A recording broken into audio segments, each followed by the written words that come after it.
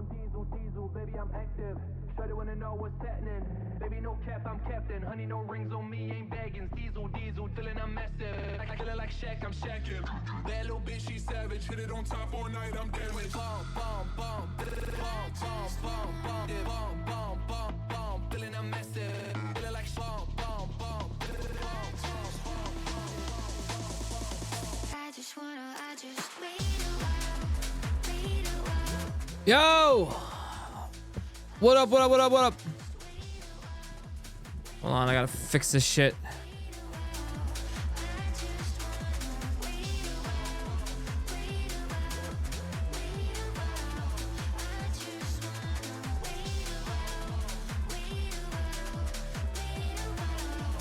Looks like I'm not gonna be able to. What up? Good evening, good evening. How's everybody doing? I know it's late. I apologize. Hope it's treating you well this evening. Welcome to the seasonal fun stream. Happy Friday. I don't know why. This time of year, man, it hits hard, bro. It's as you get older, you start realizing your quirks, right? And I've realized over time, right, that yeah, around this time is sage time, you know? It's internal reflection. You don't go outside, it's cold, you're miserable, it's wet. Meow. Exactly what Fruity said. I don't know, it's not, you can't really put your finger on like why you feel this way, and there's really no reason why. So, you know, so you start like, I don't know about you guys, but for me, like when it starts hitting hard, like that mental state, I just kind of like, I start looking for something like anything to fill my attention. So, you know, for me, it's usually, unfortunately, something new, right? And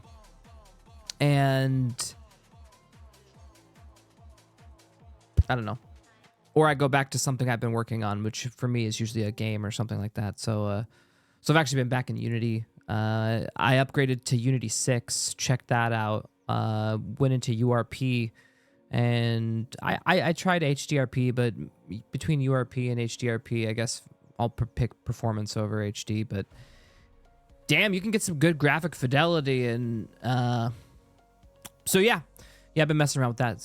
It's been fun. I've been inspired lately, so I've been filling my void with that. But that's just fruitless adventures into game dev, which, let's be honest, that hits another seasonal depression. You know, like, it was hard when we were doing Midair, right? But like, that was fun, dude. Like a bunch of people working on the same project, you know, with the same goal. Yeah, that shit was fun. Miss it, man. Miss it. Same with bands. Missed all the group content, I guess. Good thing I don't need to do map work anymore. It's true. I don't mind doing map work. I actually love level design. I do. Shocker. But I don't know. I would like to do something more than just, what is it? Spit some bullshit out so we can RP on a Saturday. You know, take some time to polish something up and actually have a fucking scene you're proud of. Like, I mean, we can do, like, I'm proud of the maps I've made. I mean, from a design perspective, I think they're visually appealing. Fallbrook, the outside, the interiors, I thought they were well. They go well, but it's just, yeah,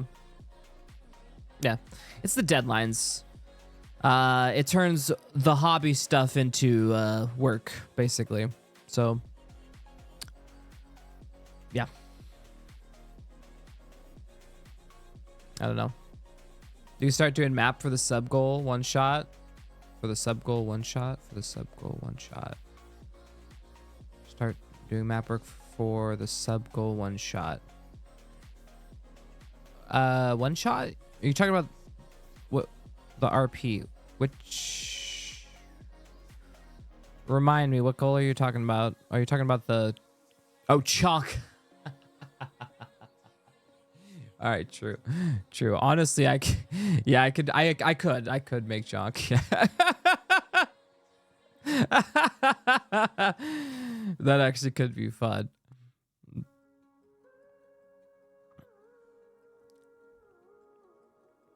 You just make it the most graphic fidelity'd out map that I've ever done, and it's just like a piece of shit. Oh, man. So how you guys been doing? You guys been doing anything fun this week? Well, weekend. I guess it's Friday. Oh, man, I don't know. Yeah, fuck. Fallbrook's still my best map? I think so, too. I think I nailed it on that one. All right. I heard on the news that Crucial RAM Company is getting out of the business of RAM, bro. One of the big three is leaving. Out of the consumer. We're fucked, gamers. Are we already fucked? Or is it going to be taking into effect? Jesus Christ. Fucking hell. We're already. I'm very curious. I would actually like to see the RAM prices, but like for those who live under a goddamn rock, already it was hard for most to buy, but now we're getting into some weird territory. And dude, I could go on some like tinfoil hat theories on this, but let's go ahead and read this real quick. All right. So the RAM crisis is just getting started. Micron makes a difficult decision to abandon the consumer memory business to focus on supplying AI data centers. Now, so from what I heard and gathered, other providers were making more money than them, and they couldn't have that. So they just said, "Fuck it." And if people are gonna turn around and make a profit, we're just gonna do it. Fucking straight to the source, baby.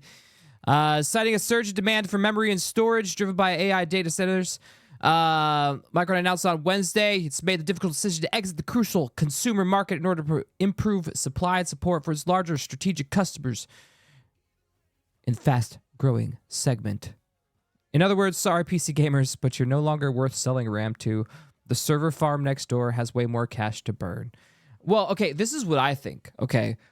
Honestly, if you were asking me, we thought it was a meme. Go download RAM. Just do it. You're going to have to rent it. It's going to be a monthly sub, bro. I've already looked into it because I was looking at the space. I could actually rent out my 4090 processing power and probably offset my costs at some point. It's crazy how much is needed. Now, when they're saying RAM, they're not just talking about sticks of RAM, by the way. Micron also makes the chips on the VRAM for like graphics cards and shit. So yeah, this is a big hit, bro. Big hit. Big. And an already chip. What is it? We're already in a fucking horrible chip problem. Let's make it worse for the consumers. Now, so basically we're going to make it hard for high-end gamers to have high-end PCs. We're going to make people have shittier computers. Why? Well, because guess what? Power is in the processing, baby. And if you have too many people who have the power of processing, no, you can't have that. Let's limit it, man. Make them pay for the processing power.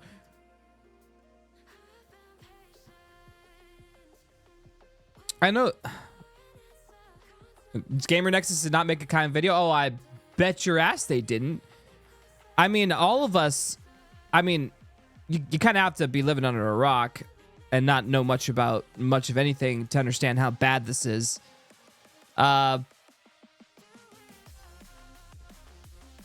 Jesus. All right, so like here it is. It says this.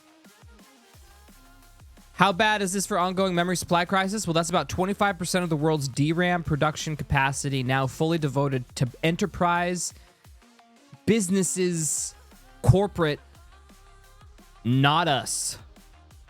Gone. It's not good for us. The stock has gained 180% in value this year. Jesus Christ. On high bandwidth memory, business use to supply GPUs and other tech, high demand. You guessed it, AI. There it is. Holy mother of balls. That is crazy, dude. Actually crazy. Well, has it affect the RAM prices right now? I'm actually kind of curious. Hold on, let me pull this up.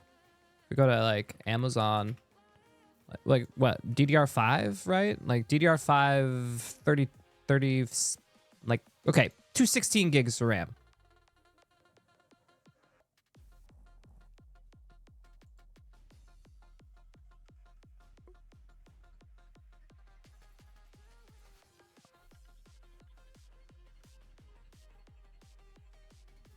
No, this isn't.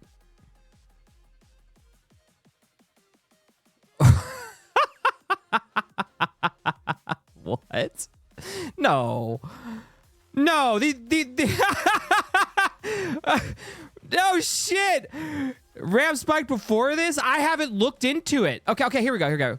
DDR fight. $34. Okay. Wait, RGB, what is this? Vengeance. Got $34. What is this? What's the... It's not even telling me what... Oh, these are just modules. These aren't even like... What is it? It's lights only. It's the light enhancement kit. If you want lights, it's $34. Dude, I remember when RAM was $50. What's going on?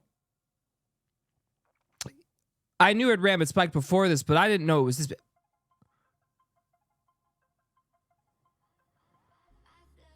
Holy fucking shit, bro. They don't want you to have a PC anymore. It's too powerful. You can run your own AI models. They can't be having that. Jesus Christ. It's literally just download more RAM. Yeah, we were just talking about that. That's where they're going with it. You're going to have to rent out their RAM. I was looking at it. Like I said, I could rent out my 4090. What are the rates? I can rent out my 4090. How much can I make renting out my 4090? How much can I make renting out a 4090? What to buy? Okay. Renting out your RTX 4090 can yield profits ranging from 10 cents to $1.73 an hour. $1.73 an hour. Is that gonna even cover your electrical cost? Yeah, that's not gonna make up for your electrical costs. Well, unless you like minimize it somehow, but like, okay. Yeah, I don't see it. Well, okay, so basically this is for you to rent it on your off time. So when you're not using it, you just kind of like, you do it. But like, I don't know if it would make sense to do it at all. Yeah, you'd have to build a farm specifically tailored to low power consumption. You know, like maybe underclock them a little bit.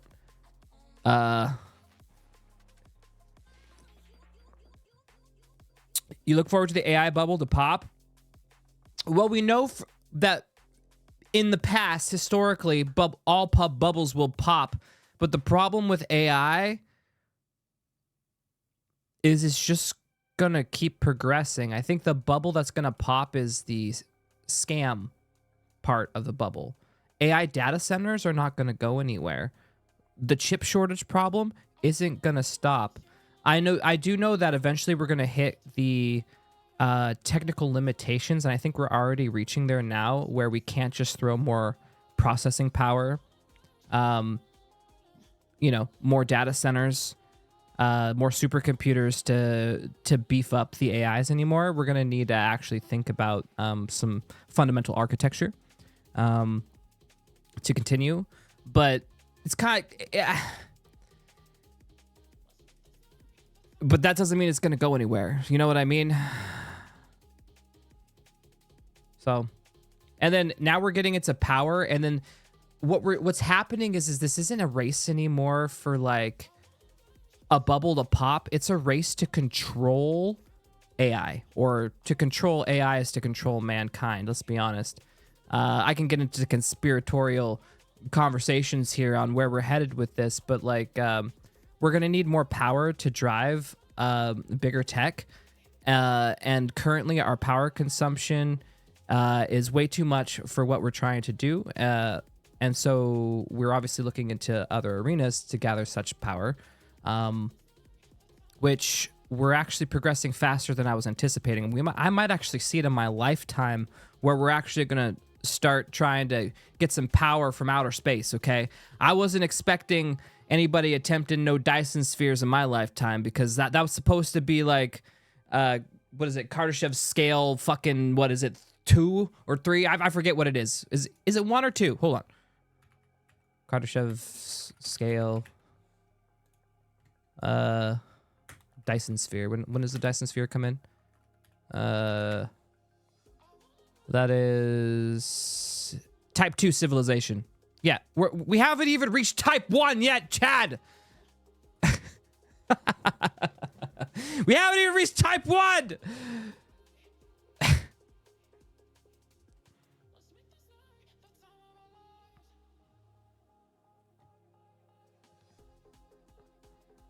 Slod, sell a distributed GPU cloud, blah, blah, blah, blah, blah. And I bet you could make 25 cents an hour. Yeah, like we said, it's 10 cents to $1 or whatever, depending. So yeah, but I don't think, I don't see $1. Yeah.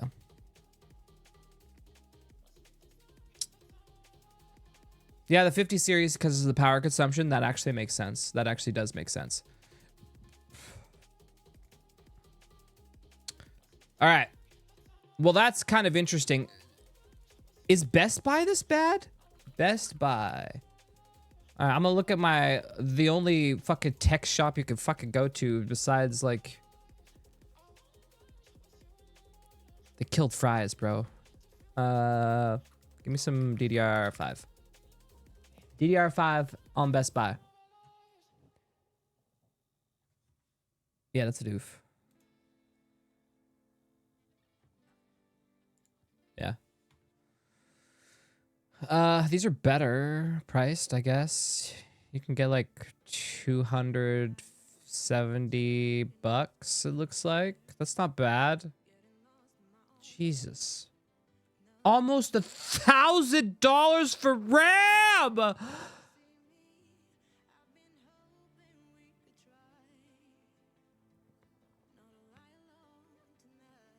Oh, okay. Here we go. There it is, right there. What's this? It's 3200 megahertz. Okay, what is this? Oh, yeah, it's a little slow. All right. Well, if you want slower RAM, you can have that.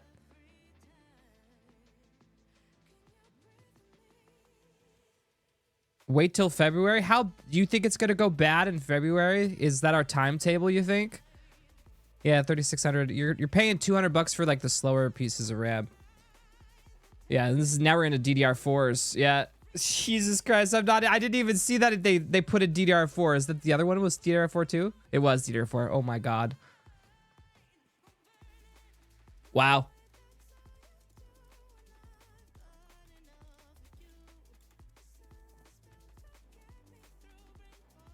It won't be a matter of price, it'll be a matter of finding it. So what you're saying is I should buy some backup RAM now. I don't want to. That shit's too expensive and I can't afford it. And you know RAM fucking dies. It's gonna die, dude. Oh my god. Thank God I have all these backup PCs. My shit's gonna go down. Oh my god, RAM. Yo, Mush, you telling me you've been lucky this whole time with your PCs that your RAM has never died? Oh, fuck. Man, my RAM, I don't know how. Every computer I've had to replace my RAM at least once. Every PC, my RAM has gone bad at least once.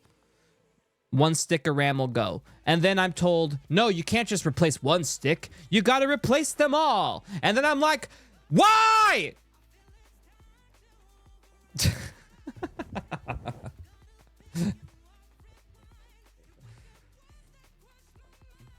Can't ask much more about it, I guess.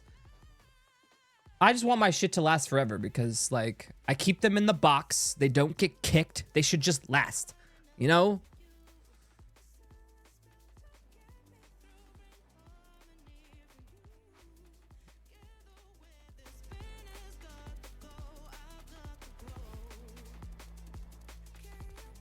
That's actually ridiculous. All right, well, let's not get depressed on this.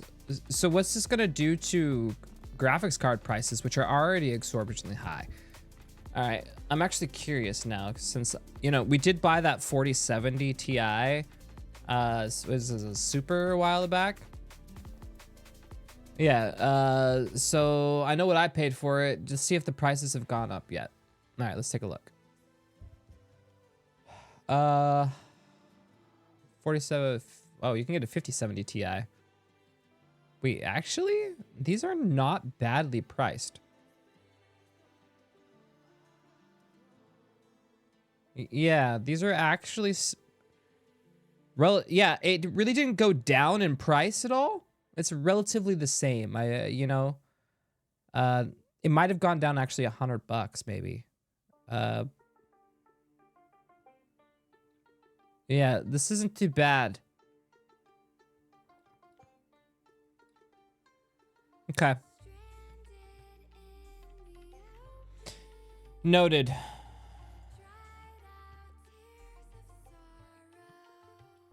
My brain is smooth. All I do is draw and sing. Well, so do I. But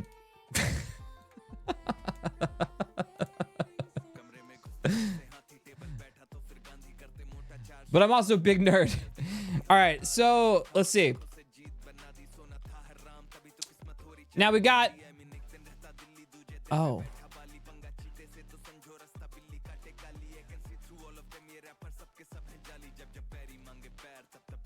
Yeah, well, I love me some good AI and tech stuff, and man, are we seeing some crazy sci-fi literally unfold in front of our eyes. Literally, a lot of this stuff is like, we've all read the sci-fi horror stories, and we're literally doing all the things that they said not to do in that. It's awesome. But yeah, PSA from the tech department. If you're able to, I'd consider getting RAM sometime this month if you're in the US. I don't want to. Bro, what is my RAM that I even use? It's like, it's DDR5. It's the 5600, isn't it? So I'd have to pay like $400-500, bro. The new Neo robot, did they make any new upgrades to it? I've been keeping track. The Neo Home robot, the one that does all the, you know, I guess dishes and random folding and putting away of items. This one, I looked into it, and currently at its current tech, and from what I read, within the agreement in which these things are, it's like it can't really do it on its own yet. It's still like requires, like, in the agreement it like says that they could like take control to help it along. I don't know if I want someone watching me, you know. What if I'm like, it stumbles in while you know, I'm caught with my pants down. I don't need somebody seeing me, you know?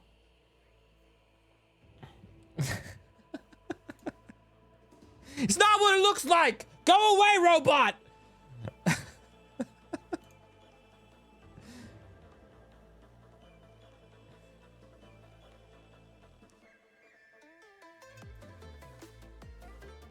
So I've seen a lot of people mess around with like the because there's a lot of stuff that you can do with them. I know a lot of you want to know how far into the deep YouTube techies I go? Here, let me show you somebody. Let me introduce you to the deep stuff. What's his name? Senti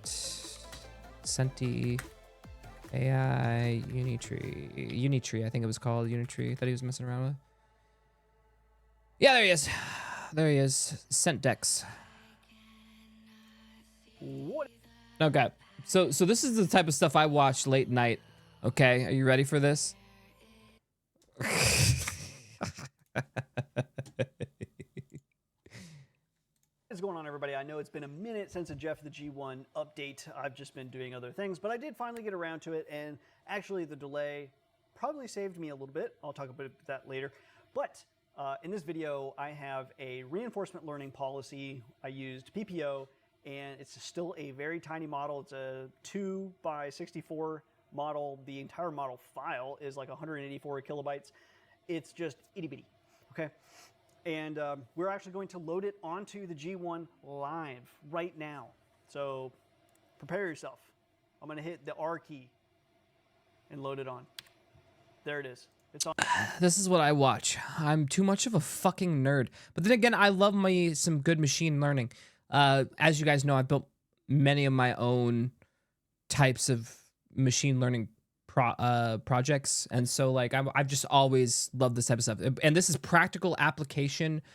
So I've done like pretty much all the stuff he's done, training a brain that does a task, learns how to do the task. But he's actually taking that learned brain and putting it into the robot and uploading it. So that's cool to watch an actual practical application of the thing that I've just done on the software side.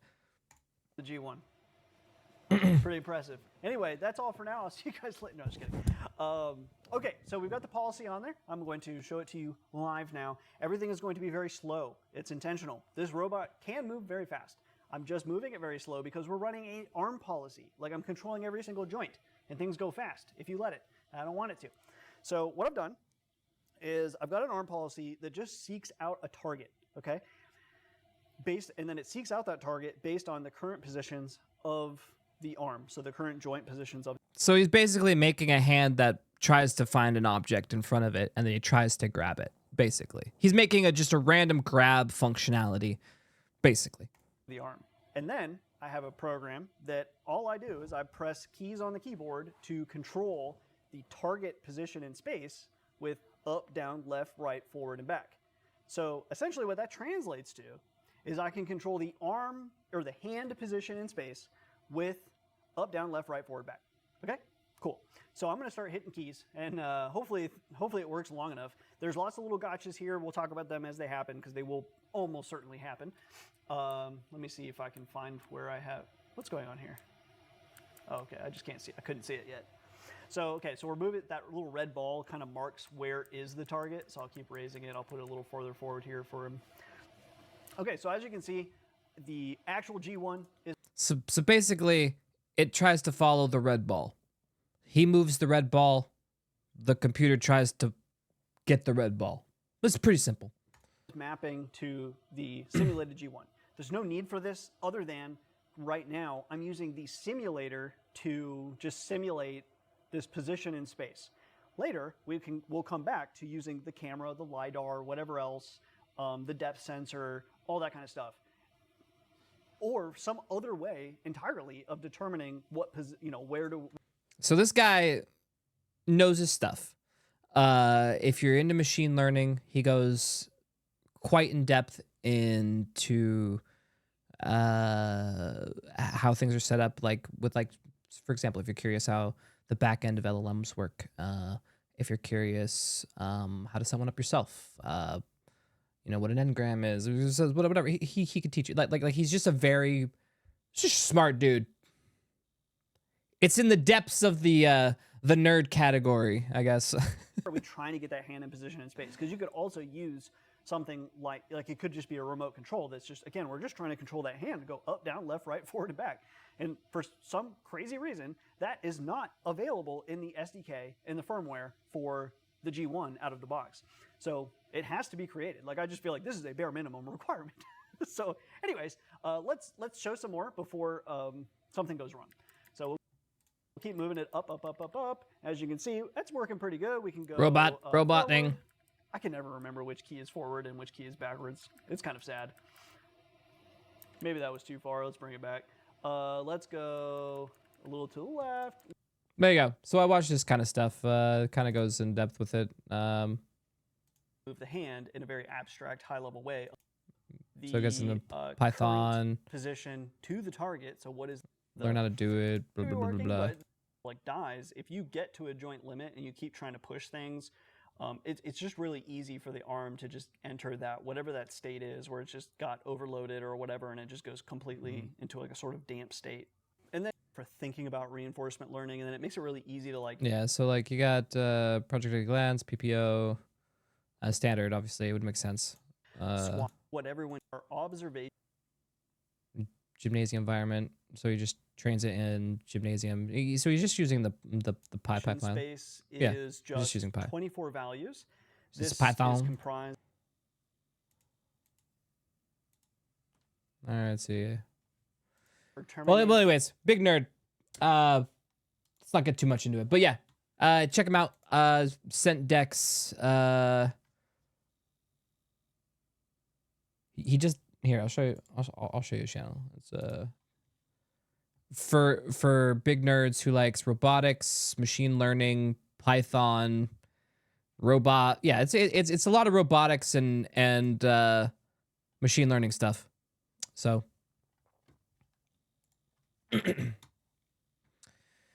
Da-na-da-na-da. Let's see.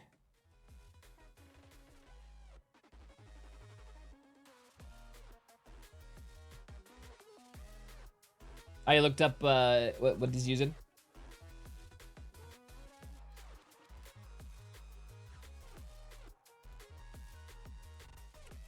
Well, now that we looked at that, we got our custom robots at home. We were gonna look at the NeoBot, which is.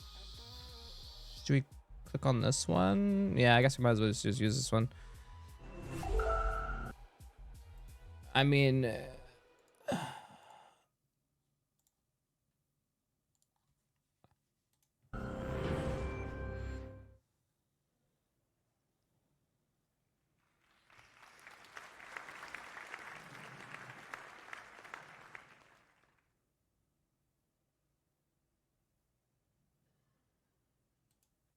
I feel like I'm watching some weird play starring AI.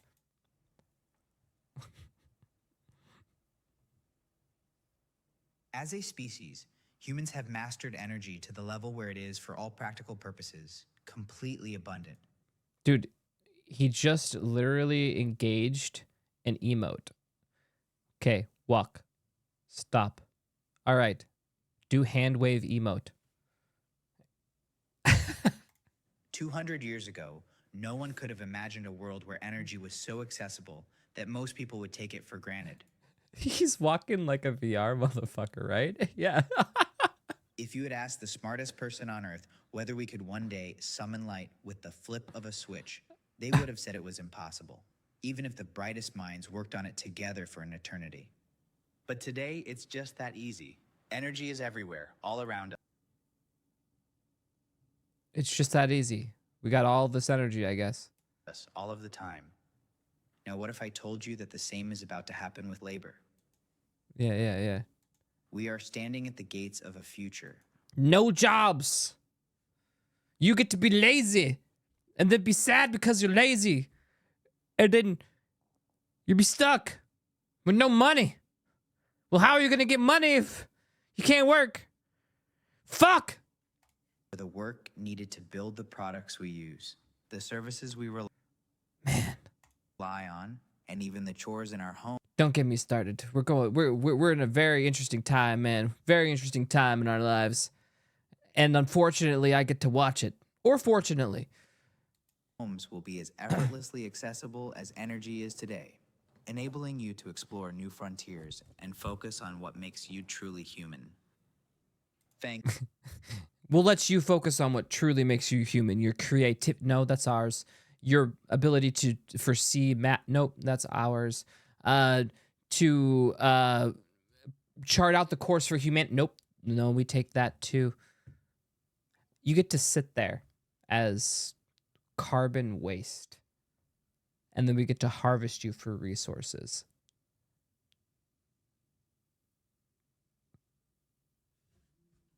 You.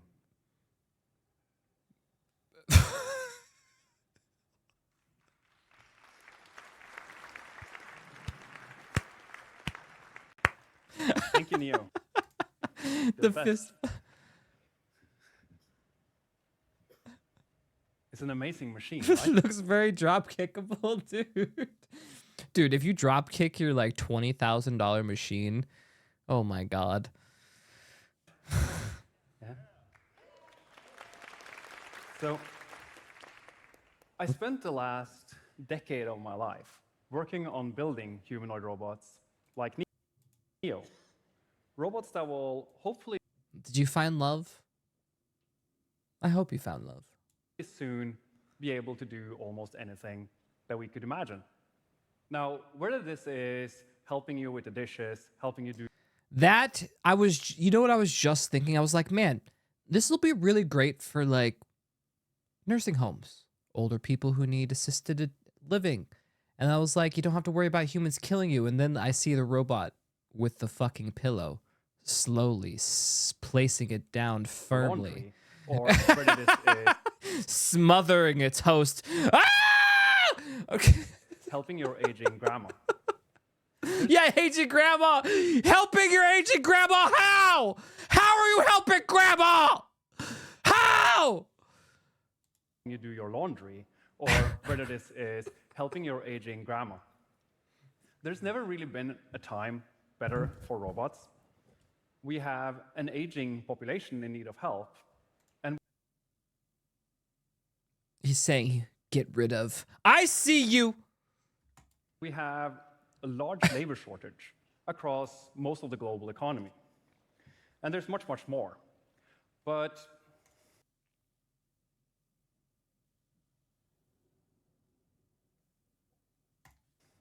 even more importantly, to me, these robots Just give grandma an exoskeleton. That'd be more fun.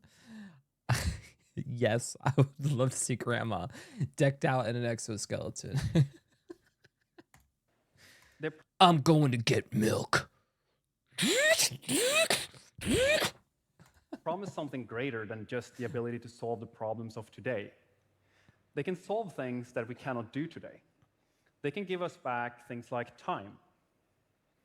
And as these systems and AIs now become both physical and agentic, we can start to work towards a future where we actually have an abundance of labor.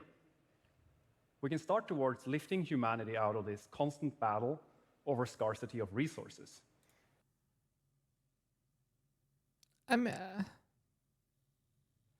Is it wrong to RoboCop our elderly?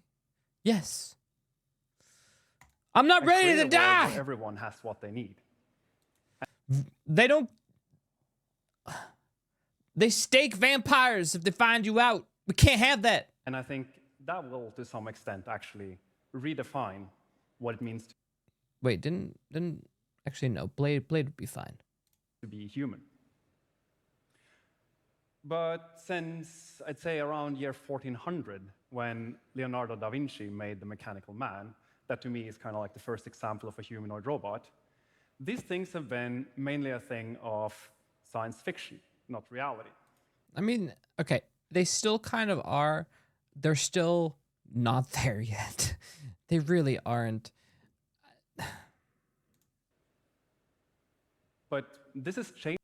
I'd be pissed if my robot didn't see the stairs. My $20,000 just goes tumbling. All because it couldn't sense it because it had a moment of weakness or maybe a speck of dust got on one of its sensors. The robots, they're actually here. And when I Unless the robot can only be it can only be on a Rambler. It makes sense. One story. say Only. here, I don't necessarily mean in videos. They're actually here in our homes. At least if you work at 1X, where I work, where we now have them in quite a few homes throughout the company. And already later this year, I hope some of you guys will have it in your home and join us on this journey. So that means Neo is now part of my daily routine. So it does some of the chores around the house. Some of this is autonomous. Some of this is done through remote operation as it's learning. There it is. Some of it's done autonomous. Some of it's done. What's this exact verbiage? Through remote operation. Some of this is done through remote operation. Some guy in VR watching me. I was going to say something vulgar, but, you know, watching me take a shit. Okay?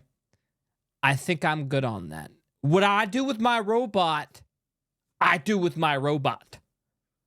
All right? If my robot's... Dude, have you ever seen we talked about it, the anime, Machine Mary or whatever? He doesn't trust anybody. He hates humans, but, you know, so that's why they got him like a maid that's supposedly a robot, but it's actually a human. And anyways, it's a stupid romance anime. It's basically this, though.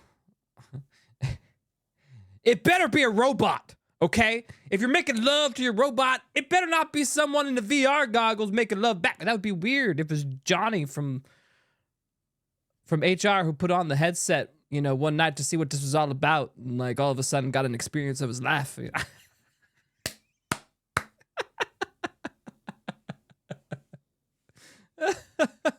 Sorry. Happy birth, by the way, Fabio. Oh, is it time? Wait, is it actual time? I don't even know what time it is. Clock. Let's not make me too old. I don't want to be old yet. What time is it? What time is it? PST. We got a couple. Okay. Yeah, we got a couple hours. We're fine. Whew. Wait, is it only 10 o'clock? Okay. Yeah. We're fine. Well, thank you. Thank you for the birthday wishes. I'm old. Yes. Forever young. I want to be forever young. Something that to leave forever. Forever young.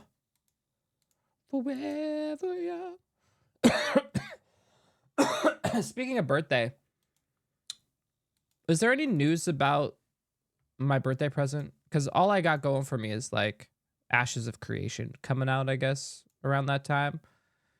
Let me see. Oh, video. Okay, I would watch said video on Ashes of Creation. Is there anything new that I haven't seen? Probably, because I don't really keep up. Let's go. Force Gaming, or what some of you remember him as, Force StarCraft 2 strategy, is a staple in gaming news and analysis. I actually don't know who this Force has been a is. steady voice in the gaming space for a decade and a half. Man, I don't know anybody. I just live on a rock.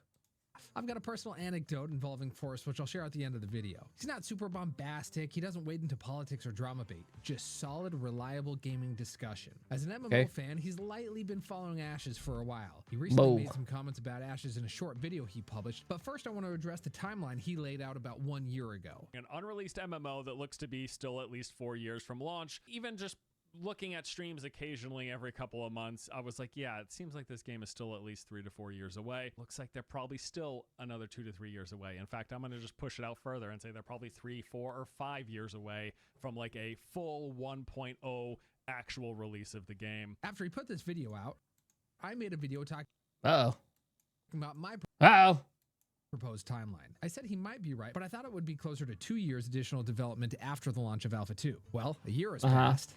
And I might be right, but I hope I'm not. And this tweet has me a little concerned. The game has made tons of progress over the past year. We now have every archetype, navals online, functioning caravans, settlements kind of work, and we almost have every race. Wait.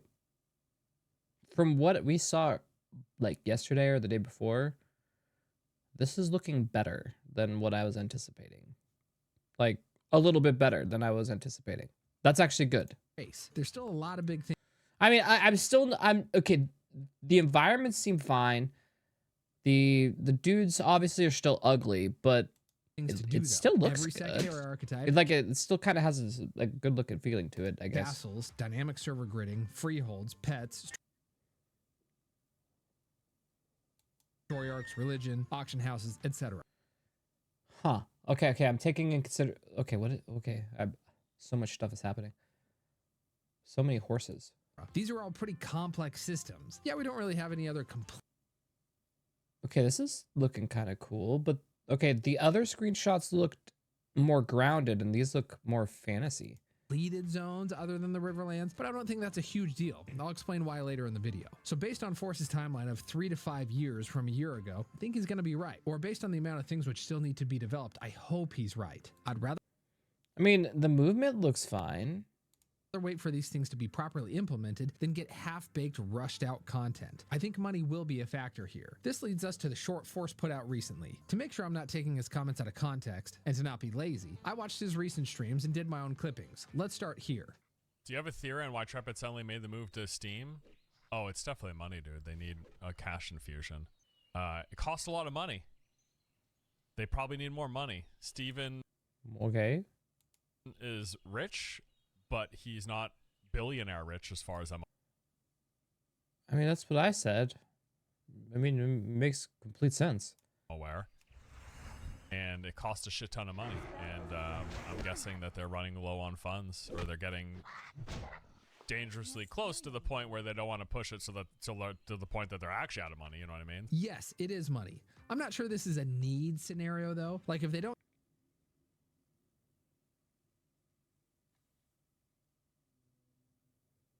Why does he look familiar? Was he part of... This is the guy, right? This is the guy who's funding it? Steven, whatever his name is?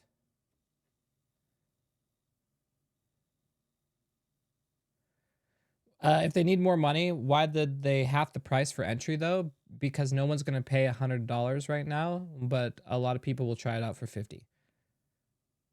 So, they're probably banking on getting more sales that way. And yeah, and if it's not worth the price tag, which is what they're saying it isn't, it seems like one zone, some things that are working kind of haphazardly, then yeah, $100 would be way too big, especially for a Steam push. This is Steam we're talking about. This isn't like their own private paid alpha or whatever. This is going on Steam, so they gotta do whatever they can to mitigate negative reviews. Otherwise, they're fucking cooked. get a ton of Steam sales, Intrepid probably won't shut their doors. Messaging from Intrepid has always been that this game is already funded to completion. If that's the case, then why bother monetizing? I'm pretty sure it's like what Zyback recently said. He's getting loans, and I think that if he can show that his product has a user base and there is revenue and that people... True. Okay, I can believe this. There's a desire for this in the market. Well, there is a desire for MMOs. You're going to see people try it out, and they're going to have some harsh judgments. So I hope it's okay. He can get more favorable terms for his loans. He can get additional... This is a good time for them to release something, by the way. Maybe bad for them because it's probably not ready, but like we're starving. Please. Investors. If your product has people that like it, it's very easy to go to the bank and be like, look, I've got a thing. There's fucking 20,000 people playing it 10 hours a day. Like, clearly there's demand. Can I get a loan at a more favorable interest rate? Like that kind of stuff. Also, Steven confirmed that this whole Steam thing is to get money. He said so last live stream, but pay attention to the reason he gives. Okay, there it is.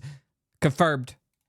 We want to bring to market not just the opportunity for people to become involved, but also from a revenue generating perspective to expand potential development opportunities with outsourcing. And Steam is a great way to do that. So they want to get capital so they could cash infusion a place where they're lacking. Sounds like art. I hope. Intrepid is... Or if they need some more, you know, I'm assuming they're... Okay, I don't mean to bash on artists, but usually you have to make sure you pay your programmers. The artists, I hate to tell you, but we can just get a bunch of interns and then use your shit. And anything you make under the company becomes theirs, right? And then you just get fucked up the ass just because you're like an intern / whatever. So, you know, artists usually get fucked, but the programmers, man, he's probably got them on lock. Be hiring contracting studios soon. How big is their studio? Hold on, let's find this out. How big is the studio making Ashes of Creation? Okay, I don't care that it's 17,000 square feet. How many people? What is the team size of the studio making Ashes of Creation? Okay, 250 employees. Okay. All right, and they're going to outsource. Okay.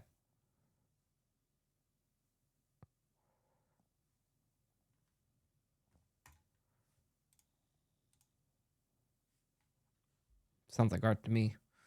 All right. That's a good thing. I asked Steven about this during my recent 1v1 with Vladis while Steven was in chat. The contracting studios, bringing them in to help make stuff. And Steven, correct me if I'm wrong. My assumption is that the systems and a lot of core design features will be made in-house, and just like the asset production and like large swaths of content, my assumption would be biomes and stuff will be made by these contractors. But it's like what I said. Steven said, we build the pipelines and we bring in contractors to work within those pipelines. So it stands to reason Intrepid will... Yeah, so we build the pipe. Yeah, okay. Just give us your art, please, and then we'll put it in the pipeline. Thank you. And then they're just they need contractors to fill the holes, right? And that's it. So they need so and so to do this. They hand it off to then so and so who does that. Contracting studios to pump out points of interest, dungeons, and biomes, while the core systems are developed in-house. This is a common practice in game. That's what I just said. Artists get fucked. Game development. For example, AGS hired Blind Squirrel Games for the Brimstone Sands expansion. This is a much more ethical way to develop the game too. It's sad when companies have to lay off all their workers once the game is complete. Throne Liberty developer likely to begin mass layoffs. Dude, Throne and Liberty was actually pretty cool. I'm not gonna lie. I was poking around in it. It's pretty good. But I never heard that it came out. It's another NCSoft though. Money is the reason every MMO in development fails. Here's Forstman's recent annual MMOs in development video. This list just got a heck of a lot shorter. Over the past few months, 4 in development MMOs that I've been looking forward to have been canceled. 4. Like Greg Street said, Project Ghost failed because of money. Amazon recently announced they're ending support for New World. This came right after what seemed to be a lackluster commercial response to a decent expansion for the game. Unfortunately, MMOs don't grow on trees. A lot of people don't like that Intrepid is monetizing their testing. Intrepid isn't a AAA studio. Indie companies are going to do indie things. To the people who rail against Intrepid selling alpha access, how would you prefer they monetize? So, we'd like to announce... Steven, the schedule. Oh, sorry. Well, I guess that is next on the schedule. So we have a big announcement. Steven, would you like to tell them? Yes. We are pleased to announce Intrepid Studios' brand new partnership with, drumroll please, Fig Newton. Woo! The wonderful folks over at Nabisco have agreed to become an official sponsor for Ashes of Creation. So on the I'm assuming he's doing some sort of parody thing here. But damn, is this joke going forever? inside of every 64-pack of Fig Newtons, there will be a code to input on the Fig Newton website, and once you link your Intrepid account, you'll be granted some embers. Ooh, that sounds like a fun quest. It does, doesn't it? The most flavorful quest with only 22 grams of carbs per serving. Also, the cooking artisan profession has been... Wait, is this actually a thing? What's happening right now? Renamed Fig Newtonry. Every consumable will require one of their 12 all-natural ingredients made with real fruit. Okay, it was just a very long joke. So yeah, I'm with Force that this is about money, but I'm not as pessimistic on my long-term out. Why does he remind me of somebody? What the fuck? It's like I met him around Mid-Air Times or some shit. I don't know why I recognize him. Hey, what happened to my... For Intrepid's finance. YouTube, come back. There it is. I'm also okay with Intrepid monetizing their testing. Game integrity remains intact, and if it helps them develop... Okay. Let me look around in the world. Okay. Looking pretty good, pretty good. quicker, so be it. Okay, next he talks about the state of the game in terms of releasing on Steam. The game is clearly not finished, and I think it's going to suffer as a result. It's the reception that it gets when it comes to Steam. I'm going to That's what I said. give a Ashes of Creation an honest shot. I think my biggest concern. This is third party. He's level 7. Chi-Chi, look away. Princess is in the area. Okay, we can't have you go down again. Like, I'm not super invested in the game, but my biggest concern is if what people are saying is true and it's truly not ready in its current state, that the Steam launch is just going to tank any hope. The Steam launch will be people's first and last impression, and if it's a negative one, yeah, it'll be their first impression, and if it's a negative one, it'll be their last impression. And That's what I said. Everyone agrees.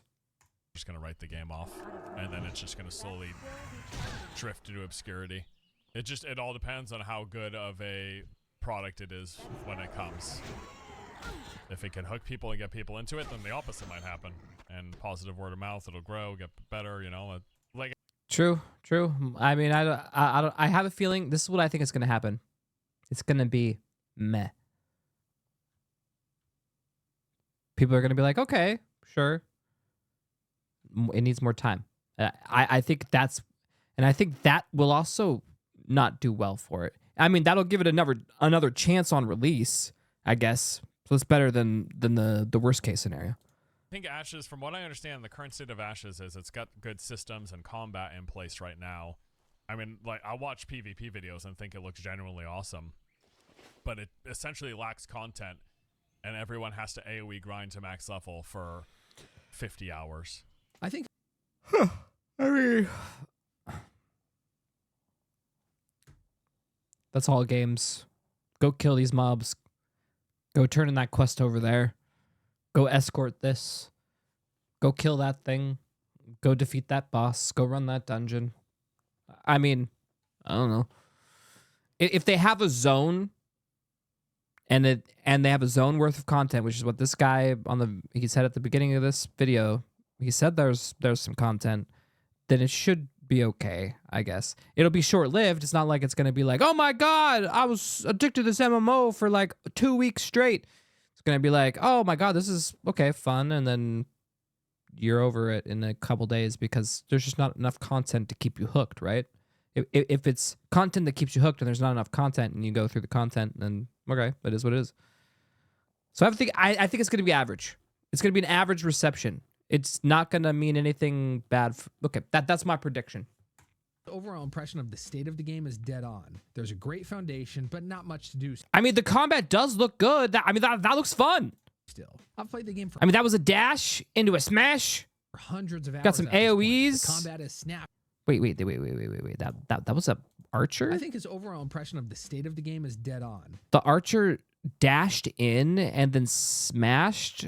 Okay. There's a great foundation, but not much to do still. I've played. And then somehow did a shield, finished off the dude, and then went out and still has a bow. Responsive.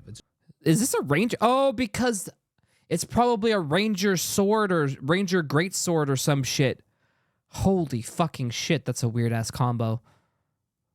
A good experience, but other than that's what's probably going to keep me hooked because there's so many different like ways to build your character. That's appealing. Like, that's cool to watch. I was like, what the fuck did I just watch? That was a dash into a smash, which is like, that's like a warrior type situation. But then it's got all these like dashes out like a hunter with a bow, which is like, oh, that's kind of sick.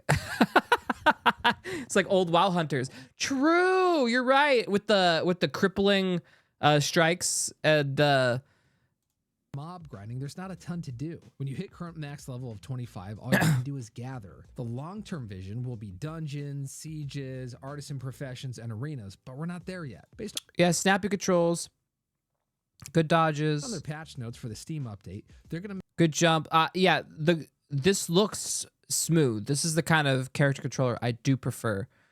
Funny to mention this. I've been like on the search for like the character controller of my dreams, and I kind of found one, but yeah, it's very similar to this. Yeah.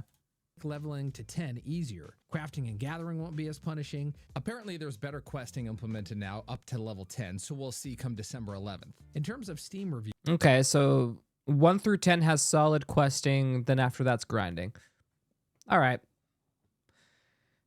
Depends on how fast you get to level 10. If it's like Aeon 2, you can get to level 10 in like 30 minutes, less. We'll see how long their 10 levels go for. 10 levels could be like, if it's WoW, those 10 levels could span a couple hours, you know? I anticipate them not to be great. A lot of people are already planning to buy the game, leave a bad review, and then refund it. Do bad Steam... But you can do that? I have never bought a game and then refunded it because it was bad.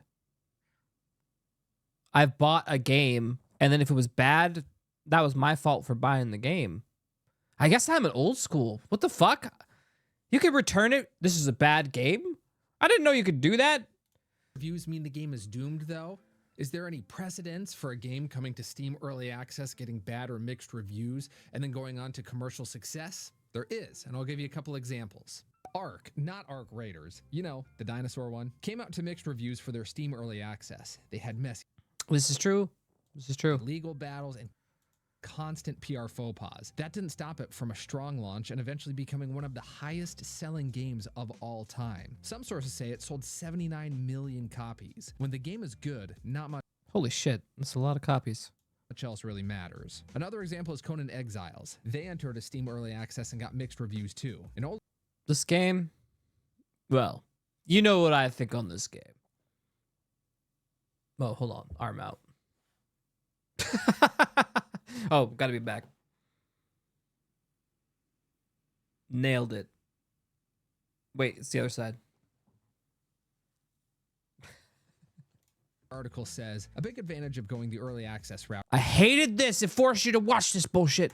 Is if a developer is willing to take on customer feedback, either negative or positive, and work to fix the issues as they continue to build the foundations of their game through regular updates and patches, fans will mostly react in a positive way. You only have to take a look at the dedicated Conan pages on Reddit to see how quickly fan reaction is turning around from initial early and negative impressions. Conan Exiles has sold millions of copies since then. So if we take a step back here, I'm not convinced it'll matter much in the long run that Ashes gets dragged in the Steam reviews. Steam splits reviews up between overall and recent, so there's a chance the reviews are more positive the closer we get to launch. I'm of the opinion they I mean, true. I mean, if it turns out to be good, then it'll get bombed correctly, right? There are enough well-known streamers that are into MMOs. They want MMOs to succeed. They don't want to sit here and shit on an MMO just to shit on an MMO because that's what they want to do. No, they want something to see. And if they're into something, they're going to fucking try to influence their audience so hard. They're going to be like, come on, bro. Leave a comment. Come on. Go download it. Try it out now. Join my guild. And then it'll get an influx. As long as the streamers like it, they'll be able to at least get some. Wait until there are actual endgame loops to do before they release to Steam, but that's just me. Force finishes his thoughts with this disclaimer. That is the third-party perspective, not entirely tuned in to everything Ash's thoughts. I appreciate Force's candor. He's not trying to convince you of anything other than the reality. It's easy to make negative videos. They garner a ton of views and you're never called a shill. Being objective misses out on the rage bait and sensationalism. The Western MMOs, which actually make it through development, are usually rushed out and fail. So statistically, you have a high chance of being proven right if you're dooming on Ashes. It's going to take a while longer still, but I think the promise of a great MMO is worth it. As I said in my first ever video, some people say this game won't release for another 10 years or that when it does, it'll be terrible. I don't care about that. Whether it's Ashes or not, it's okay for us MMO fans to hope for a good game.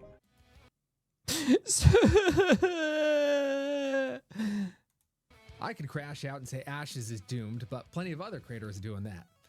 Part of the reason my channel is so design focused is because that's the end goal. Negative Steam reviews definitely won't help, but I don't think... He's being optimistic here. It could really fuck a game. They're gonna derail this project from rolling on. I mean, maybe I'm wrong. Maybe the docs... Okay, well, if you have investors say you do have investors of some sort, and it shows that you have a negative reaction, and then it looks like most of your people don't want to play it. Is it going to be really a good investment at that point? Do you want to, you don't want funding pulled, right? I mean, but it sounds like it's individually funded. They're doing crowdsourcing, so it sounds like they get funds and then they spend funds, so they should be fine. I don't think the game itself is in danger of, being stopped.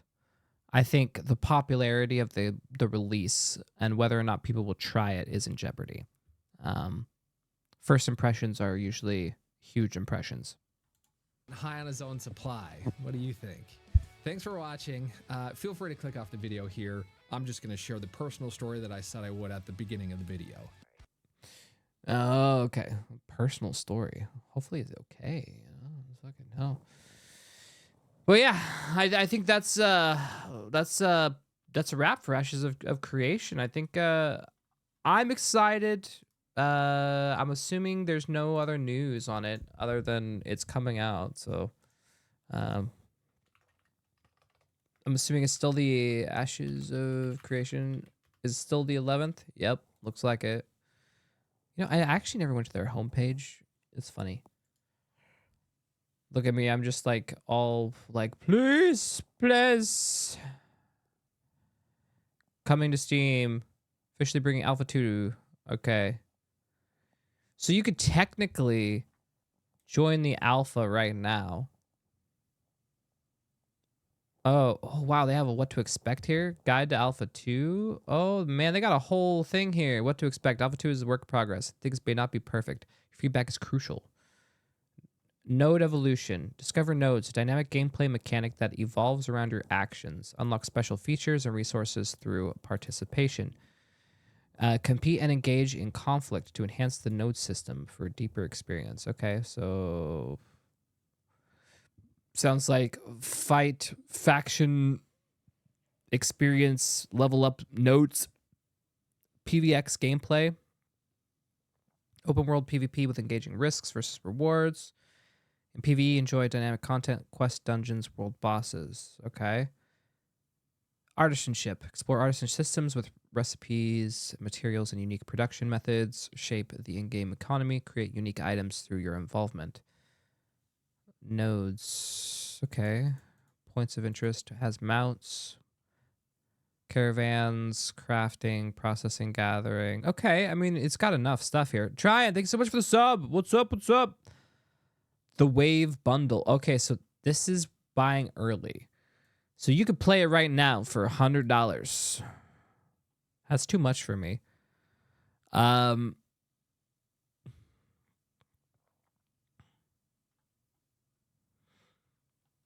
it's coming to Steam.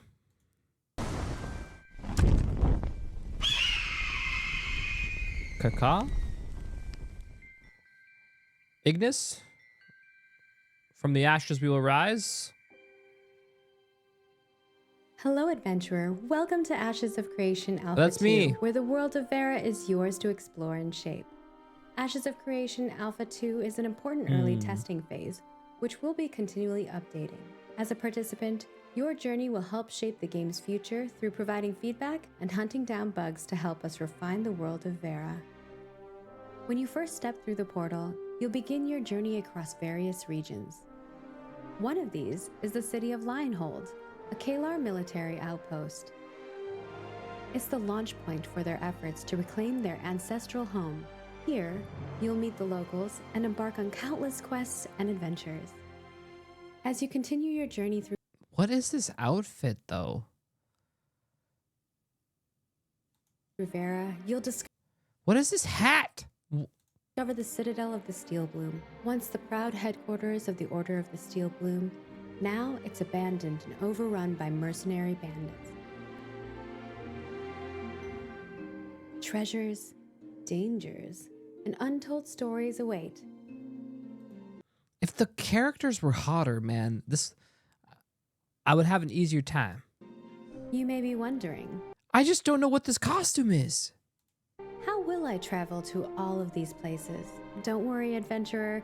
There are so many ways to explore Vera, including a variety of mounts. I mean, the mounts are fine. The environments are okay. You know, it's not like it's like super next gen or anything, but they're fine. But so I guess I just want 100 characters To carry you across vast landscapes, through the dense forest, and over rugged mountains. Yeah, this is solid level design. Yeah, solid. This is fine. This is fine. I mean, sure, it's a little bland here and there. It doesn't have like, it's not like Aeon where you have like all these hero landmarks and things. It's definitely missing some characteristic landmarks, but To reach your destinations. I mean, it's fine for an alpha. You know what I mean? Nodes are a major part of our journey, offering you choices that will shape the world. Will you join the node of Winstead or ally with the city of Miralith? Each Okay, all right. So you choose an allegiance. decision shapes the world, and the node you choose will grow, thrive, and evolve based on your contributions. So like New World.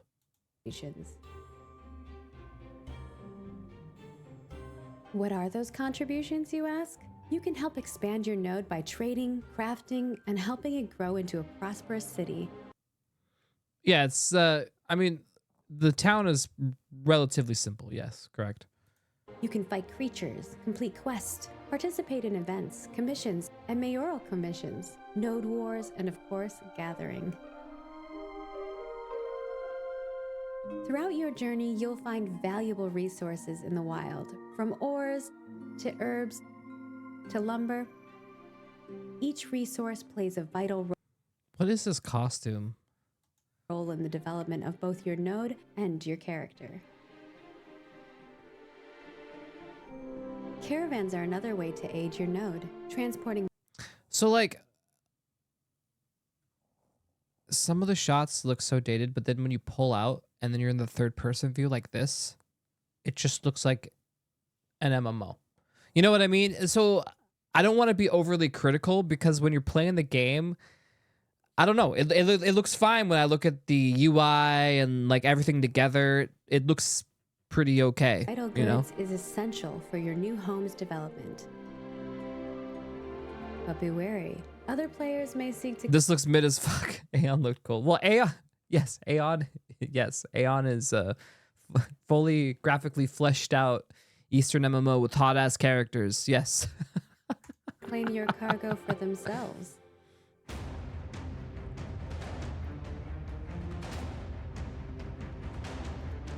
Combat looks fun. Caravans aren't the only place where you'll face off against other players. Don your equipment and prepare for node wars, where skill, strategy, powerful gear, and teamwork will determine victory or defeat. Let us just hopium this. They said that they were gonna contract out to most likely artists, so we might get a revamp. You never know. Travel to Oakenbane Keep That's why they need this money from Steam, okay? to challenge the formidable beasts lurking within. Not all threats are ordinary. Combat looks like the IO MMO we used to play. It's a little faster paced like the IO, yeah. Deep in the wild, Tumok, the one-eyed Cyclops, It's not too fast though. It's like a mid pace. It's a good pace. awaits. Horde IO combat. God, that shit was fun. That combat, I mean, should have just been turned into an MMO itself. That game is just ready for someone to take the system and like make it into something beautiful. Beware. Cause I really enjoyed that system. That was fun. He doesn't take kindly. The wars that we had, the actual PvP we had in that game, there was more MMO-ness in that game just due to how you had to like grind the mobs. The only problem is there was like no end content, right? You just go grind and go kill each other. It's still fun though. The gank wars of Horde.io. Intruders. The world of Vera is alive and ever-changing, shaped by your choices. So Okay, dragon fight. The dragon fight looks kind of cool. prepare yourself, adventurer. Alpha 2 is just the beginning. The journey awaits. Will you rise to the challenge?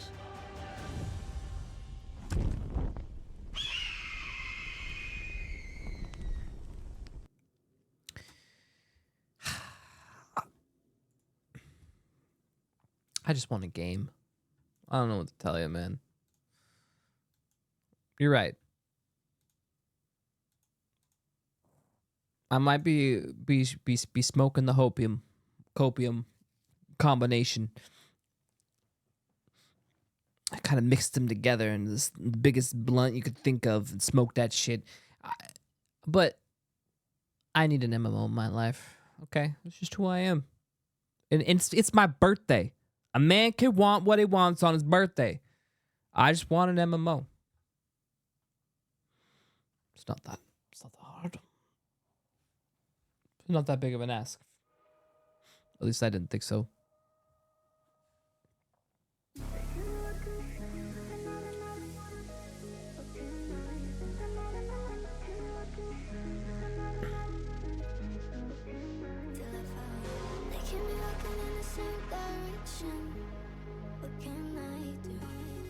Just another thought of their collection.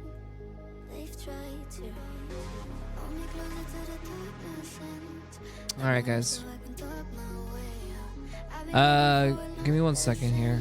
couldn't see the light till I found.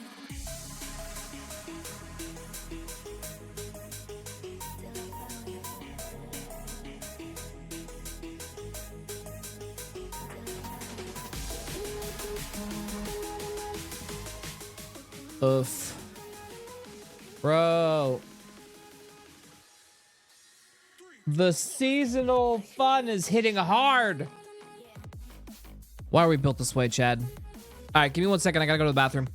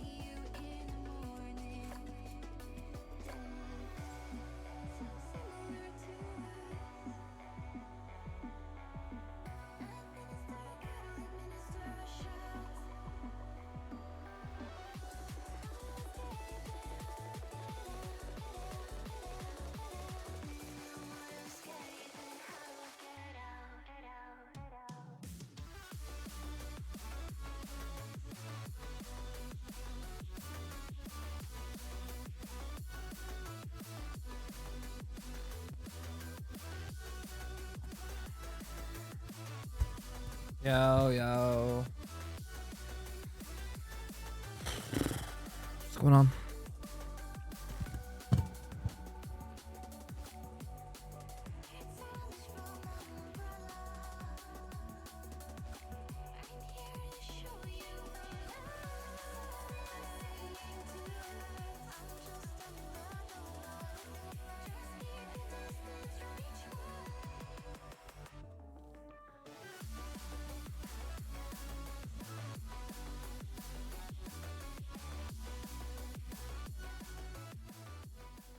Yo. What up? What are we doing? What up, Wolfers? Nah. Nothing much to rant about. We have too much seasonal fun flowing through our veins. Ugh. Not enough anger. Hope the day's finding you well. AI and MMOs as usual. Well, no, we were talking about RAM, and that obviously was part of the thing. So, did you watch the PC show or something? The PC show. They show a bunch of coming games. Nah. Could look at it though.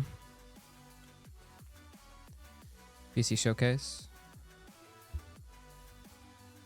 PC Gaming Show Most Wanted 2025. Is that it? The PC Gaming Show Most Wanted will begin shortly. Please stay tuned for world premieres, exclusive interviews with developers, and more exciting announcements as we count down our list of the 25 most anticipated PC games.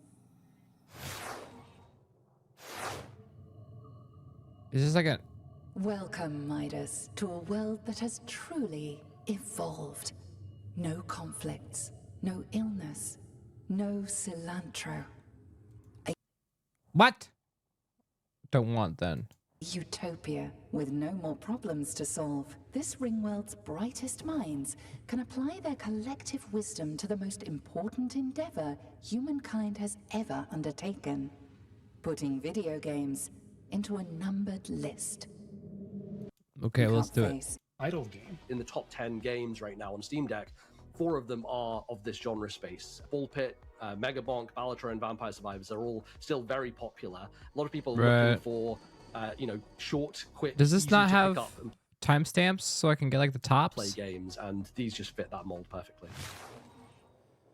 Building this massive ring world took the metal ore of. All right, it starts. In terms of mine. There we go.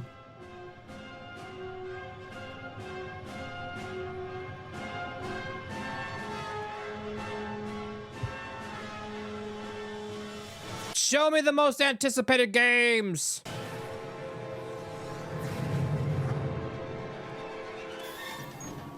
Do it now. Damage rewards. No. Listen, we have a malfunction with the RAM. We're gonna have to download more, ma'am. Damage. Locate enemy ships. No enemies. Okay, look in the mirror. I am the worst enemy. Describe emergency. No emergency. Oh, the ones with all the steam back there. I'm doing laundry. You go through a lot of jumpsuits. And the alarms? That's just the ringtone you picked. Someone is calling the ship. Did they steal Markiplier's set? Greetings, Earthlings. You are now in orbit around the ring world of the All-Knowing Council, a cadre of interplanetary gaming luminaries whose expertise and influence are spread across the galaxy. Only through their infinite wisdom and Steam wishlist may mankind comprehend PC Gamer's 25 most wanted games. Midas, why are you talking like that? They actually had to get some a real actress here to avoid having a cringy games show. Makes sense because usually these things are bad. Oh, I don't know, Frankie. It's just the vibe of the ring world. You know, it's all weird and futuristic here. There's flying cars, everyone wears robes all the time, nobody farts, ever. I guess Okay, this guy, I don't. Okay, this guy's on the line. The actress though, top notch. I've just been here so long, I started acting like them. You got there 30 minutes ago for the pre-show. I'm a fast learner. Anyway, I'm going to begin transferring the council data to your ship, containing the 25 most wanted PC games. Stand by to receive. Data receiving. Thanks, Midas. Computer. Please don't call me computer. AI transient digital integers. I have a name. Okay, spaceship with computer face. Remind me to reprogram you to have a name that wasn't decided by an online poll. Anyway, it's time for the PC gaming show Most Wanted. And this year, we're sponsored by our good friends over at Xbox Game Pass. And as always, every game you see on today's show can be found on PC Gamer's Steam page. Let's start the show with 3 galactic world premiere trailers. To the world premiere!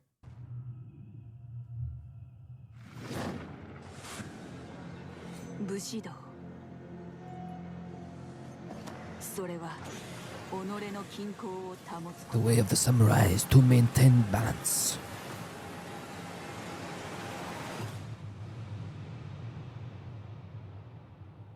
Yukan. 礼儀。名誉。忠。慈悲。そして正義。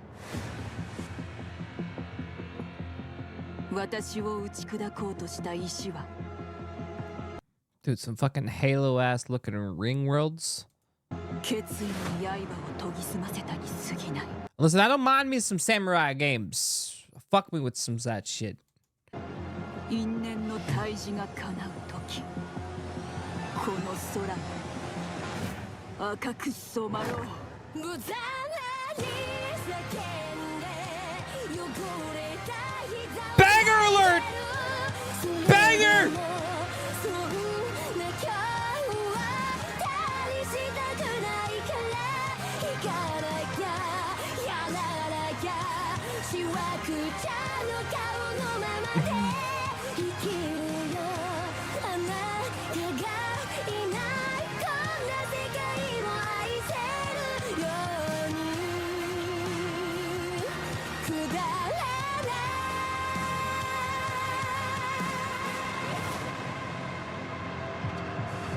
い 幾度打たれようとも Okay. 私は揺るがない Oh yeah, dude, I've heard that voice somewhere before. I don't know where. But yeah, I've heard it. Not sure if it exactly fits. The music was fire. Can't deny that. If I was to look at it, there's something that I'm not, like, it's not wowing me with the graphical stuff. I'm getting a lot of dingy but barren space stuff, but, you know, we'll see. All right, we're skipping ahead. Soul. World premiere. Number dos. Yeah, Factoria. Because it's always Factoria. It always comes back to Factoria. All conveyor belts lead back to a conveyor belt. You're welcome.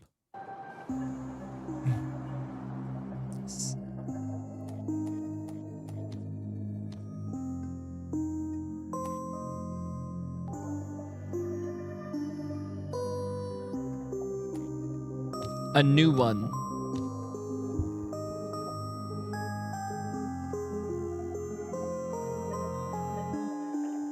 Did you guys ever get into this? I know some people, like, you're either in it or you're not. Like, you become like a lifer at Factoria, you know? But other people don't touch it. Like, I've never tried it. It's not my thing.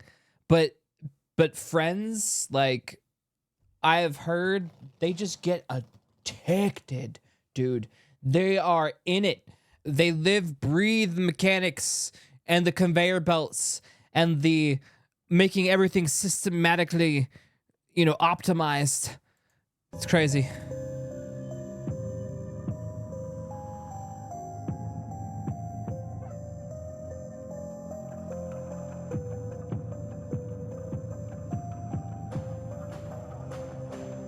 Yeah.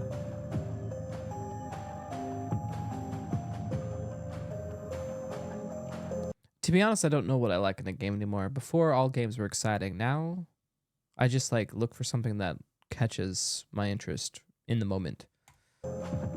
'Cause it varies.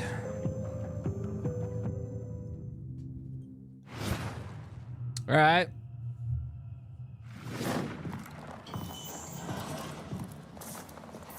Attention all drivers. This is your 1 minute warning. Okay. 1 minute to showtime. Those who are about to die, we salute you.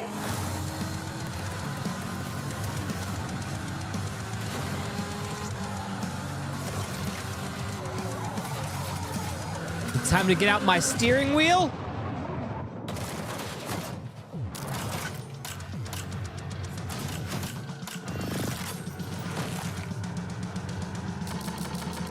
You can't say its graphics is the only thing I like. I play WoW.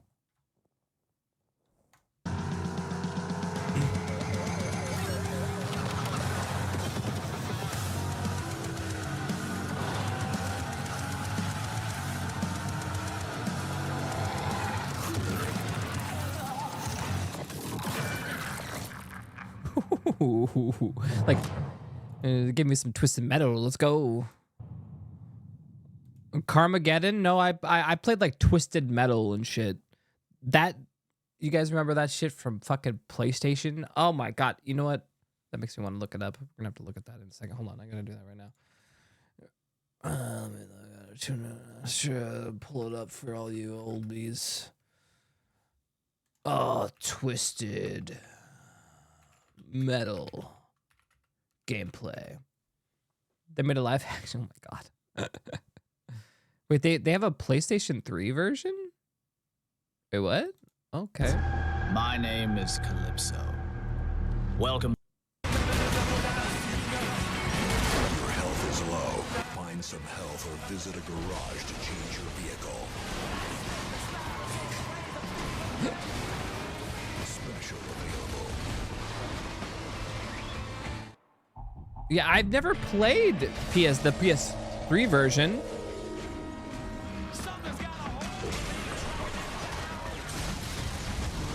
Oh yeah.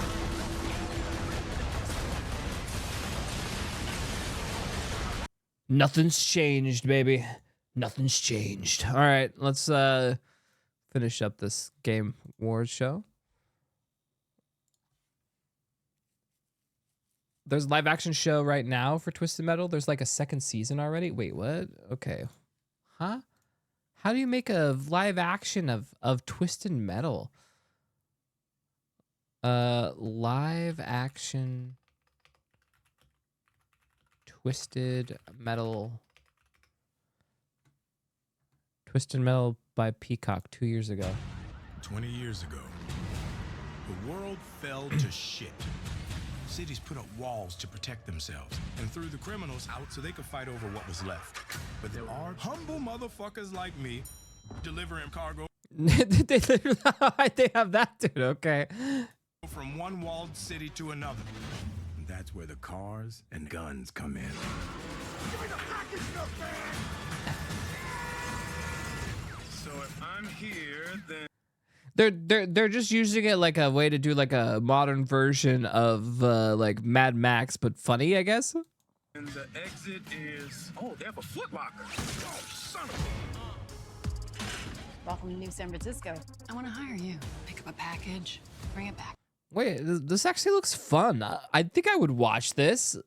They got a second season? Man, I got me some shit binge watching to do for my birthday as I'm slipping into depression silently at night. I can make your every wish come true. So, John, what do you wish for? Toilet paper, 2-ply. They got this girl from that old TV show. Fucking was it 90210 or whatever that she was on? I forget which one she was on. She was on one of those. I think I can do better. 3-ply? All right, Evelyn, let's deliver this package.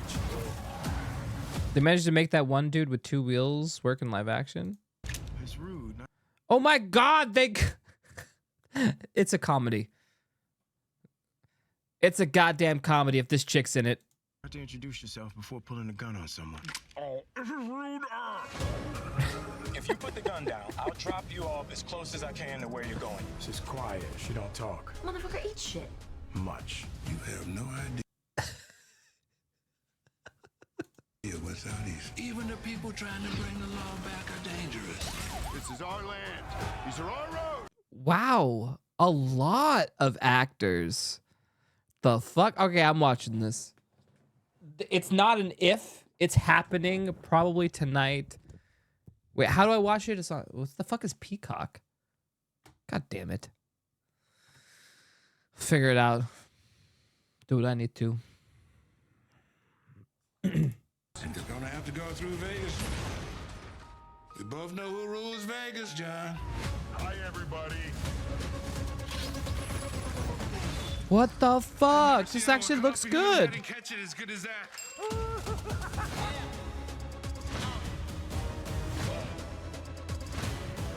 This is gonna be fun. Peekaboo.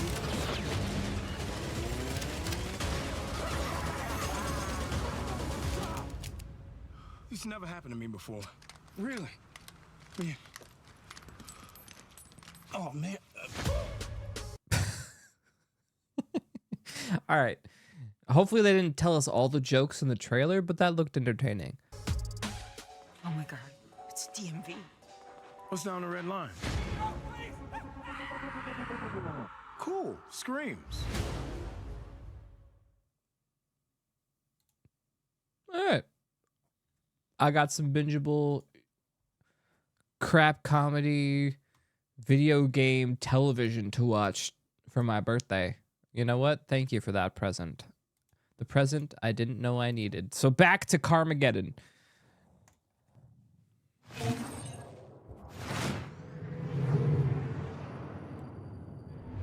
Okay, I thought that being in a spaceship was cool, but after seeing a Carmageddon reboot is on the way, I really want to get back to Earth and get behind the wheel of a car.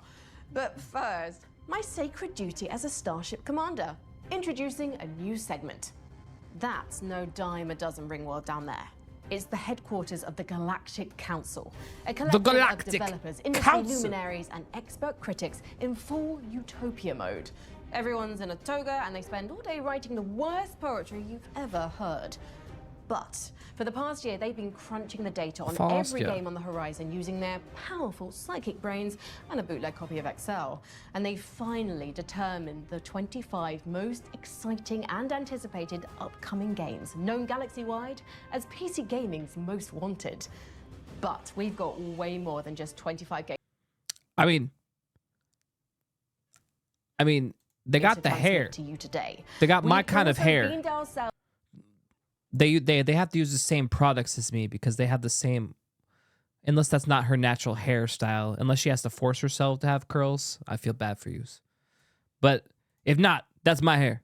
Yeah, it's literally my hair. Yeah, I was like, that's me. Only it's into some developer studios for in-depth interviews. Plus, we're docking with tons of new trailers. It's good hair. PC Gamers. You gotta give it to her. It's good hair. To help you keep track, head to I approve. PCGamers.com/wishlist, where you'll find every single game on today's show. Number 25. Yeah. Reanimal. Reanimal. We have loved games like Limbo, we have loved games like Inside, and from the same creators, there's two other games that we love so much, Little Nightmares 1 and 2. We now have Reanimal, and I was lucky. These are the games that me and Chi-Chi never finished because they always make us do something morally questionable, and then we just can't handle ourselves afterwards.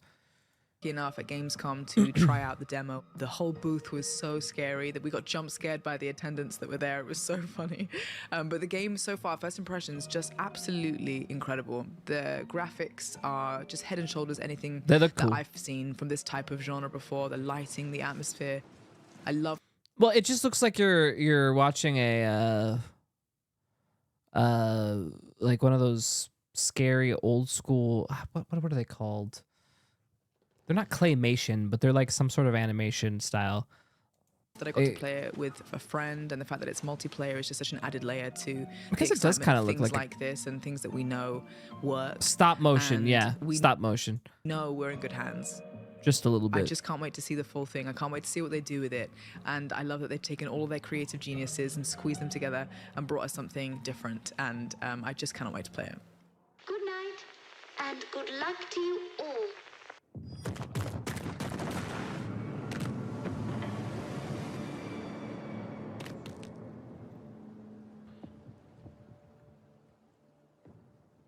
All right. Hit me with some more. Miss the golden era of FPS games? Yeah. Creating that classic shooter feel with a modern twist? Welcome Sure. to Rogue Point. A 4-player co-op FPS built for squads who crave replayability, mayhem, and one more run. Throw This will be a game we probably won't hear about. grenades with your friends. Kick down doors with your friends. Shoot armored up guys in pig masks with your friends. So that's their catch. Pig masks. Play golf with your... Oops, wrong game. Whether you're a tactical mastermind or a mess around and find out type of player, you'll fit right in. Okay, they're trying to get like Team Fortress 2 style graphics for their soldiers. Stick cameras under doors, smash windows, press buttons, rescue hostages, revive your dead friends, wear tight shorts, blow stuff up, plan your mission Yeah, they're trying to do Team Fortress like like a pro, or just draw stupid pictures. There's this weird coughing guy who gives you loot boxes. Don't worry, they're free. And watch out for this weirdo. All made by Crowbar Collective, the indie dev studio behind Black Mesa. Rogue Point. Rogue Point.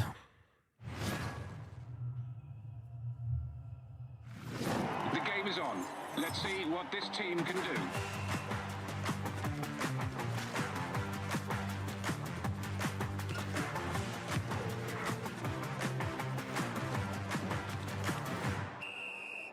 And that's the kickoff. Knocking it about, looking for space. They're trying Okay, so a fun card game, I guess. All right. to find the rhythm as they build up. Lovely ball on there. He's outpaced them. Yes, he's there! I mean, it's always, I'm not a big card guy, so this isn't really my thing, but you know, for card people, more variety is always fun.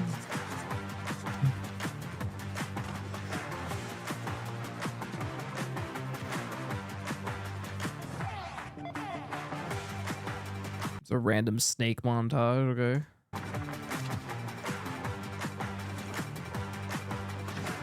It's all too easy now. They're putting on a show. This is some super football. Can they take it all the way? Football. Oh, that is sensational. Nutmeg. I love me some nutmeg.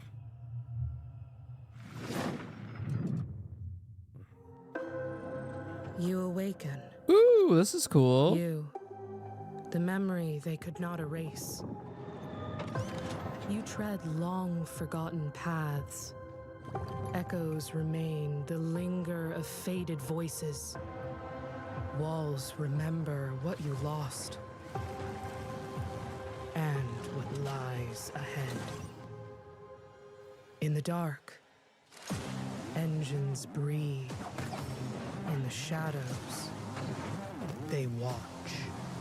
Some will aid, some will hunt. And each Ooh, this is time cool. you return, this world remembers. Fragments I like of the your art. past, stitched back together. Every step forward, a memory awakens. And each of those memories is what shapes you. You're just pixels. Lines on a page. It does look like Hollow Knight, yeah. Silk Song.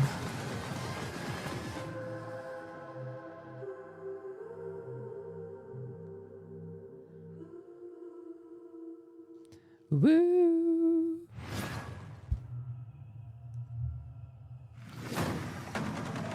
Okay. Dinosaurs? Jurassic Park? Okay, Ark. Okay. Stealing dinosaur babies?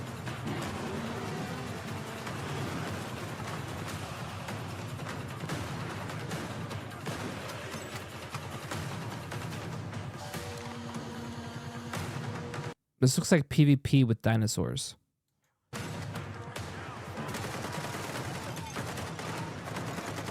Call of Duty. Jurassic Park. Fucking mechs? Titanfall 2? Jurassic Park?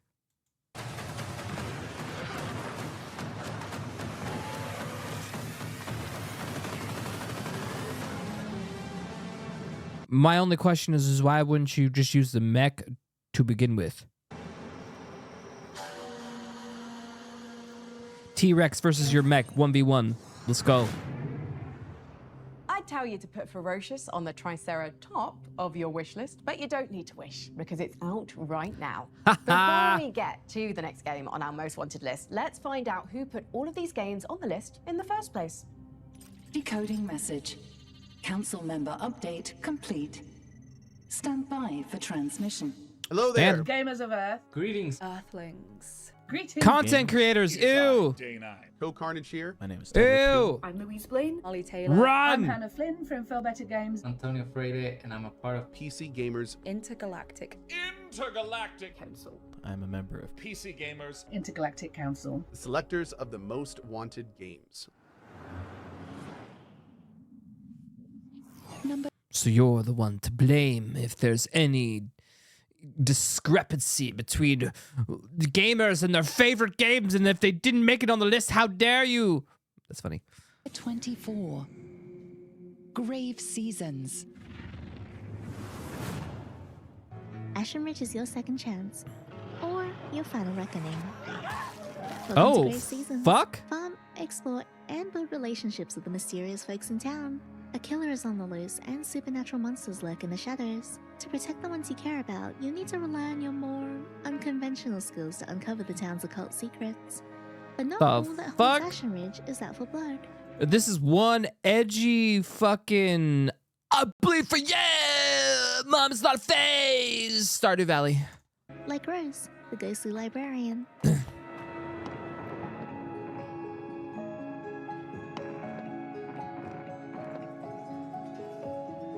I mean, it is kind of a vibe. You gotta give it to him. It is kind of a vibe. Grave Seasons releases 2026 for PC and consoles. Wishlist now.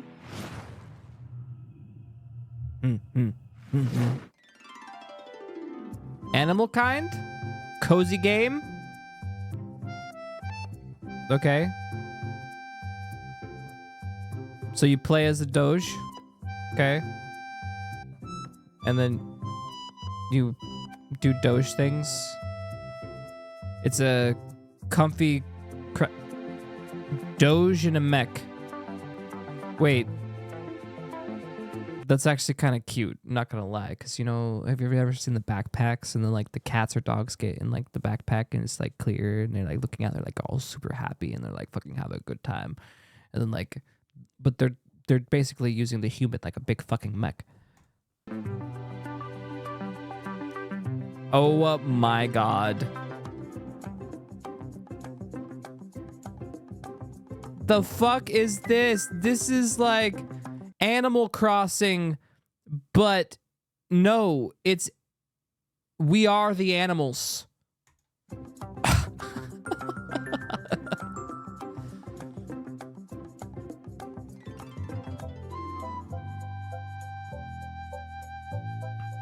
It's cute though. This isn't a furry game because they're not like animorphs or whatever the hell.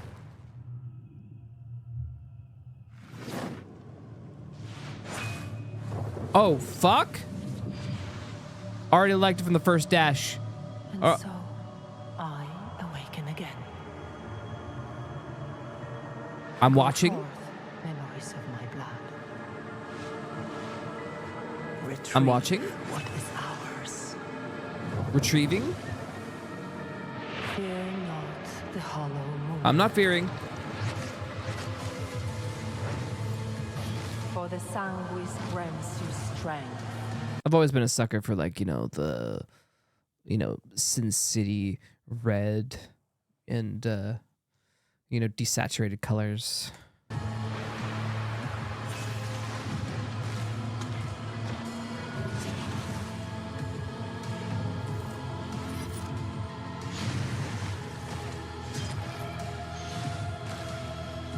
Drench the world in blood so it may live.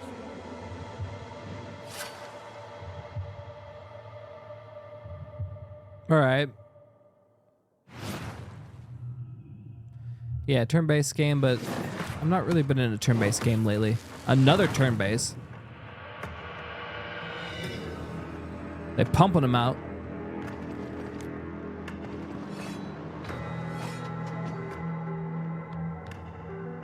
Huh.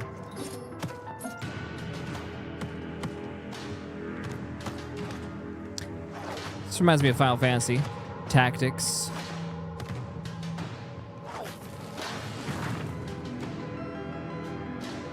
I love me some fucking Final Fantasy Tactics, bro. Did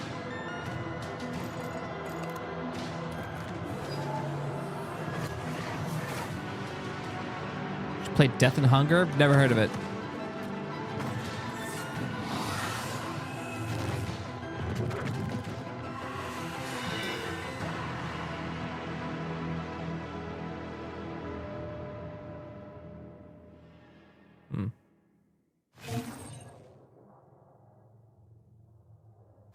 Neath is a tactical RPG about defying the will of the godlike creators. You want me to Keep your Google fate it? Okay. What was it called? Death and Hunger. Okay, according to, ChatGPT, it's some problems that leads to millions of deaths a year. I said ChatGPT, Copilot. I'm just trying to find the game, Death and Hunger game. It's called Fear and Hunger. Is it Fear and Hunger? Not Death and Hunger?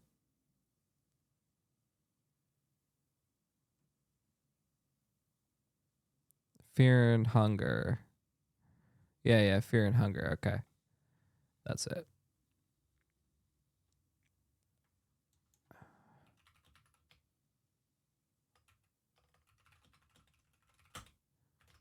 Fear and Hunger thus. Oh, it's on Steam. Okay, I'll just look it on Steam.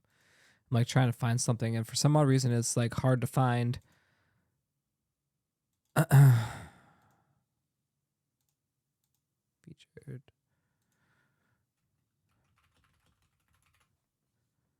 It's not on Steam. The fuck? I can't. Termina? FNH Termina. Fear.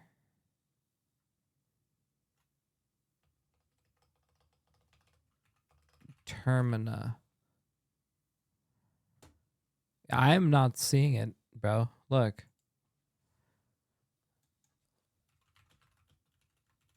Fear and Hunger. Fear. Fear. Oh, it's this one? Project Origin?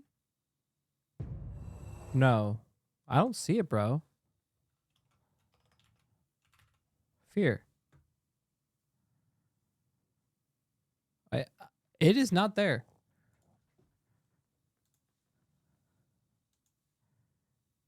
You linked it. I can't access that for some reason. Am I restricted?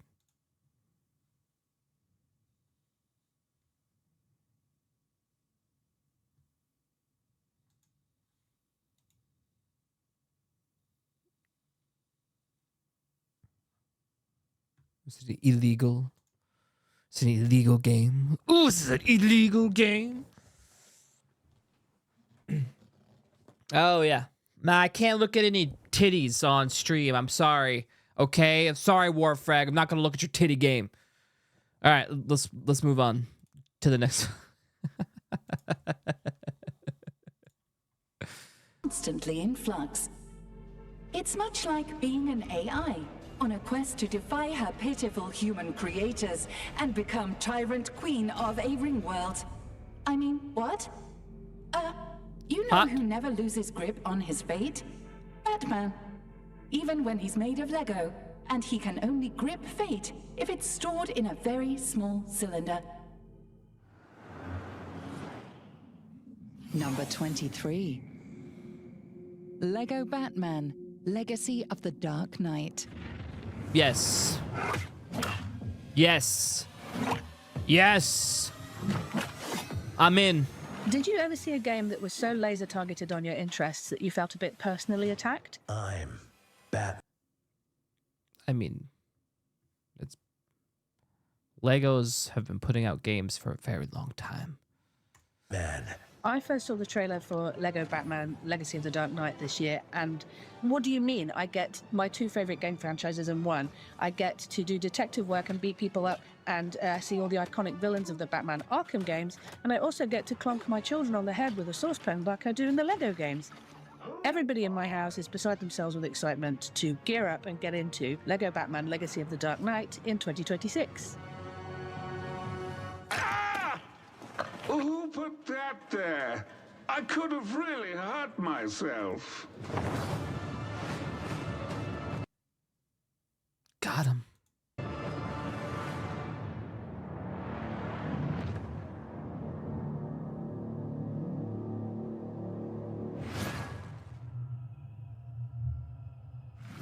So you like dogs, Wouldn't you be happier with a bigger hound? Simply get another dog, put them together, and bam! You have a bigger dog! You've got dog cards in your dog deck, dog play in them until your dog get a big darn dog. Dog tags will change the game for you, kid, shaking up the way the world works. Might seem a little fruity to you, but between us, it's all dogs. Dog pile, out this year. This year, but there's no time left. That was a fucking trailer and a half. Holy crap.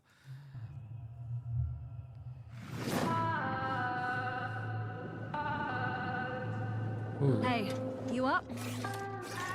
Time to go.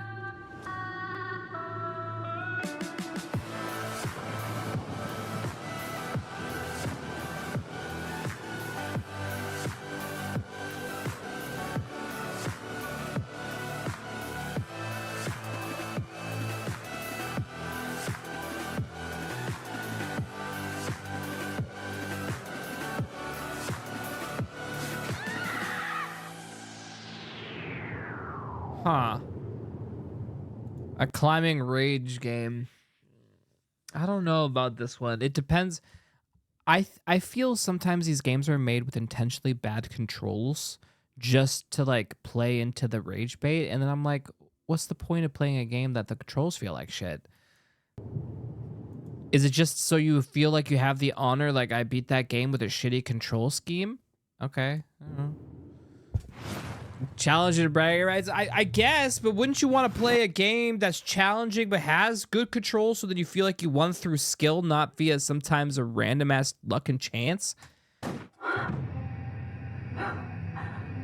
Following in Armstrong's footsteps, I can almost feel the history under my boots. Ooh, good song. Delays, Bo. Do what you must. Everything depends on you. Coyote's not saving anyone, Bo. You're trapping people in a digital hell. The scanning process is almost always fatal. So Coyote died. Good riddance. His legacy will die with him. Huh. There's a little bit of Uncanny Valley happening here. You're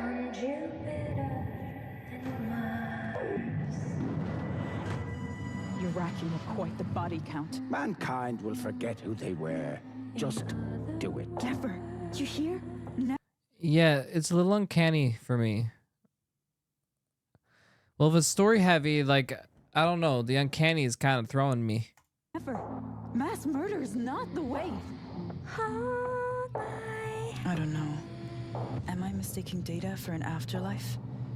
But if memory isn't worth saving, what is?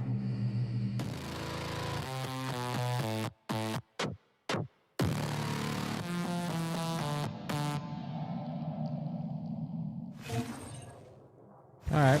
I guess we'll see what Today's Most happens. Wanted Showcase is proudly brought to you by our partners at Xbox Game Pass. He stands, frozen, a monument to human patience. Winter has carved him with cold precision. Frost clings to his lashes like ghostly barnacles. That was then. This is how we play now.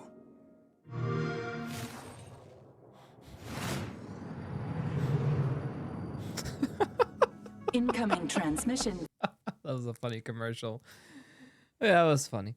from a shadowy I'll give it to him. intergalactic figure, only known as Have I ever waited in line to buy a game? No. Nope. Yeah, no, I don't think I've ever waited in line to buy a game. Not even WoW? No. No, I got into WoW not on launch day. It was a little after. It's like a couple weeks to a month after, probably. I was still into tribes, bro. I was addicted to tribes. And it wasn't until like our guild. Okay, so our tribes, our clan or whatever you want to call it, gaming org these days, they all started playing WoW. And then I was like, okay, I guess I gotta play it. the weapons broker. As a rule, I try to avoid shadow figures, but I do like weapons, so I'll accept the call. Hey there, it's me. Clearly the shadowy intergalactic figure, known only as the weapons broker. Need a gun? Perfect! Fresh off the black market. Really nice. I'll get you a bulk deal or something. No pressure, though. I was expecting someone more, I don't know, menacing, mysterious, elusive, maybe even elusive. Now, I'm actually pretty easygoing. Weapons brokering, it doesn't really require a whole lot of drama. Wait, aren't you Brian Winey, creative director at Tripwire Interactive, makers of Killing Floor 3? Well, it looks like my cover's been blown. This was honestly just my way to get in here to talk to you about Killing Floor 3. Well, honestly, I'm more interested in hearing about what's coming up for Killing Floor 3 than I am in buying. Got it before I even had the 360 to play it. For Halo 3. That's crazy. Waited 4 hours for Lich King. Crazy. I was a window shopper, and remember I was younger, and so I had to buy all my stuff myself. It's not like my parents bought it for me. So I was a kid around that time, alright? I wasn't just an adulting. So I had to do, paper routes and stuff, save my money up, and then buy the games. Weapons. Perfect. I'd love to talk about KF3. In Season 2, Operation Breakout, Nightfall has been equipped with new armaments and is being deployed to a prison deep within the jungles of Costa Rica. Man, the demos were trash, though, Patriot. I remember playing so many shitty-ass demos. You remember getting those demos in the children's cereal boxes, and you're like, what the hell? I'll put it in and see if it's a good game, and it's always just fucking garbage. Their mission, break out a fan-favorite character. Oh, the PC gamer demos. Oh, my God. They were good to me. I'm sorry, Patriot. I'm so sorry. You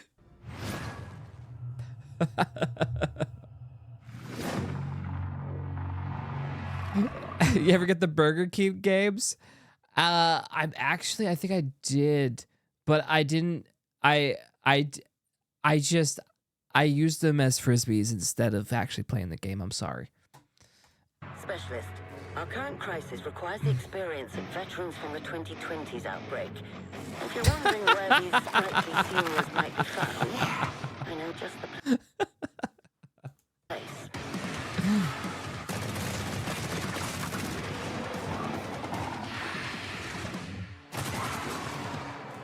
Thanks, buddy.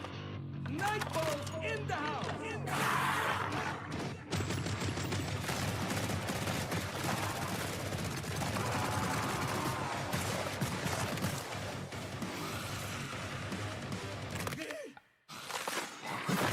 Oh!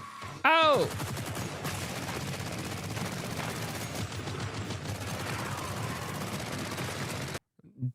Dude, when I got my first CD burner, you know how many games I burned? Oh my god. Oh, the tech.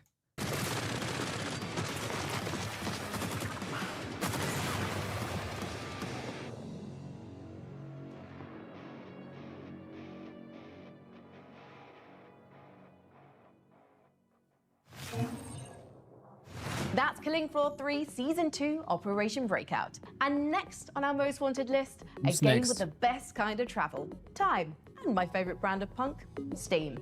Clock this one. You still don't even know what that means? I assume it's like physical. Yes. Yes. We copied the game of one CD to another CD in an easy clap. Number 22. Clockwork Revolution. Interesting.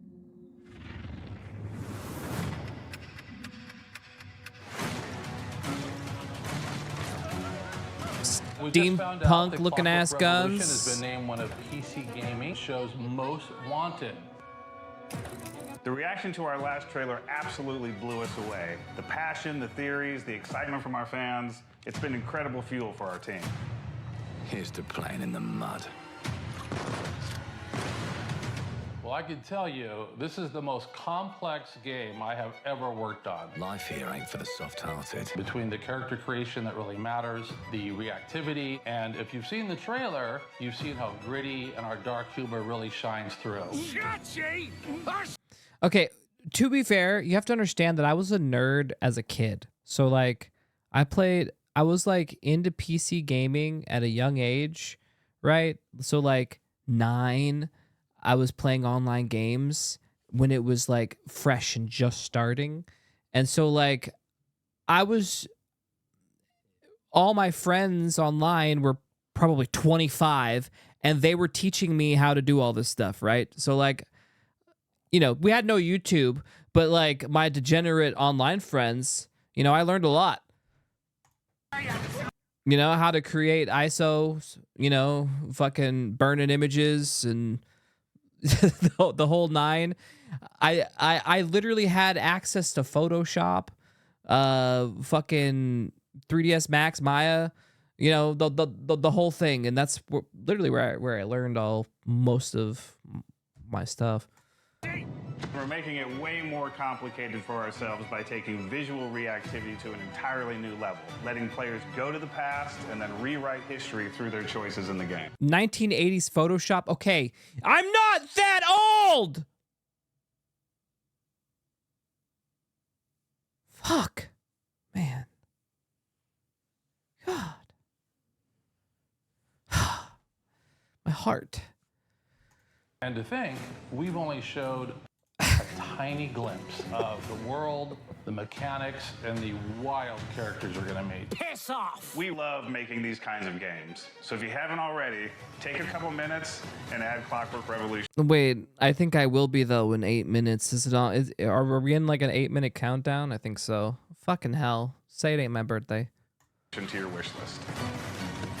I absolutely love that people are as excited as we are, and I do assure you, it is coming in due time. I mean, it does look fun.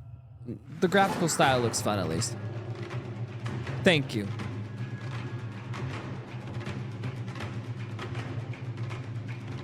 Few escape, all are hunted. Take command.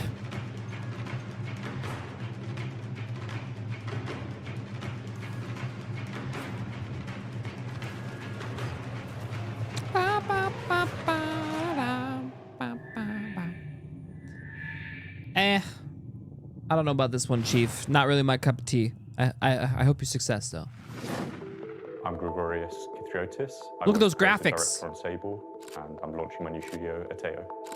Man, so realistic. Works about a week after I Ooh, this is cool. From studying architecture. We've just basically been teaching ourselves on Yeah, the I came job back for my birthday, Patriot. Appreciate it. Sable was our first really big game. You know, it changed my life completely. So Ateo is sort of the next step with that, taking everything up. Some weird abstract atmospheric game. I don't know. These usually like make me sleepy. Learn from studying architecture, from Shedworks, from Sable, and applying that to new creative explorations. Oh, thank you, Patriot. Projects that are really personal, but carry on with that lineage of world building, of storytelling, and games that really engage people on an emotional level. Outsloth have provided us funding for our next project. One of the big things that we aligned on, I think, was our approach to sustainable development and making things that are going to allow us to make games for a very, Okay, I see a lot of doodles. Where's the game? very long time, rather than just thinking in the short term about trying to make loads of money off one big hit project. So we're not ready to show the game yet, but we're launching Ateo Archetypes today, and it's a free website and newsletter. We're looking at one archetype a month through the lens of 3 different games. I'm really This is our excited to share corporate. some of the fantastic This is our corporate promise to you. I'm sorry. I'm not knocking game companies, even though it sounds like I am. pieces we have, but written by some amazing. It's an indie dude. I know exactly what they are. I was them. Literally, Midair was just like them. That's exactly what we did. We had stages. We had a Kickstarter. We had goals. We had to give. I know, we literally did this. And then we had to hit each archetype. We called them archetype. Literally, Archetype Studios. And we had to like hit each bullet point. We had to, so we could show good faith to the consumers that put their faith in us. Writers, so go ahead and sign up right now. Still doesn't mean I can't give some lip because it's not fun. I mean, hell, we're all trolls on the internet just a little bit, okay?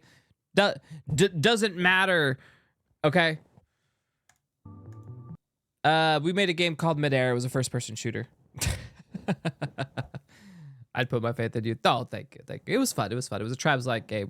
We released it before we started streaming, actually. They were right when I first started streaming VR. That's when we released it.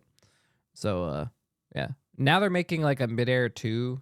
We got contacted by the guys. They bought it from Chris and the guys and stuff from us, I guess. And so they went off and they're developing a number 2, I guess. But yeah, I don't know. Keeble beat his ass in the game. Okay, I was playing nice. I don't know if you guys know this, but I'm a nice dude and I like go easy on people. It's true. We can't wait to see what Ateo Studio is cooking up for us. Now, on to the next game on our most wanted list, where the entire world is just about to end and you're the only one who can take a few steps to stop it. Number 21. Okay. Recur. Hello. We're very grateful that Recur was. What is this countdown? Level 21. Recur. Level 20. Level 19. It's like, calm down with the eargasm stuff, bro. Oh, okay. Games selected for the most wanted list for this year's PC Game Showcase. The amount of interest and support has been amazing. Mailman? And we can't wait for you to dive into our puzzles, spend time, and stop the catastrophe. Have fun.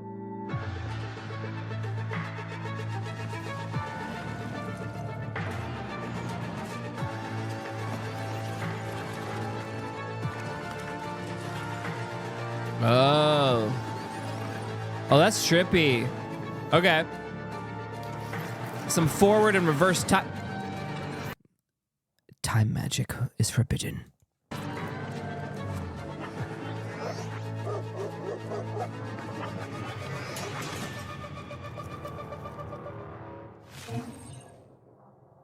Yeah, that's sick. Yeah, so time goes backwards when you walk backwards. You know, I wasn't always a spaceship commander, jetting around the galaxy to fight evil, do good, and heroically present video game showcases. I got my start as the operator of an enormous planetary defense cannon until they kicked me out because I couldn't pronounce my job title. Here's hoping you don't have that problem in Planet Inverted Gun, Planet PVKK. Number 20. PVKK. Okay.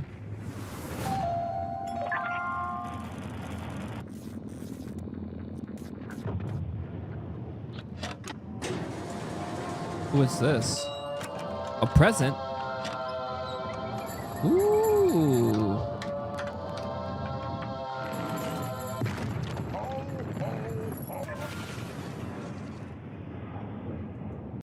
Did they just fucking kill Santa?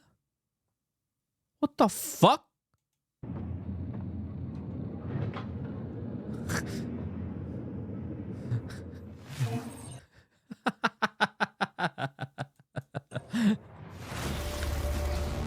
Yeah, dude. I always thought that stuff was fun when you had to, like, you know, screw stuff in and do the deal. And yeah, that's fun.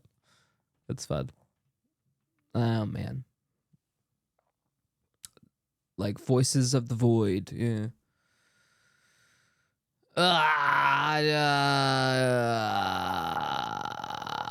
1 second, Chad.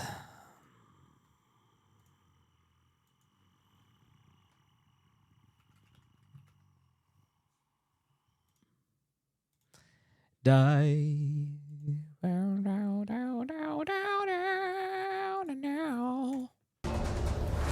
Okay, what's this?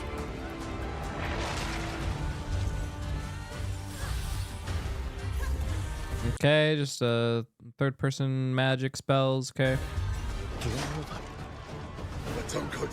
Wait, what the fuck? I'm getting a montage? Those are two different games. I'm so confused. I hear an ancient call rising from the depths of the Nile. They cast an enigmatic shadow from beyond time, leading me. That word has been ruined by ChatGPT and all AIs because they love to use. It's just too much. Enigmatic. Okay, bro, calm down. Into this realm of shifting sands. They say, to safeguard this land, the ancient gods shattered their vessel into 14 fragments. Only by restoring them can one bring the civilization's revival. Okay. Here and now, This is a interesting game. Okay. I shall steer the sun ship across the sea of sand.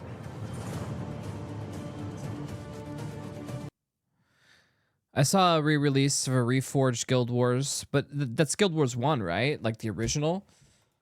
I will lead my people to build a city in the sky, and they will flourish in this land. If the only way is if they updated some of like how the controls work, because some of the older games had some clunky ass controls, not gonna lie.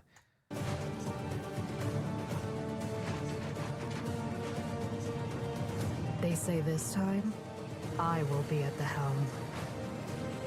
That the miracles of the shifting sands shall be forged by my hands.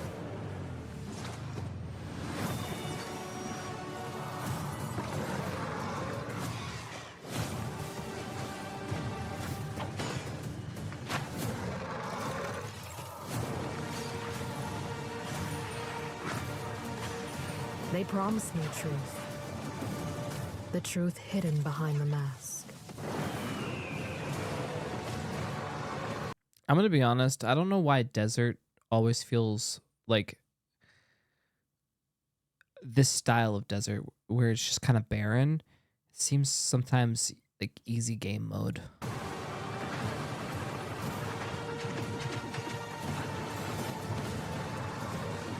Yet, I grow less certain now. Who is truly behind the mask? Okay, I just don't know if I like the style. Like the raw masks and stuff. It's never really been my thing. Is it they? I just mean from a gaming standpoint. Okay, you could do deserts in a way so it could be a little bit more have a little bit more graphic fidelity, but a lot of times it's just done lazily and as an excuse to have like lower, graphical quality because, well, it's barren. Or I. Just saying. Happy birthday is the time. Thank you. Appreciate it. We do the da da da da da da. Here, I got it.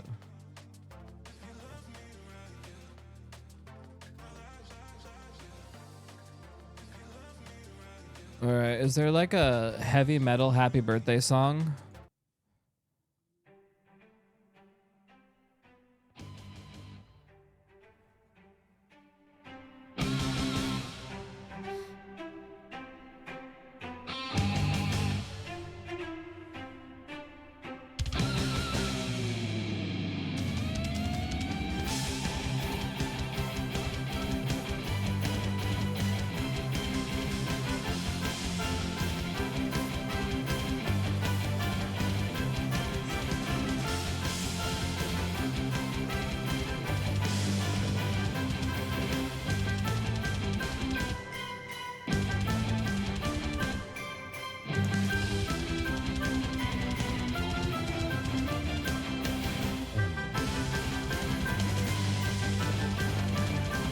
I don't know what's happening anymore.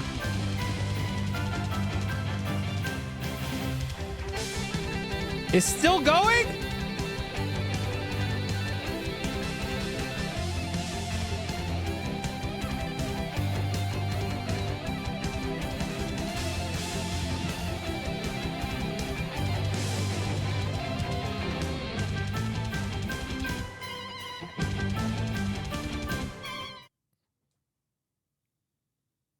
All right. We did it. Thank you guys. Appreciate it. Thank you. I'm old.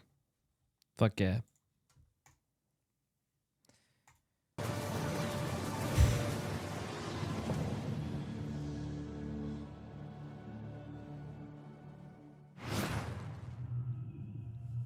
Why?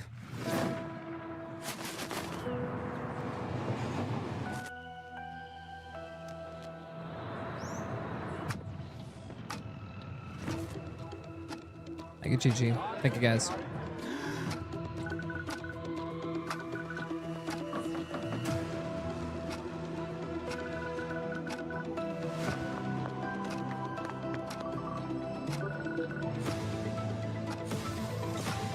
Huh.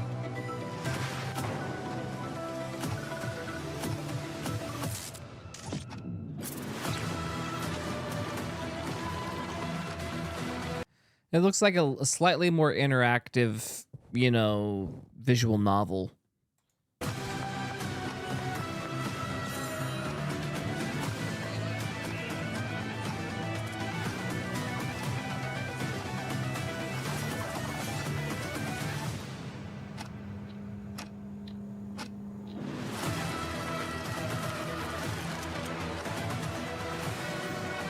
It's time to go back, old man.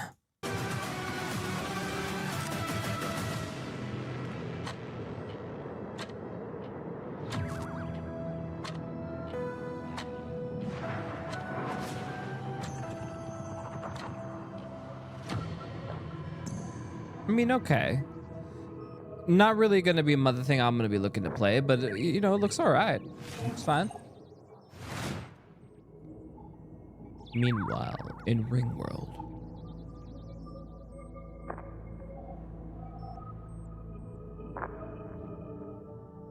Incoming message.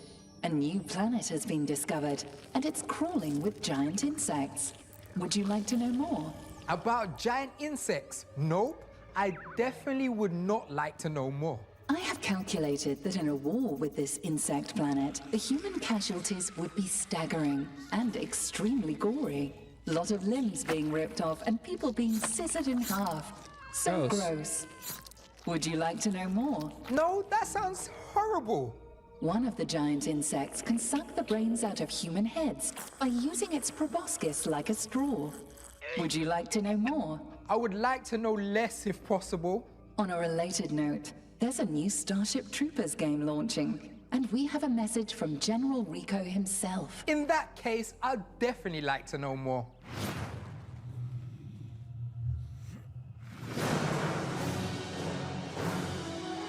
Let's go! Hi, I'm General Johnny Rico, and I want to thank... Have we all aged? I could have swore he was like my age when he was on the TV, in the movies. I thought he was my age. But then, like, he looks older than me, right? For doing your part by tuning in. I mean, he still looks good. That was 30 years ago.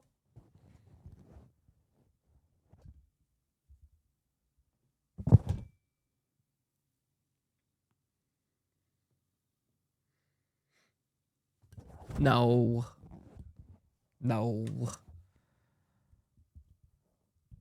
No. What? No. No. No, no, no, no. When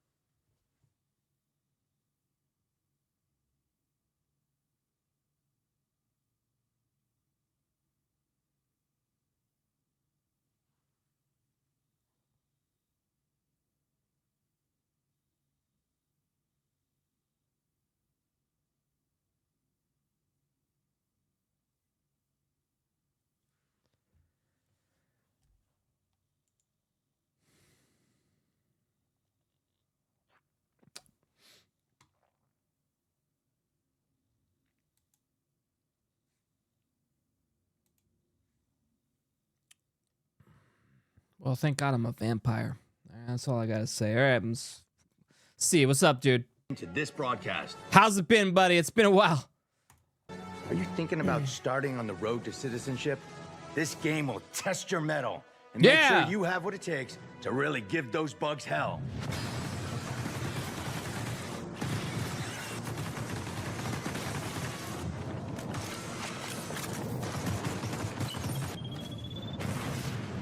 He looks like his book character now. I mean, it's perfect, right? Ooh. Wait, this is like a new one? This looks like the old one.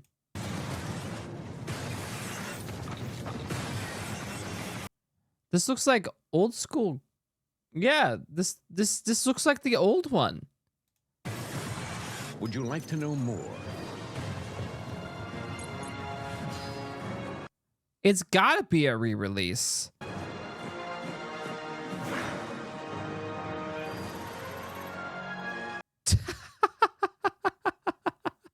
Early 1997, it changes to 2026. No.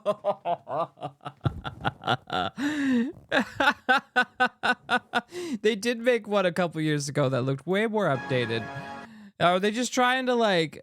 I don't understand. What's with the dated graphics these days? Do we forget how to make updated graphics? Those aren't even the test of time graphics either. Number 19. check my Discord. Okay. Checking Discord.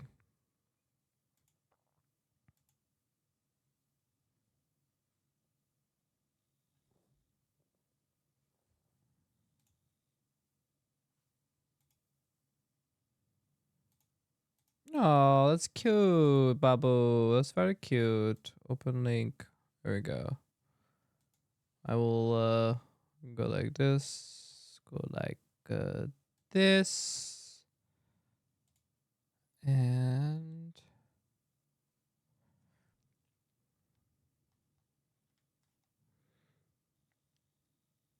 Chi-Chi drew this for me. This is cute.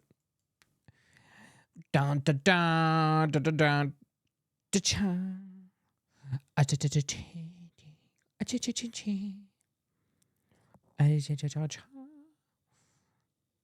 cute. Love you too, Bubbles. Thank you very much. Thank you, thank you. It's very cute. I give it a pog champ, 3 loves, hell yeah, Babu cool. Thank you, Pepe.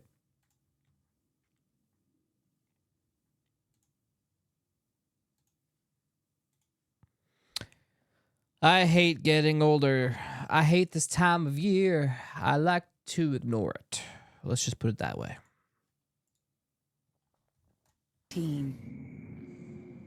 Deep Rock Galactic Rogue. Wait, hasn't this been out for a while? Core. Or is this like an update, DLC? On behalf of everyone at Ghost Ship Games, we would they're making a second game? like to thank you, PC Gamer, for acknowledging us as one of the 25 most wanted games of 2026. It's an absolute honor. Yeah, we're super excited and would like to share with It's the third, okay. you one of the new classes that we've added to Rogue Core. Rock and Stone!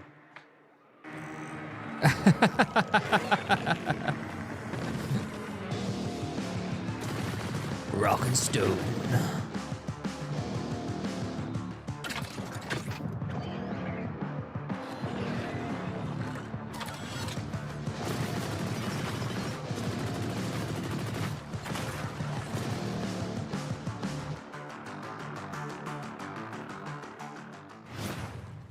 Hell yeah.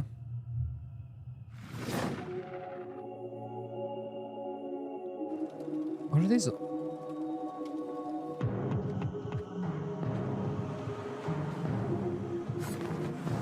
They're trying to make like Skyrim?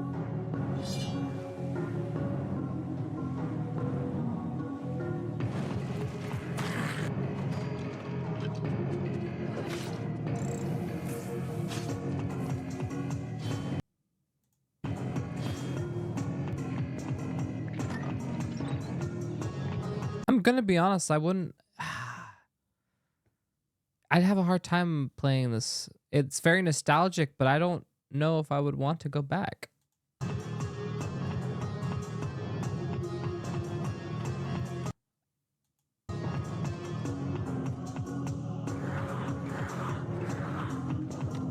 Yeah, well, my views obviously haven't changed. How have they, Wolfears?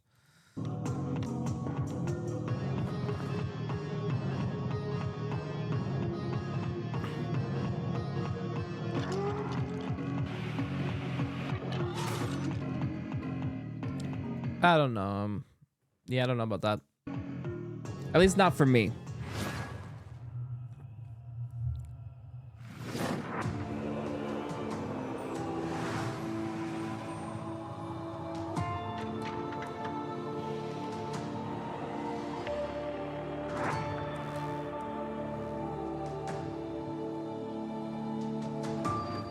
Okay.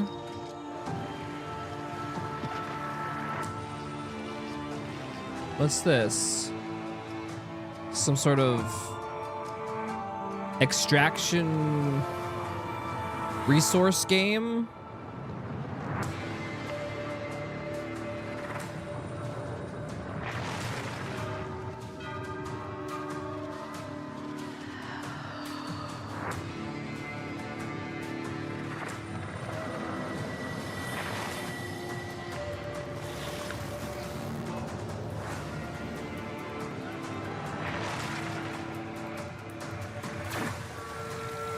Okay. It sounds like it, from what I've seen so far, it's like a city builder / defense game. Protect your citizens, RTS style, yeah.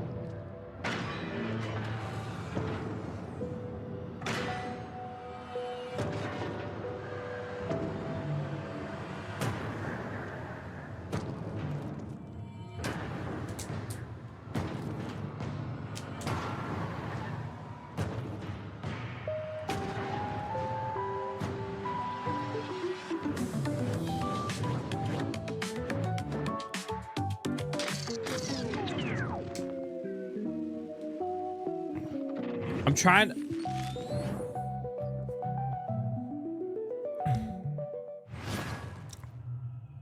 It's giving me some like Fallout vibes.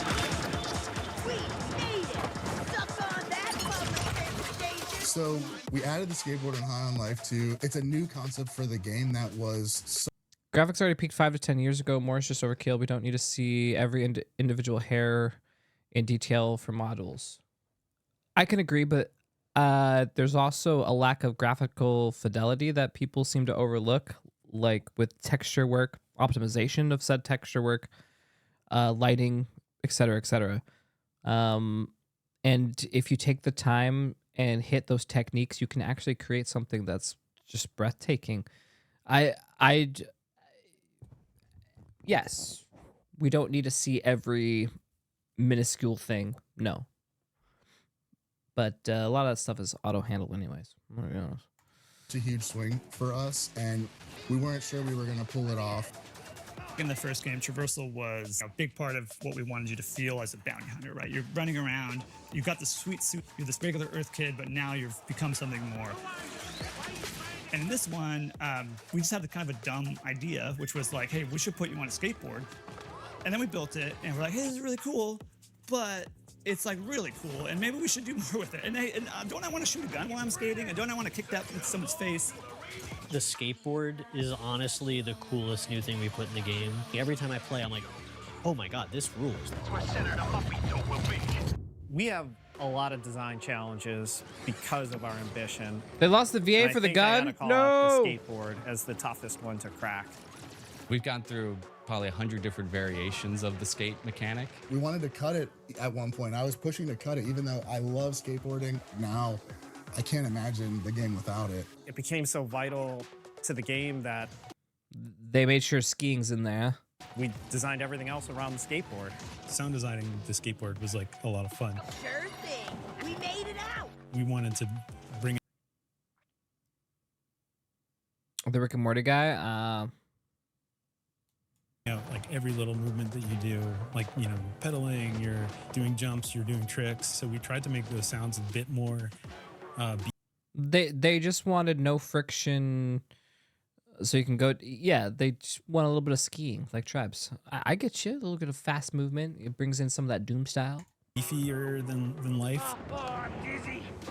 So in High on Life 2, you could use the skateboard as a weapon. It's actually a major weapon for you. You could just kick it off and slam it into people's faces. Where we ended up with the skateboard is so amazing that I'm just really proud. I'm really proud of what the team did. The risk was huge, and we finally put it into people's hands, and we were terrified, and it ended up being really cool, and that was really heartwarming because it was such a big, scary, risky feature for us. Sick.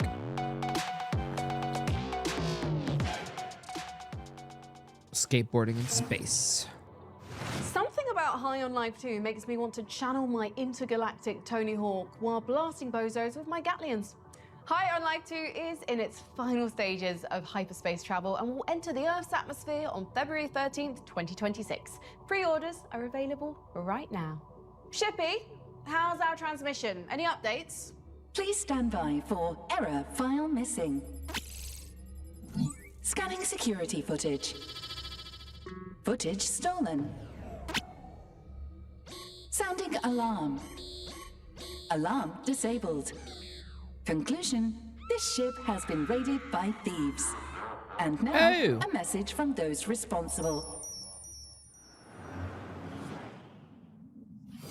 Number 18. Thick as thieves. Wait, what? Like thick with Thick double as Thieves C's? is a multiplayer heist game that focuses on stealth and social manipulation. It's an immersive sim that explores a lot of Thieves ideas, but actually pits you against several other players as you each run around the map trying to steal the same MacGuffin. Better yet, the game is being headed up by Warren Spector, one of the names behind games like Crusader No Remorse, Deus Ex, System Shock, and Deep Deadly Shadows. Now, I saw a little bit of Thick as Thieves myself at GDC last year, and as someone who is a little past his prime when it comes to multiplayer shooters and also has a Deus Ex tattoo, this feels like it could be right up my alley. A multiplayer game that values brains over twitch reflexes, built in a world of magic and technology smushed together. I can't wait to see more. It's definitely one of my most wanted games. You know, me and Magitech, I love me some Magitech.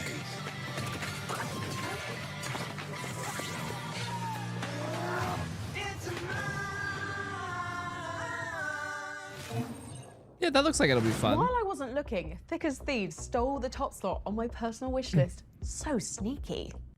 Yeah, but the thing is like, it does look cool, but like how do you actually play? And speaking of swiping things that don't belong to you, we were so interested in the next game on our wish list, we infiltrated the studio and found where the developers were hiding. Here's what the team at Night Street Games, who also happened to be the manager and lead singer of Imagine Dragons, had to tell us about their 5v5 Capture the Flag shooter, Last Flag. Meanwhile, beneath the blue team's base. What? All right, team, huddle up. Next game starting, so here's the plan. Peter, you're on flag duty. Remember, you can hide it. What? Did I miss something? When did that happen?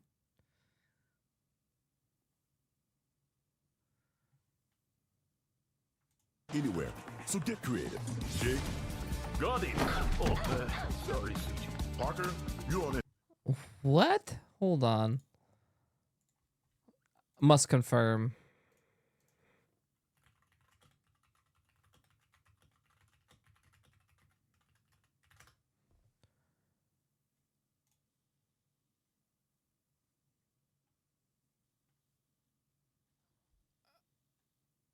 What? Dan Reynolds, lead design singer of Imagine Dragons, is also a game developer. He co-founded Night Street Games with his brother Mac Reynolds, a band manager. Together they developed Last Flag, a 5v5 capture flag hero shooter of floors like Team Fortress 2 and League of Legends. The game features a cartoony and competitive style. Dan Reynolds, who played games before he started music, has been learning Unity and making prototype games. The game has a demo available on Steam and is well received for its unique... What?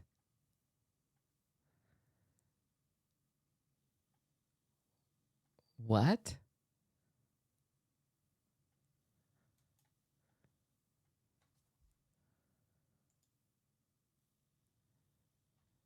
Well, according to this, he's been learning it himself on his spare time. I mean, you know me, that's sounds like my origin stories, but man, okay, go for it. I'm tickle me interested. Yeah. Keep that bird in the sky, scope radar towers A and B. We'll lock them down and get scanning for the red team flag. Then we unleash our secret weapon. The red team's listening. And how do you know that? Suit.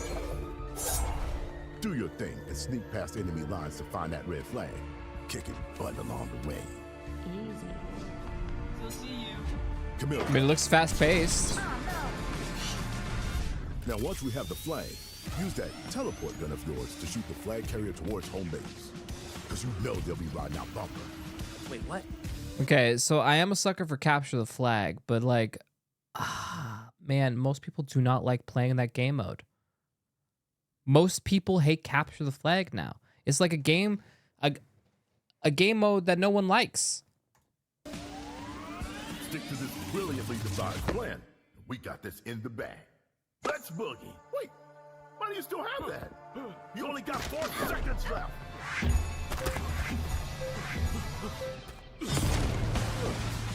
Bingo.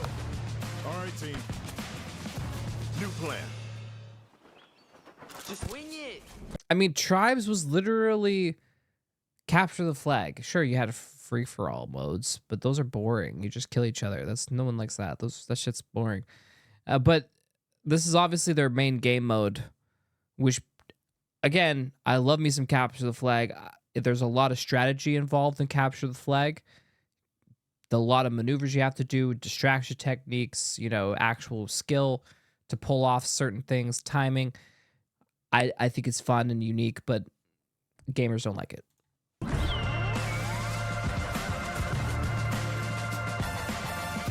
Literally called Last Flag. Something tells me this is the only game mode.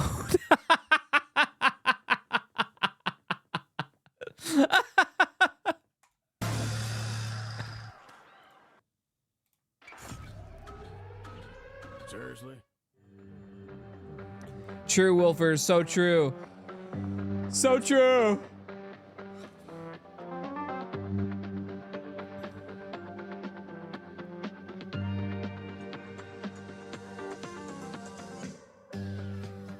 Last Flag is a capture the flag game. 5v5 hero shooter focused around capturing the flag.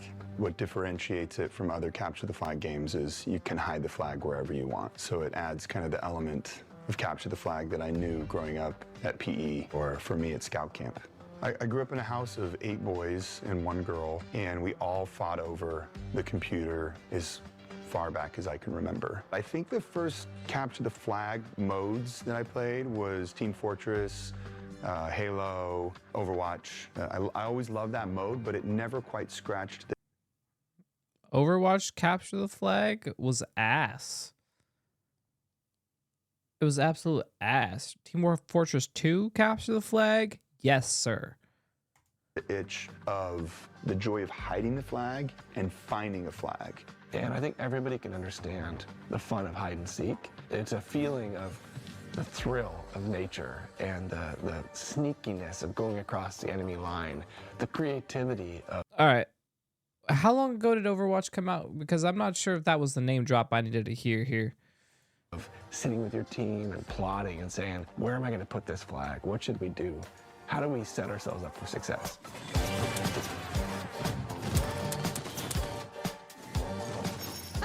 So before the game starts, you can... I mean, they are nailing the Team Fortress style, though. You got to give them that. It does look like an updated Team Fortress.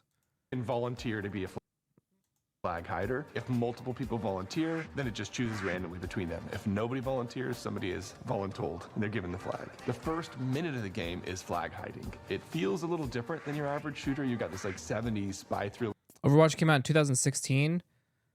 When they put out Capture the Flag mode for Overwatch, that's when I knew Capture the Flag was officially dead because no one wanted to play the mode. That was 10 years ago. Music playing and you're sneaking around trying to kind of and it was outsmart the opponent pre-game and think about, do I want to place the flag somewhere that's easily defendable, or do I want somewhere that's a little more sneaky? And during that time, the other players on your team can either be helping you hide the flag, or they can be farming these golden cash spots and earning a little pre-game money for your team. And then when you return the flag to your base, you then have to hold it for a minute to win it. The tenseness of it, the joy of them trying to come in and get the flag back and you hold it. Yeah, it's a dead game mode. Always makes for just wild moments. The music changes. It feels like a Chicago meets like action movie. Yes, when you play an objective, you actually get stuff, but will people play the objective? In the 70s, there's these like horns playing. Okay. You know what they're trying to do? They're trying to make a fast-paced shooter / World of Warcraft Capture the Flag. and it's all building up. You're hearing That's the what countdown. you know when you play the fucking God, the Battleground War Song Gulch or whatever.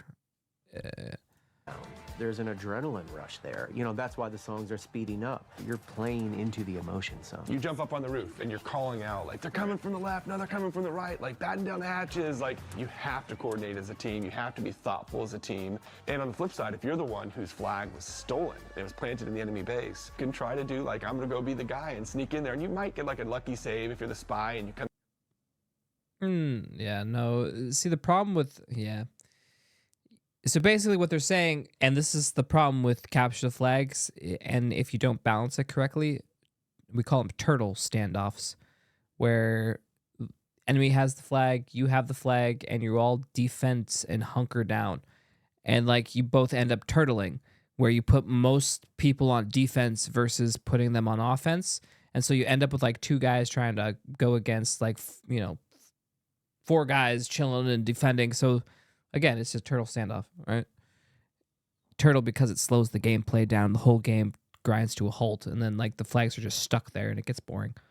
Invisible, and you grab the flag when no one's looking, but more likely than not, you're gonna have. There's usually no mechanics to like push it unless you force them with some sort of game mechanic that makes people have to move the objective point after a certain amount of time. Otherwise, they'll just hunker down in like key areas that they found are the most defensible. To say, okay, we've got one or two big pushes, like let's coordinate. And so this kind of minute to win it mentality allows you to always have a foot in the game. One of the first things we realized as it does look fast and fun though. This idea of capture the flag is how do you have that experience and capture that fun in a way that still leads to objective gameplay where it feels less like roulette and more like poker. So this helped us develop this idea of the radar towers. As you capture a radar tower, it reveals on the map where the flag is not. So it's kind of like when you're playing the game Battleship and there's these squares on the mini-map and it will turn one of the squares red to say, you don't need to look here. So it's narrowing your search area the longer you can hold on to these radar towers as a team. You can spawn forward at those towers. You can heal at the towers. Another part of the game that I really enjoy is the cash bots, NPCs that if you kill, that raises cash for your team so everybody can then get their skills. Like you kind of play it how you want to play it. Some people, they just want to rack up kills. All right, so League of Legends to get the gear.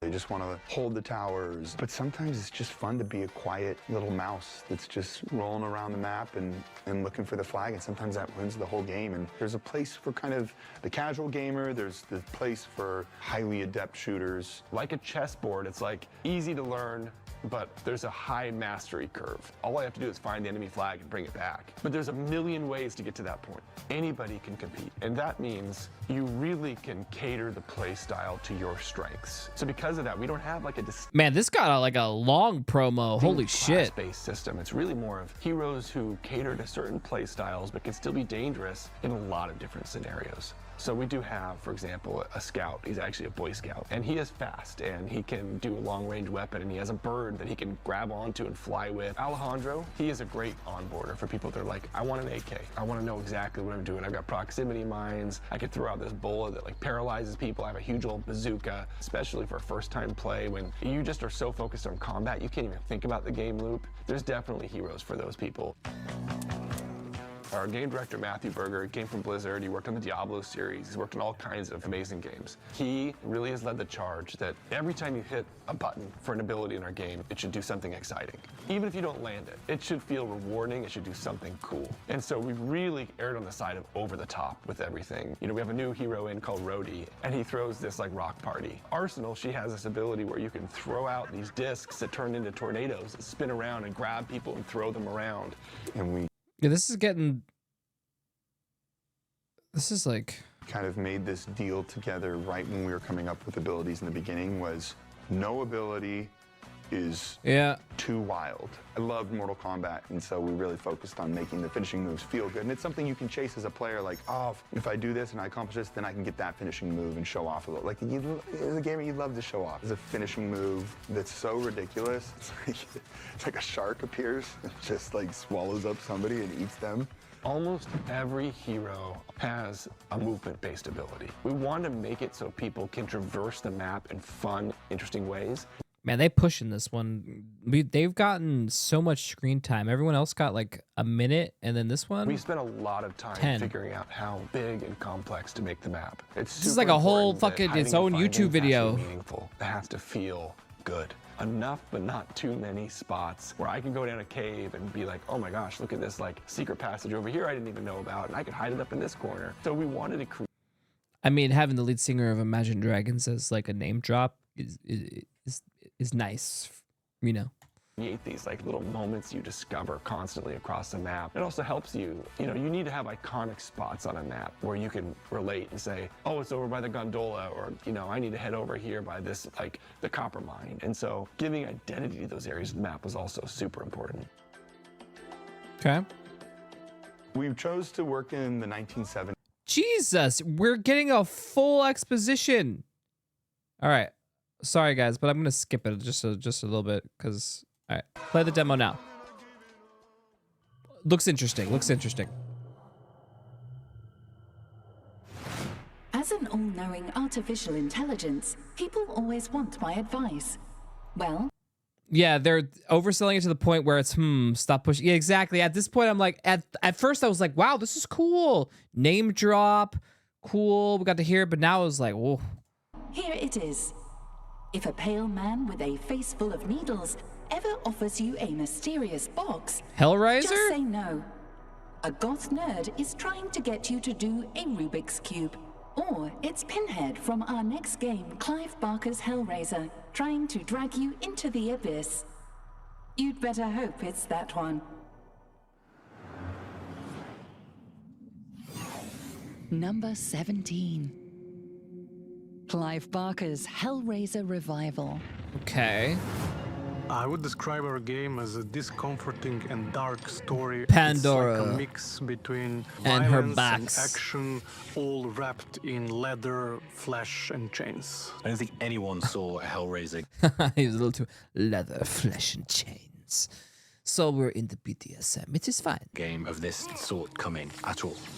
Fans are going to be scared, and they are going to have a great time being scared.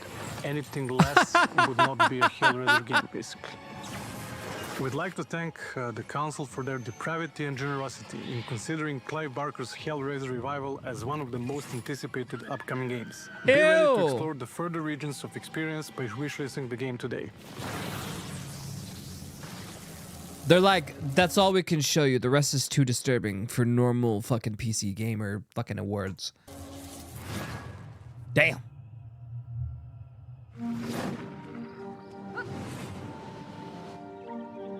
Okay, witches.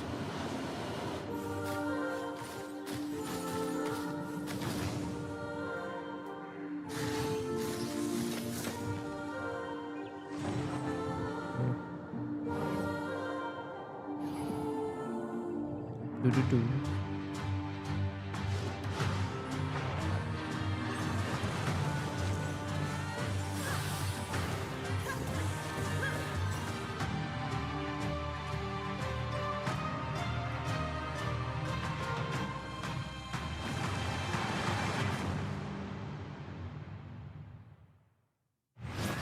All right.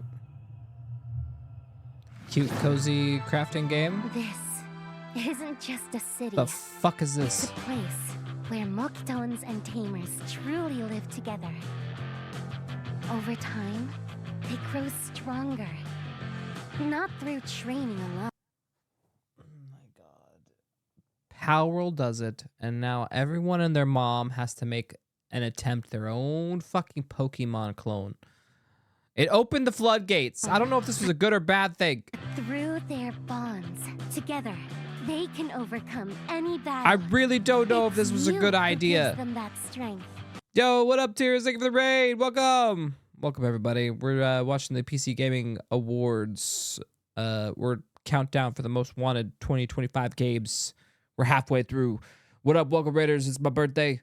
I'm an old man at this point. Welcome. Build a home for them.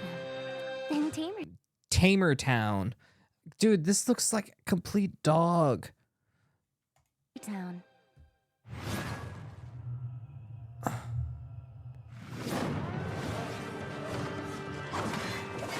Oh, yeah, it's my birthday. Okay, all right. Some action packs. Yeah, thank you, Tears. Thank you. It's good to see you.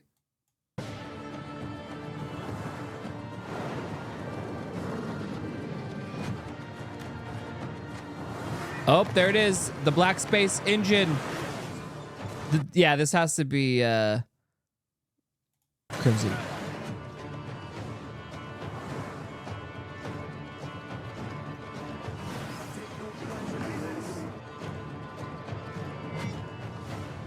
Seeing you turn up here has given me a glimmer of hope.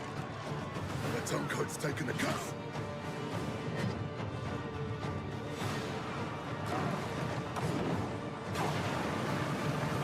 Why is it looking like an Elden Ring?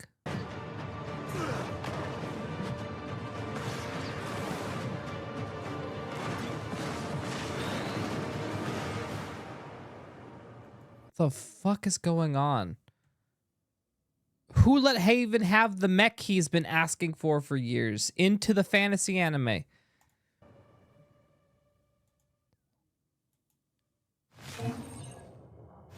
I, for one, cannot wait to swing my broadsword and slay. Slay my enemy!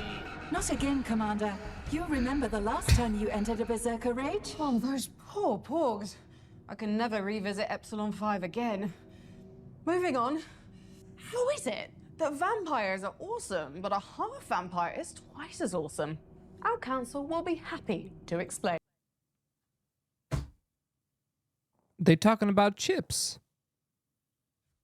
I knew it. It's time for chips. I'm ready to see chips right here. Half vampires are cool. Number 16. Marvel's Blade. Oh, damn it. Okay, it's fine. You were first. But let's go. I'm down. I'm fucking down, bro. I'm fucking down. That shit up. Okay, I'm watching. Arcane's Blade is one of my most anticipated games. Oh. I'm a freak for the studio, whether it's Okay. recent hits like Deathloop or deep cuts like Dark Side of Might and Magic. And for even more freak appeal in Blade... All right, Blade is the only exception, okay? This Blade is the only exception. All the other ones, okay, this one's an asshole too. Like, they're all assholes. That's just the fact of them. This one's cool. Behind one of the best mods I've ever played, Thief the Black Parade, is a level design on the project. Relax, man. I don't bite. Superhero stocks, maybe in the toilet, but I can make an exception for the Daywalker, and even though all we've seen so far is a teaser and some concept art, I love the mood they're going for. And at the very least, Arcane's Blade will definitely be better than the PS2 Blade 2 movie tie-in from 2000 and 2. Night's just getting started. All right. Does look. But what kind of gameplay are we looking at? Probably just third person over the shoulder, probably Devils May Cry type of shit.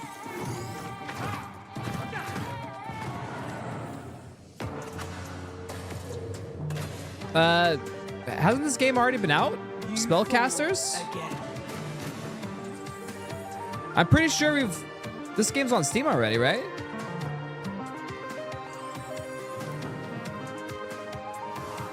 Yeah, it was in beta before. All right. Must be getting out of it, or?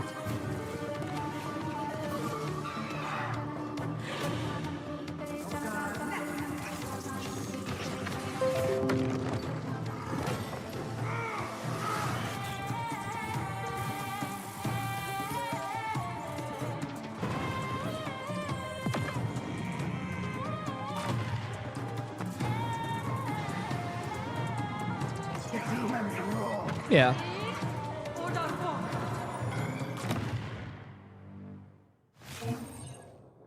Well, hero shooters are just easier to make in general, let's be honest.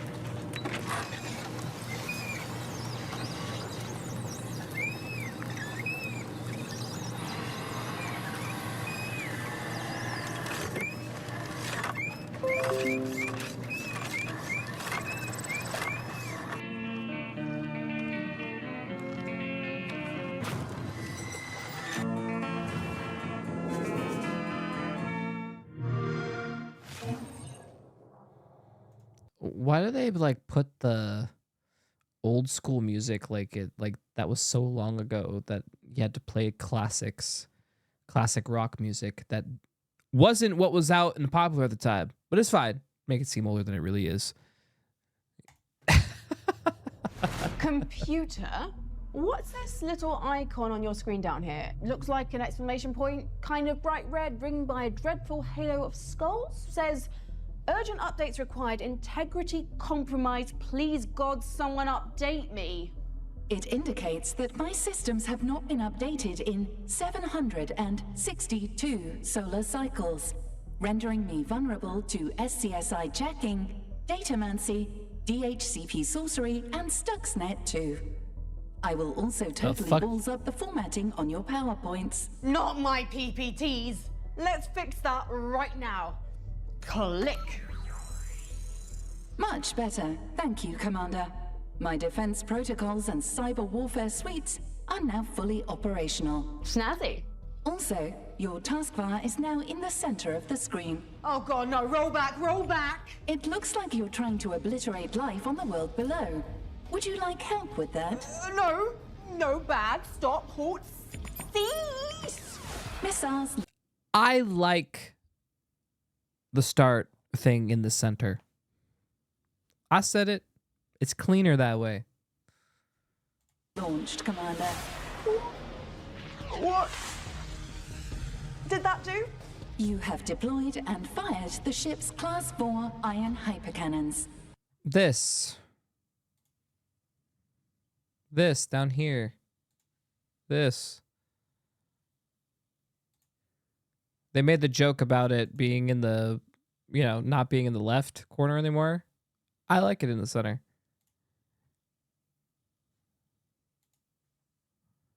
Because when I'm typing, my cursor's usually in the center. And then I'm typing, so then I go down, I'm like here, instead of having to go like this all the way to the side. It saves my wrist. Thousands of movements to the left, which creates more and more carpal tunnel for no reason. I could just down. Easy. An area approximately 116,806 square kilometers across has been annihilated in nuclear fire. I'm gonna be honest though, I don't even use the start bar anymore. So, doesn't even matter. Fortunately, the area was uninhabited. Save for 4 million acres of woodland, 53 varieties of exotic flora, and 1 species of owlfish, now extinct. Evil owlfish? It would be illogical to apply morality to... With me here? Yes, evil owlfish. All right. Good work, me. While we celebrate our triumph over the owlfish menace, here's when sirens fall silent. Another aquatic threat which is almost as scary. Later, Patriot. Thank you for stopping by. Thank you for the happy birthday wishes. Good to see you. Good evening from this special edition of TG. Today our newsroom received a disturbing videotape. It was a tough decision to make, but we hope that by showing this videotape in full, it will help keep this young girl safe. We apologize in advance for the nature of this footage. See, this isn't giving me Uncanny Valley. This is doing okay with the whole, like, realism. I am Agley. I'm fine. Like this is done well. They probably... I have to read this message to you. Please. I don't want to die. You must follow my instructions. There's a story that must be told, and truths that need to be revealed. I will choose someone. An officer. She must follow my instructions. She will be my voice, my eyes, my soul. The person who will allow the sirens to be heard once more. That was shocking to view. Now we will head over live and direct to our correspondent. We still have no significant updates on this case. The police are yet to release an official statement. Though some speculation has emerged about Was the I good? 21-year-old Moldova Yes, who was rescued I was during good, right? When will I get to meet her?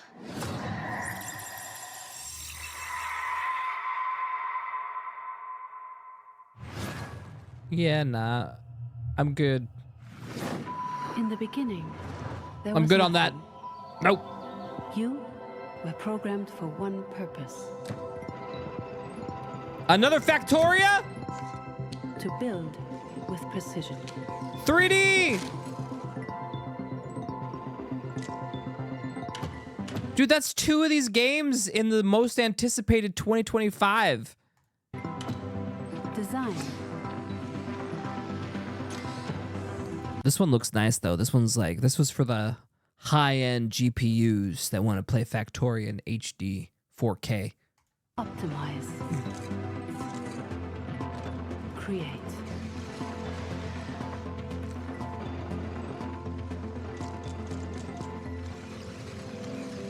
But something greater is calling. Modulus. New demo available. Modulus. Wishlist now. Join us. What's going on out there? Some sort of war? In the stars? A star war? Guild Wars, Commander. The Space Mining Guild is battling the Asteroid Preservation Guild. The miners want them to stop filling in The what? all the asteroids' holes every night. And what was that? More Wait, what? Guild Wars, Commander. The Space Laser Guild versus the Space Phaser Guild. Phase They say who's? They have copyright on the Phil, suffix who's hold? Azer. Holes? What? That doesn't sound like spaceships fighting. Guild Wars, Commander. You know, ArenaNet's long-running MMO. Oh, but it doesn't sound quite like the Guild Wars I remember. Almost as if it's being completely updated. Haha, reforged. All right, we get to see what the difference is now. We didn't look it up earlier, so.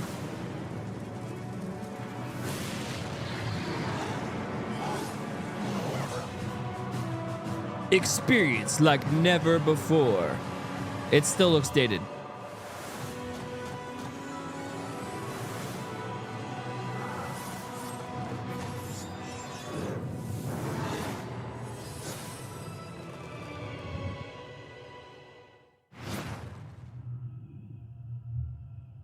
I mean, there you have it. I don't know. I don't think I could go back to Guild Wars at this point. Guild Wars 2, on the other hand, sure.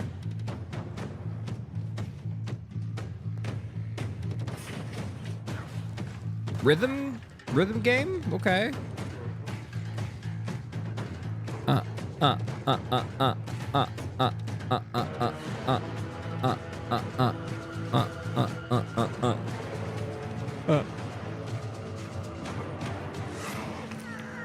I suck at these games, but I have good rhythm. Sage. It's because I don't know what beat they want me to hit it on. It's like they decide like, I swear they were designed by non-gamers or non-musicians because like sometimes why are you doing it on a weird ass offbeat that no one fucking in their mom uses?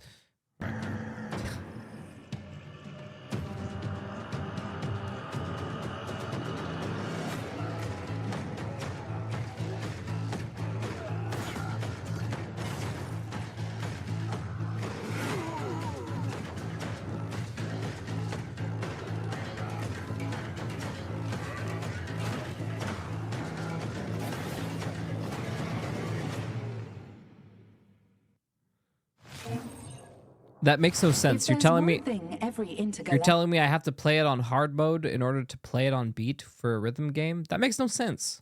Galactic Council of infinitely wise and peaceful beings love. It's a bunch of Marvel superheroes punching and kicking the complete hell out of each other. Here's a look at the next game on our most wanted list. Number 15. Marvel Torcon Fighting Souls. Marvel Tokon Fighting Souls is raising the bar for tag fighters, which, if you didn't know, are having a little bit of a comeback right now. It's the first to sport 4v4 battles, which sounds a little bit intimidating, but I assure you it is far from it. Instead, why does everybody have accents that are coming up from the content creators here? What the hell?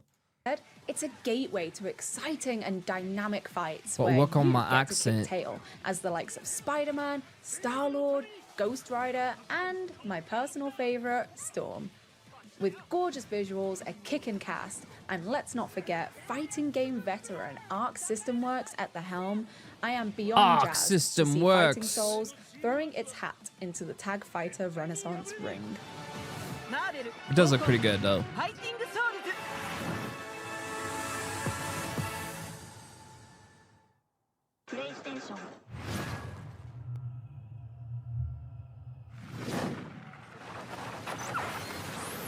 He's not dead, he's not dead. What is he, a cheater? Oh my god. Oh, whoa, whoa. Thank you guys for coming. Thanks for inviting us. Ebba and TGB, lead away. Ready up. There's a guy to the left. There's a lot of dudes here. Oh, the melee is so sick. Light bomb kill. Drill is up. Drill it, baby, drill. It's based on the Arc Oh, System you already fighting. broke stealth. What Just a are you reskin. doing? We're going up, boys. Oh my god, there's actually a few of them over there. Wait, they're cooking me, they're cooking me. Push towards the objective. To be fair, most games feel like reskins. What am I shooting? Fucking hell. I'm getting fucked on my right. Oh, that's a sentinel. Holy crap. Okay, so we have a tank. Oh god! 3 fucking sentinels on us. Oh, there's another one behind us. Who woke them up? Jeez, that was chaotic. We dead, mate. Go, go, go, go, go, go, go. Drill is up, drill is up, drill is up. Synchronized bond. One more, one more. Vault's opening. Okay, let's go. So this is like Arc? TGB, we got this. 3, 2, 1, pop. Take one, let's go. All right, we got it. Let's get you out of there. Go, go, go, go, go. So another extraction type shooter? But it's single player four player co-op? They're crazy. They just kept pouring in. That was amazing. I love the high energy of the game. I'm at the loss for words right now. That was fun as hell. I don't know much about it, but it sounds like they had fun.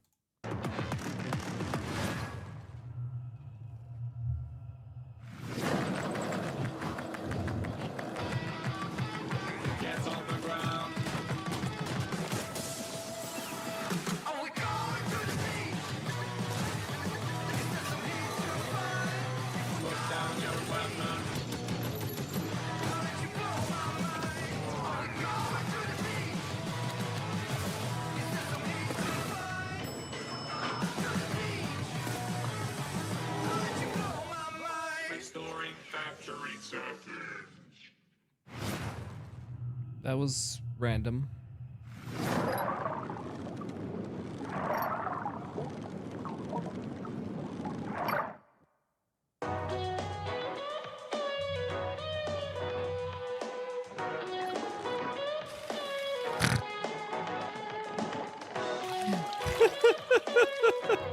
But why is this fishy game from PlayStation 1? The fuck are we looking at?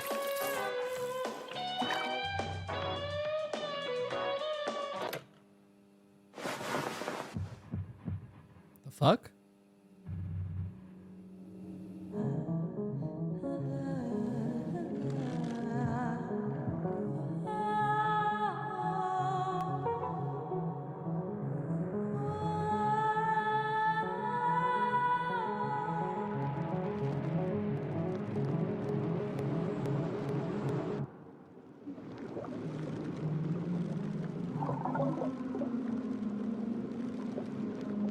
Yeah, that game's totally about fishing. The fuck? Is that where he buried the bodies? You know, no one told me there'd be no... That motherfucker buried the bodies! No! Oh my god. Swimming with the fishies, bro. Alright, Chad, let's make ourselves spiral into the depression that is our birthday. What should we have for our birthday feast?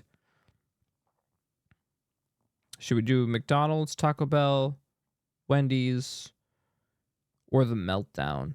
I guess we could, or Jack in the Box, I guess. Those are our decisions, our choices.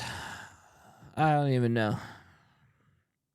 One of them's, you know, bound to make me feel better, right? Right? Has to. All right, let's go like this. It's your day. Take the good stuff. I don't even know what that is. I might just get some shit food. Oh, Chi-Chi says meltdown.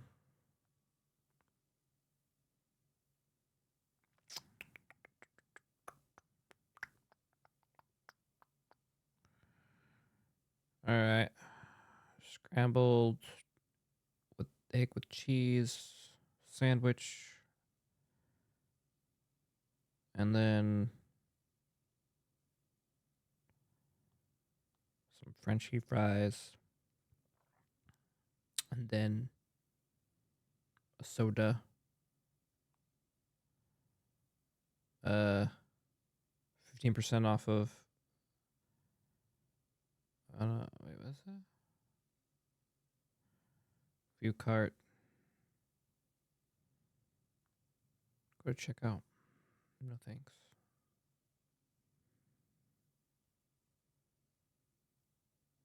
Nice. We get a percentage off and everything? Okay. Don't even give me like a birthday for freezies? Come on, Uber Eats. Shouldn't you do that for me? All right. There we go. Food ordered. Fishing before I came to this ring world. Now it's all, the water just drains over the edge, Commander, and no one wants to look up and see fish explosively decompressing, Commander. And it traumatizes the children, Commander. Wusses. Not like the folks at Bohemia who are coming to us live from a war zone for the next entry on our most wanted list. Armor 4. Number 14. Arma 4. Arma 4. Okay. Okay. When was the last time we got an Arma game? A long time ago. Let's see. Let's fucking see it, bro. Dude, I remember when Arma came out a long ass time ago. We were like super stoked. Because we were like, this is it. Finally, a real tactical shooter game that has realism and grit, you know?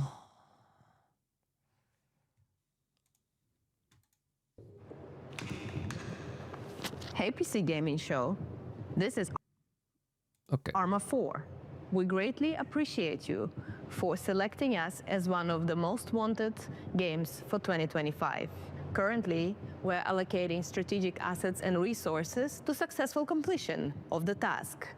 In the meantime, people do Arma RP and they take it extremely serious. That's crazy. Game 1.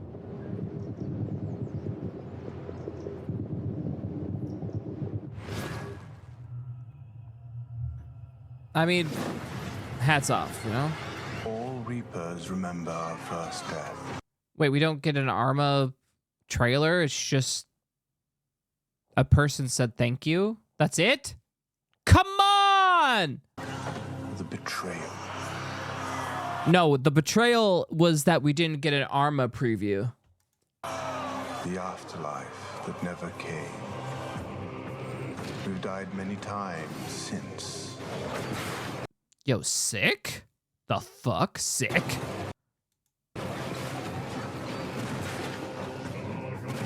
But for us, Reapers, death is but the beginning. Some Diablo Path of Exiles looking ass game.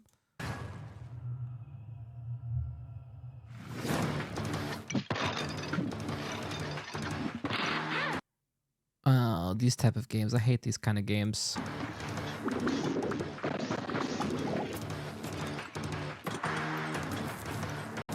I get bored.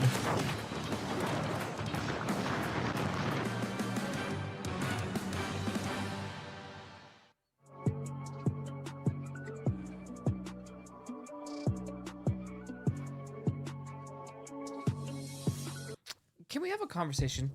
I'm curious. I'm watching all these games and they have like all these like game controllers. Do you guys like the more realistic do you like snappy controls, or do you like a more realistic root motion controlled? What I mean by that is like you swing and your character kind of step forwards and it feels like it has weight to it. Or do you like the instant response, like you be able to hit back and forth and your character moves instantly? You don't have to wait for an animation. It doesn't slow you down. It doesn't seem like too realistic. The animations don't feel weighty. You know what I'm talking about? Like you're on a controller and then you like turn to go the other way, but instead of the character turning around real quickly and just going, it like does an animation where it slowly does that and it goes back. Elden Ring felt good. So it depends. So I've been messing with character controllers, and that's the problem I'm running into right now. The weighty like console feel of an Elden Ring style kind of fight versus a more quicker pace, what I'm used to, like an Aeon 2 MMO style. You know what I mean? I just like instant response. It just feels good. I don't like to feel like I'm stuck. I pushed left like a second ago. Fuck. You know? Okay, so we're all on the same page. But I do know, I will say the polish that comes from character controllers that do use that weighted motion does have to be praised because it does look gorgeous. But yeah, I just don't like the feel of them. All right, so you guys are solidifying my path here.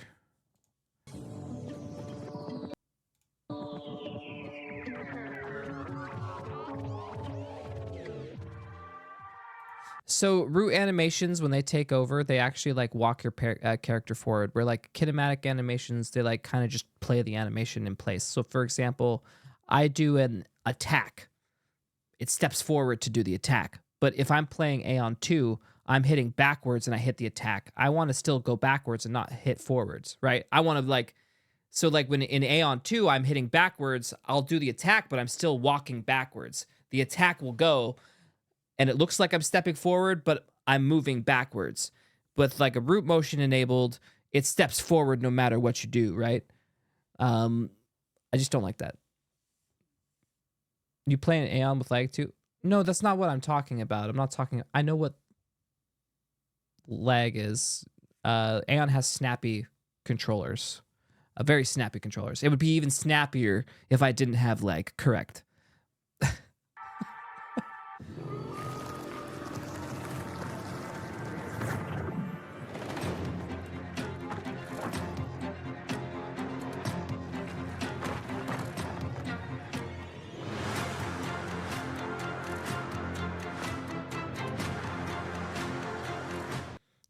I see Korean play Aeon and it feels way faster than when I play. You obviously haven't seen me play. I play pretty fast too. You just have to know flying, running, etc., etc. Also, there are such a thing as you can increase your movement percentage speed, and a lot of them have boots with movement percentage issues. Yeah, they increase their movement speed.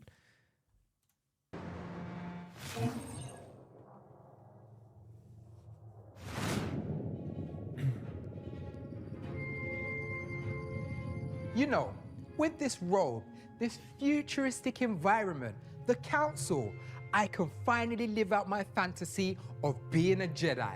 Warning. The term Jedi is prohibited, as it is trademarked by an extremely large and litigious corporation. Can I still use the... True! The term Force is also prohibited. Can I at least have one...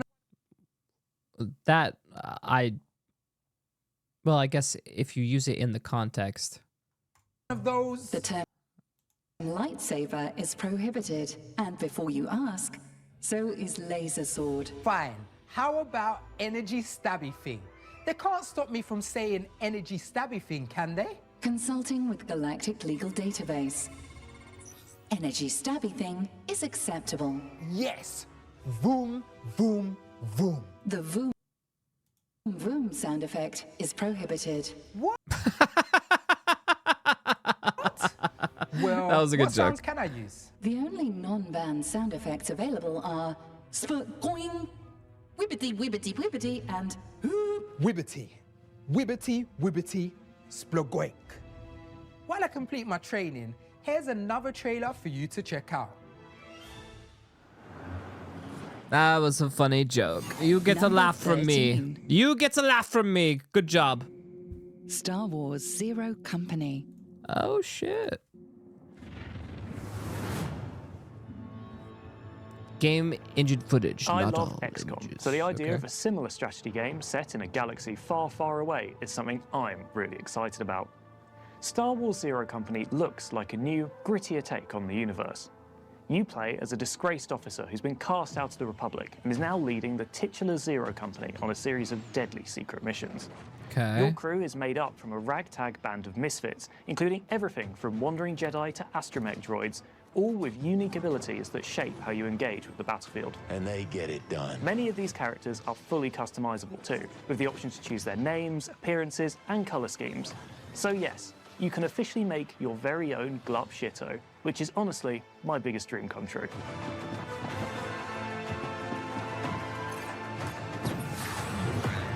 Okay. I'm just not into these style of games, though. You know, I used to be with, you know, but I'm just not anymore. Younger me would have ate this shit up, though.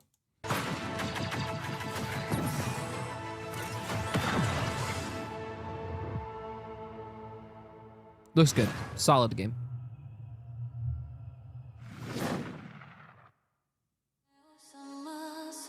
Senpai, I'm getting kind of bored with this world. It's me, senpai. Let's do this.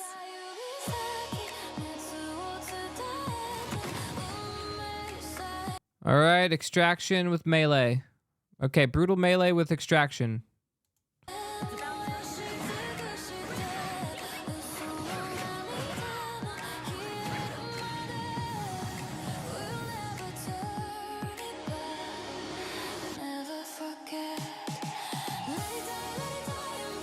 No, I agree. This music does not fit at all. It's... Can't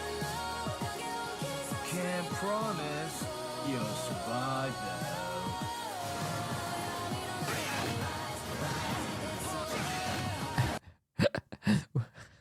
Well said, Tats.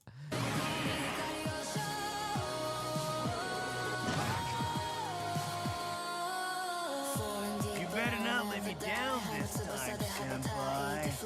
It's just Better not let me down, senpai.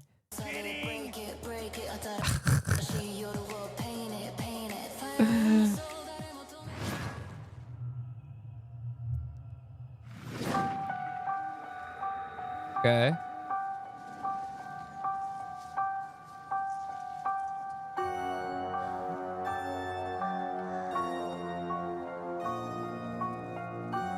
Okay, Halloween.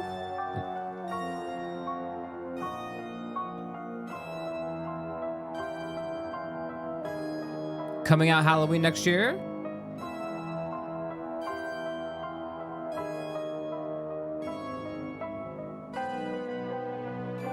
This just looks like a asset showcase. Give me some gameplay.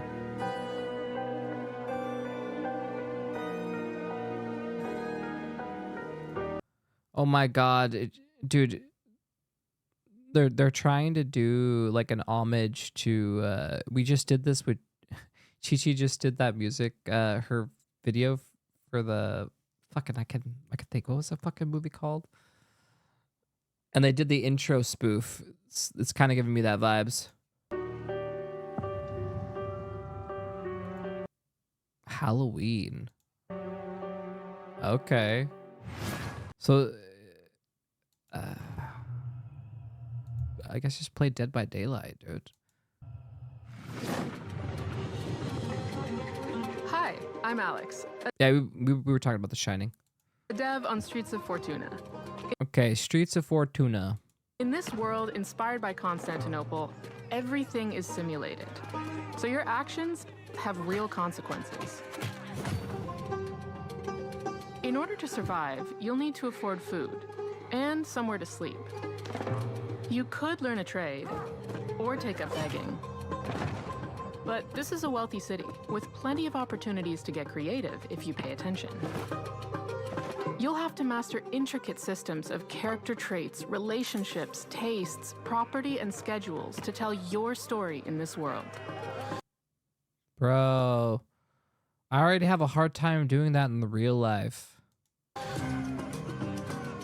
Every person and place is differently generated, like our contact here, who has some useful information to share. You'll need to improvise as you go, whether you're trying to make friends, start a religion, plan a heist, Yeah, you know, gotta have friends when you start a religion, makes sense. escape the guards, or take down the Overlord. Today we're showing thieving, but it's just the first step towards a world you can really live in. We want to keep making the simulation bigger and richer for many years to come, based on how we see you play. It's your Homeless, the simulator. Make your own story in Streets of Fortuna, welcoming closed alpha testers Oh, in 2026. Fortuna, unde luna.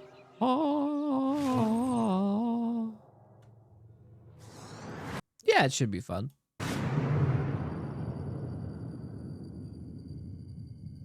Incoming call from Midas. On screen? Would it kill you to say please? Sorry. Please? Hey, Frankie.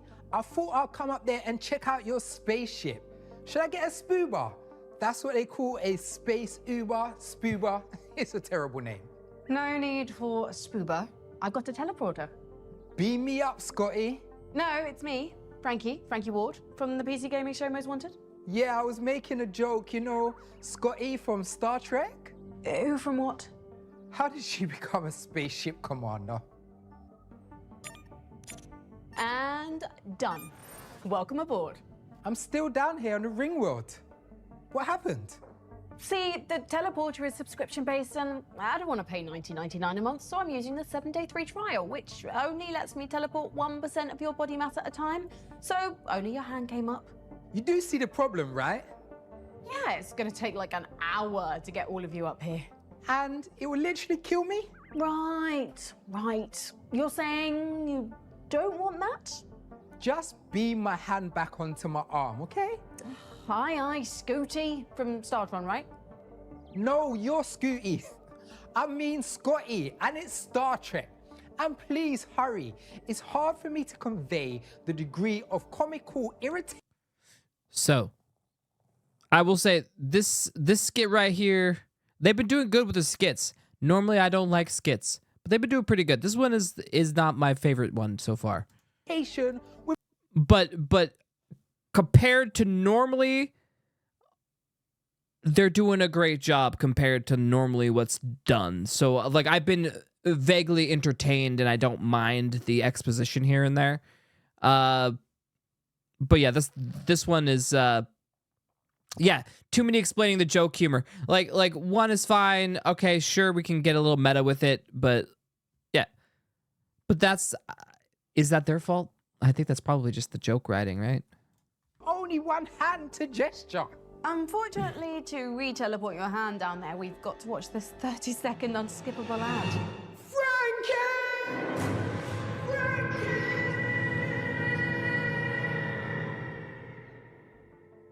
Here's what's coming up in the show. Means is to slay the fool. You! I should have known you were behind this, kid. Rise and join me. Next on our most wanted list is the fourth game in our favorite long-running RTS series. Okay. Number 12. Dawn of War 4. The galaxy lies shattered. What's this? The Blood Raven stabbed. Oh, fuck! What? No shot! For centuries, we have been sworn to defend Kronos. We have returned to find a world in ruin. Orc warlords infest the surface. Mechanicus priests pursue knowledge long forgotten. Sick. Ancient horrors awaken, claiming dominion over all. And something still stirs below. Buried deep, lost for eons, and never meant to return.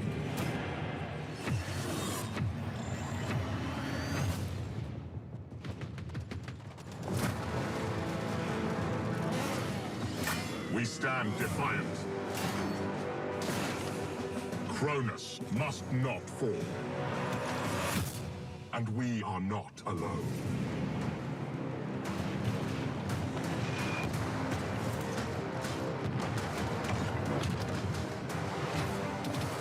Sick.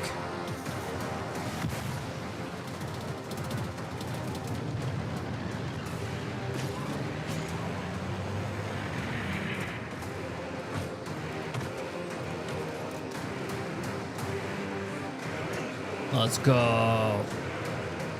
Our future is untold.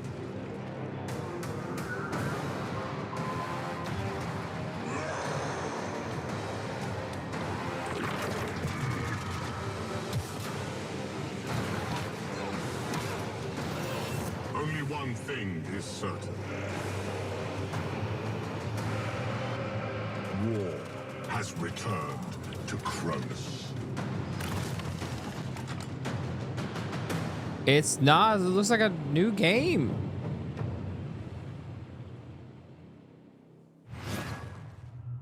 That's a new fucking game. Ah, shit. Warhammer fucking nerds eating good.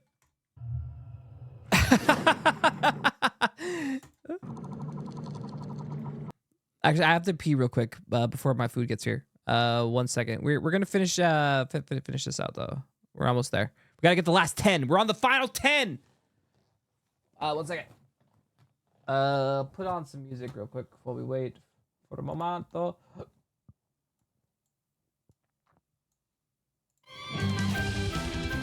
I want fucking have fucking silly ass music. What the fuck? Here, I'll put some like. There we go. Copyright free music. I need to go to the bathroom so bad. Okay, I'll be right back.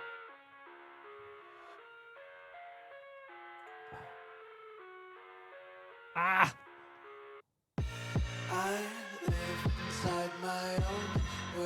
You want Aeon 2 music?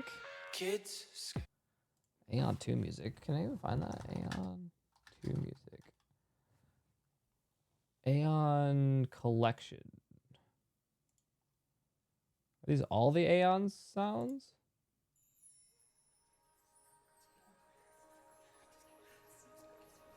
I think this is Aeon 1.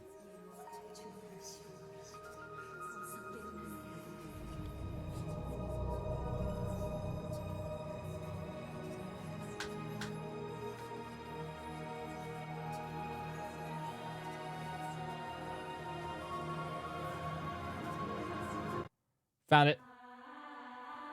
All right, I'll be right back.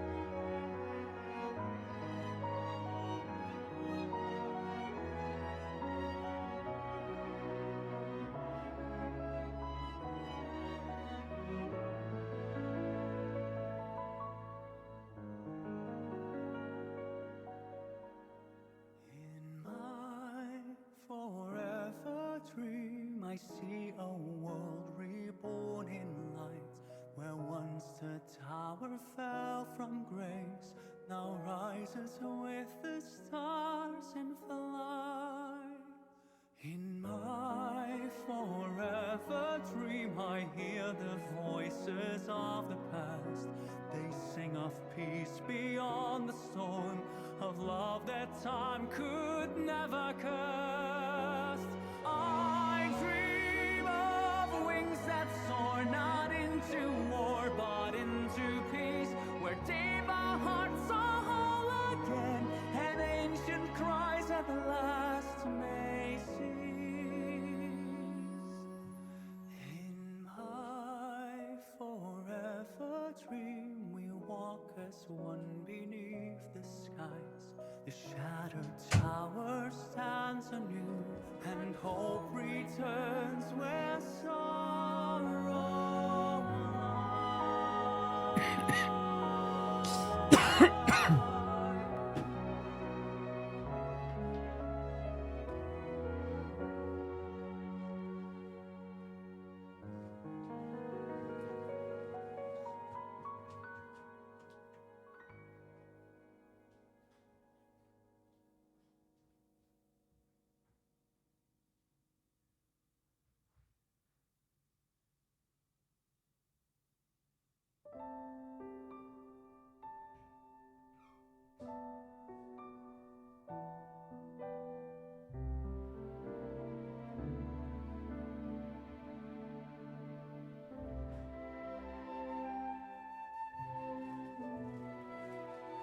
All right.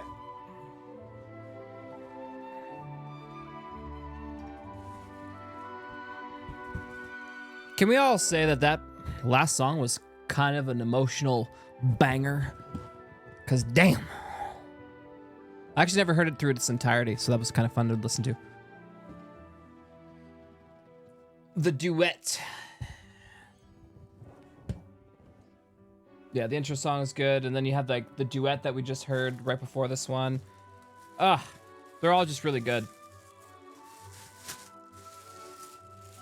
All right, so this is what we got for our birthday feast.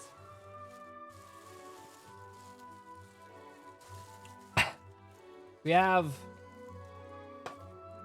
all right, fries. You know. And then we got, let's see.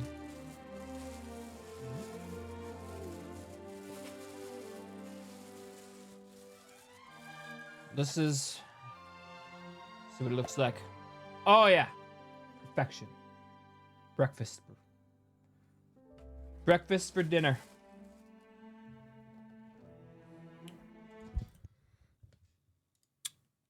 All right, let's watch. Okay, now we're gonna attempt to eat with long hair.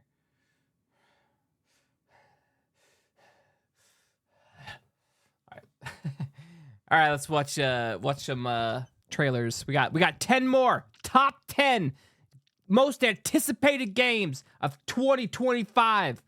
We'll find out next.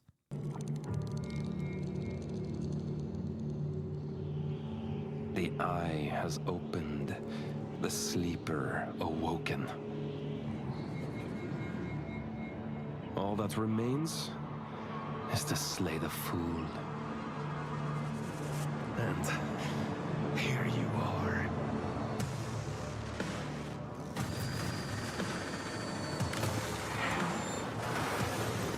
What the hell is this?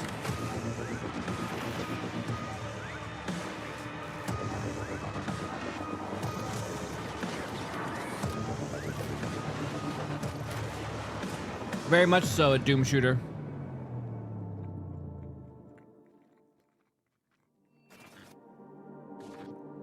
Luna Abyss.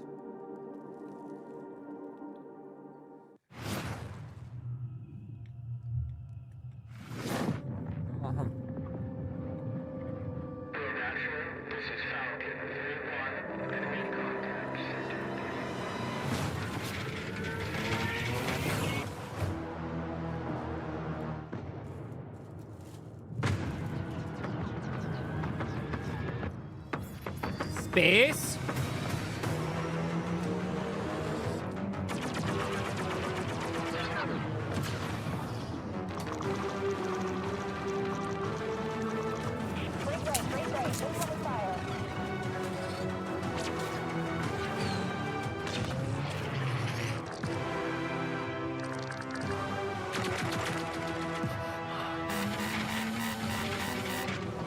Trying to think, what was the last good space video game we had? I think for me, it would probably still would be No Man's Sky. Yep. Star Wars one for you? I did No Man's Sky VR, and that one just like blew me away. But then again, I played after all the problems, and it had already fixed all the issues, so.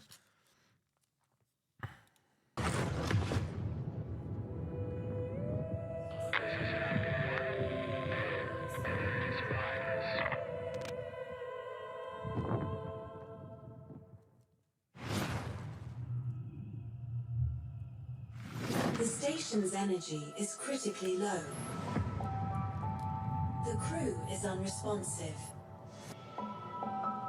Please contact headquarters. I don't know how long I've been trapped here.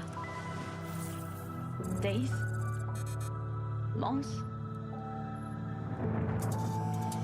This place is twisted. Locked in a time loop. Time loop.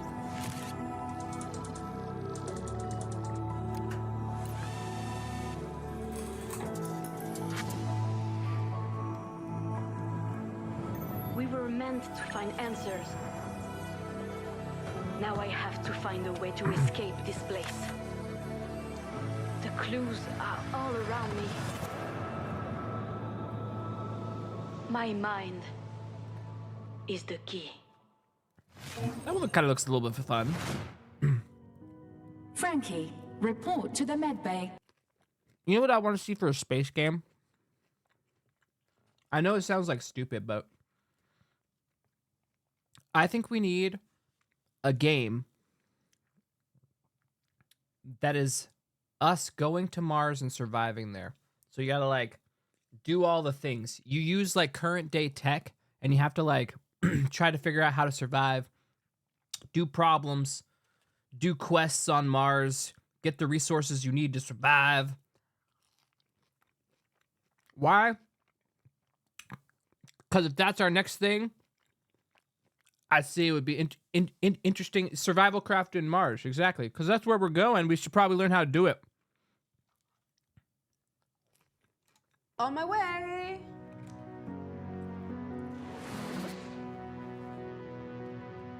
Frankie, report to the detention bay. Be there in a second. Frankie, report to the bridge. Just coming. Frankie, I repeat, report to the bridge. I will be there in just a moment. Frankie, you're uncharacteristically calm about having to run around the ship like this. Well, that's because with Xbox Game Pass and my ROG Ally, I can play all my games no matter where I am. The science bay, the gondola, the dining car, even the caboose. Some of those places you named are parts of a train, not parts of a spaceship. Perhaps, but my point still stands. With Xbox Game Pass, I can play the hottest games on day one, like Call of Duty Black Ops 7 and Ninja Gaiden 4, and I get in-game benefits in League of Legends, Rainbow Six Siege X, and more. Upgrading to Xbox Game Pass gets me EA Play, Ubisoft Plus Classics, and Fortnite Crew too. And I can play them on any screen I want, which is perfect. How much are these little things? Are they like 300, 400 bucks? Or are they 500 bucks?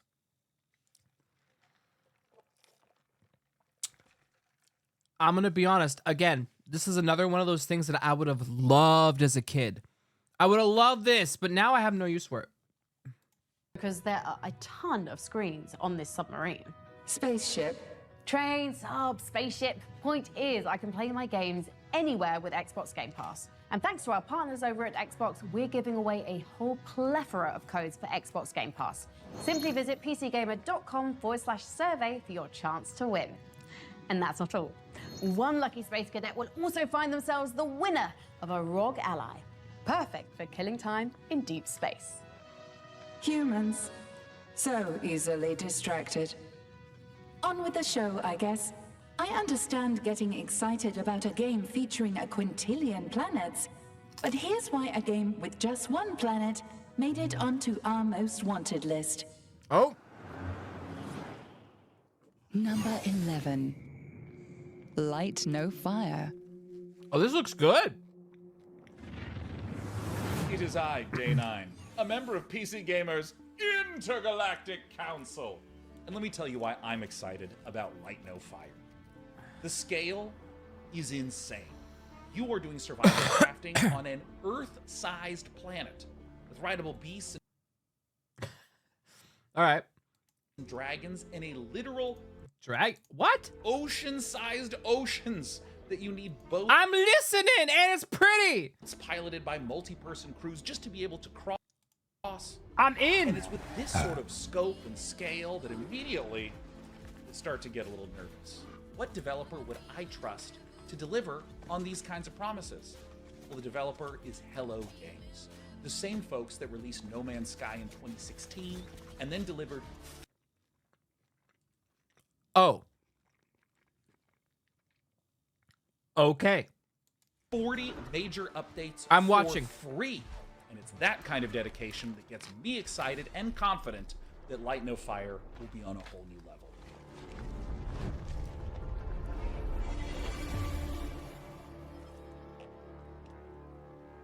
Joe. I'll play this. Chi-Chi! Put it on our list! Light No Fire! Across this magical land, a strange issue is occurring. Everyone has vanished. Meet Rel, a sassy and sharp-tongued sage, blessed with the magical powers that can reveal the secrets of the world. Equipped with a spellbook brimming with millions of magical combinations, it's time to free your imagination. Need to cross an electrified lagoon, or just smash straight through a puzzle? There's a spell for that, and likely a dozen more. Need to hold down a button? Duplicate yourself and turn into a puddle. Each spell rewards endless curiosity and creativity. Feeling lonely? Use a life spell on this rock, and now it's your new best friend. Each spell reveals new discoveries and limitless horizons. Your journey's only just begun in Rel, Warped Worlds and Troubled Times. All right.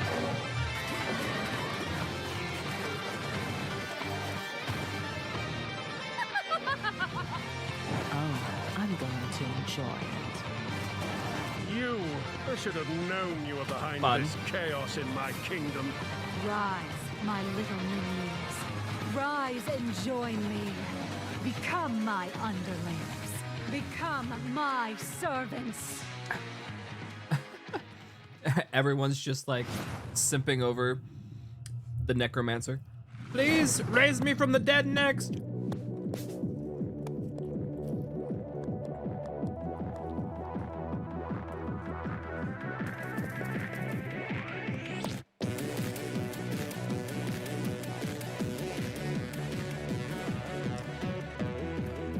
What the hell is this?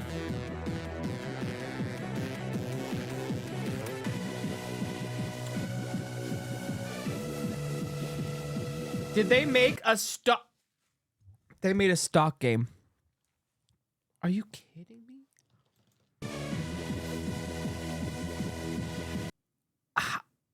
I actually that's funny.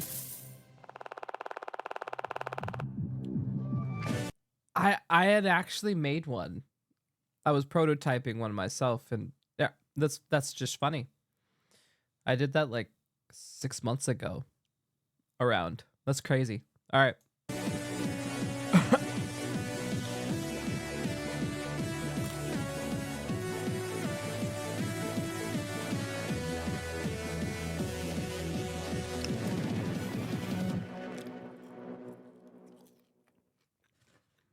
Space Warlord Baby Trading Simulator? That's actually funny.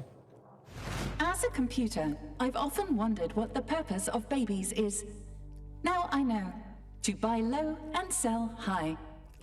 You can try your luck on the newborn stock market. The demo for Space Warlord Baby Trading Simulator. You sell babies. Oh my god, I didn't even catch on to that. That's hilarious. Is out today. Before we get to the top 10 most wanted, here's a trip down memory bank lane.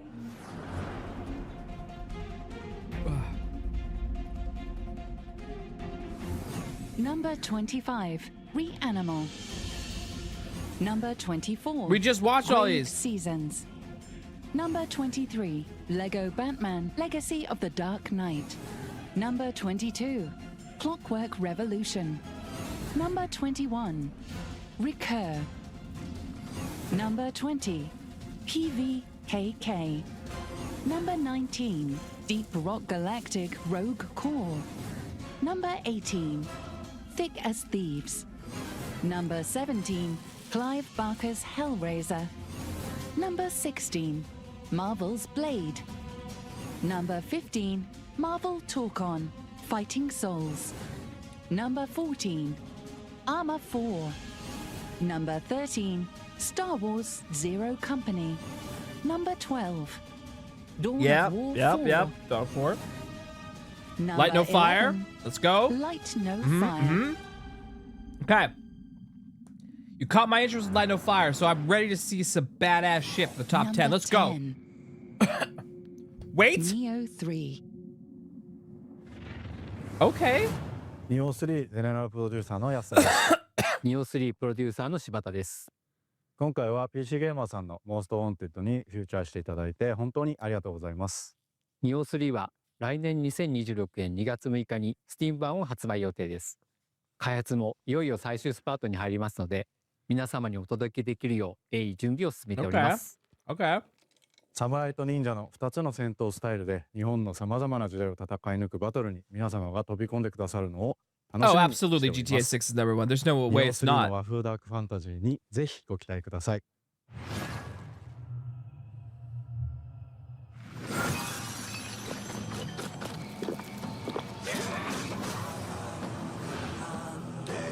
Fuck. Okay. 2D platformer? Pixel game?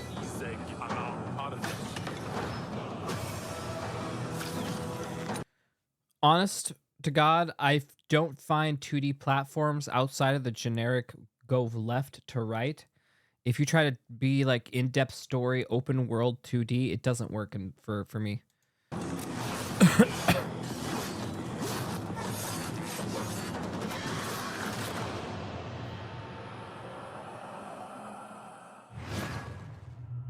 But fun.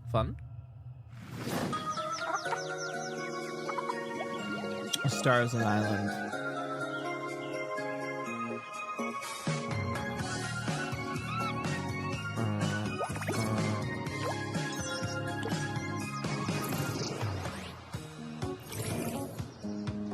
Okay. Cozy farming.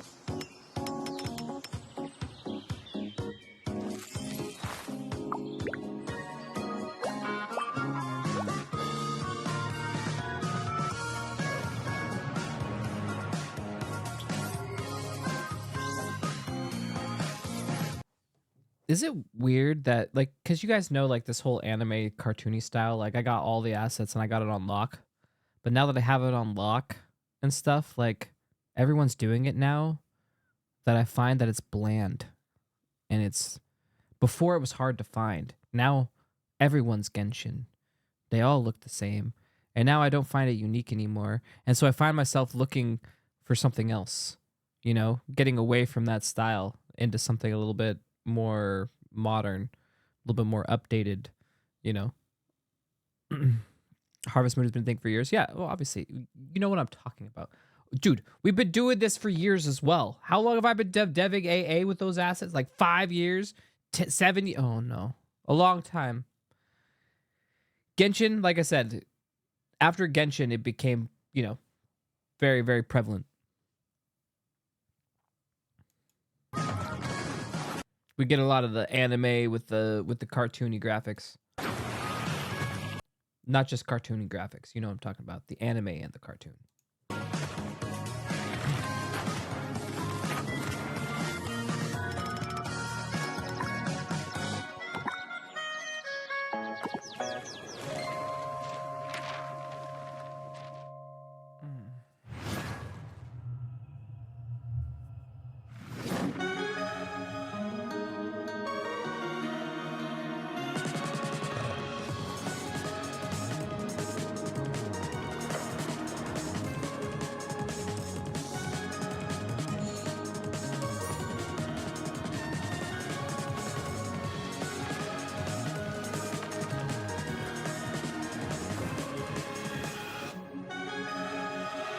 Just like a D&D type thing. I'm playing that one. Computing one I'll be the judge particular of that. calculation for the last few thousand years, and I can finally confirm that teamwork does, in fact, make the dream work. For more evidence, here's a message from the team behind our next co-op friendly Most Wanted game. Hit it. Number 9. Big Walk. Wait, what? Why is this like they got like next gen like graphics with like generic circle characters? What the hell's happening? Hello, my name is Cable, and on behalf of all of us at House and Panic, thank you so much for including Big Walk in this incredible list of most wanted games in 2026. We think Big Walk is shaping up to be something really special. So hang in there just a little bit longer. Show me it, not you. And we'll see you in Big Walk.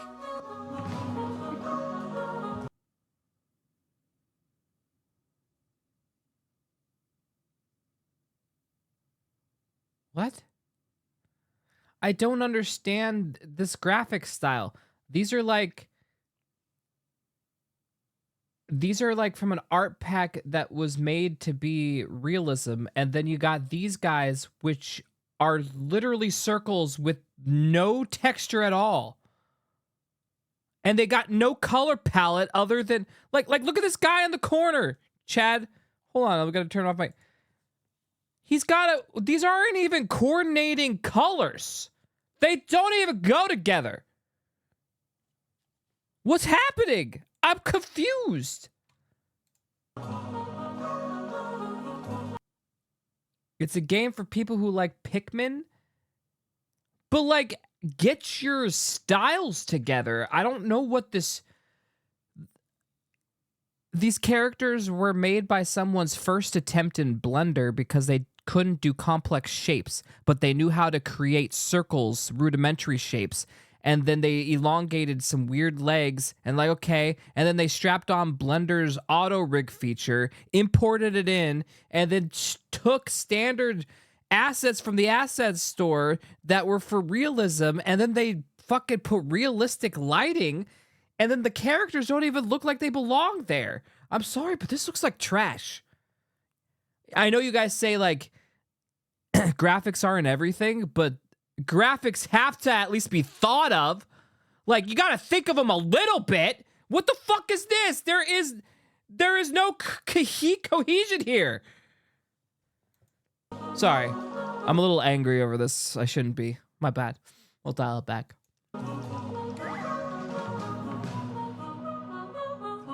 That's literally the style they went for. Realistic rocks and then doodles on top. I hate it. I hate it.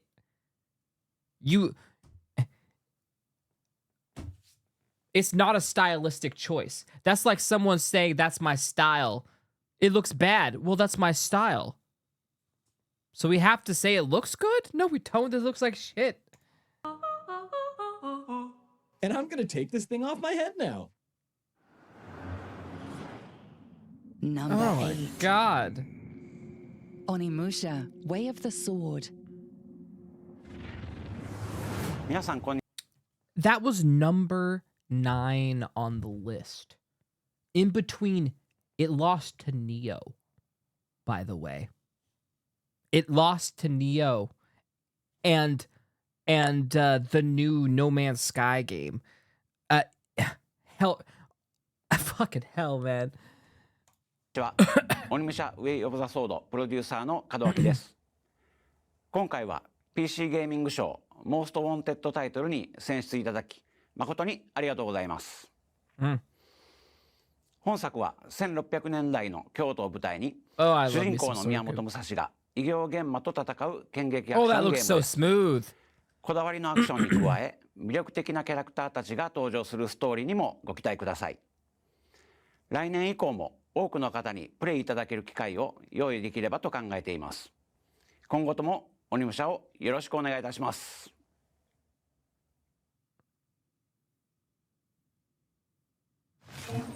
All right, I look forward to it.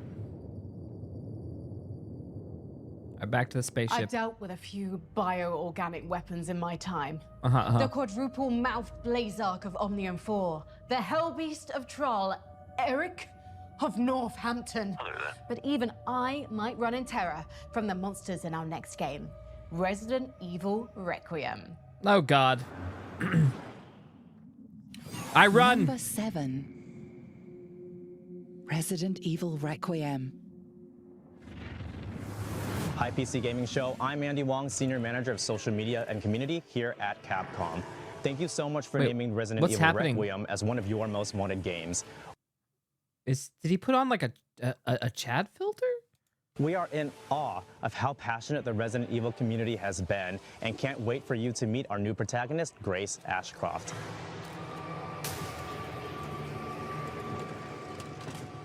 In the meantime, I'd like to invite you to watch the Resident Evil Showcase happening early next year, where we'll do a deep dive on Resident Evil Requiem and share some of the horrors that will await you. Mark your calendars.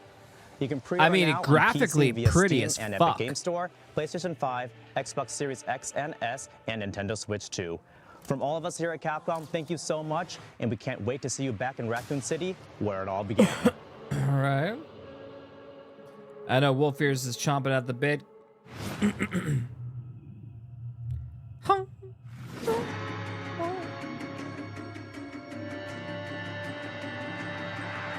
Since 7, all of them already peaked, dude. Oh, this is Doom. This is Doom.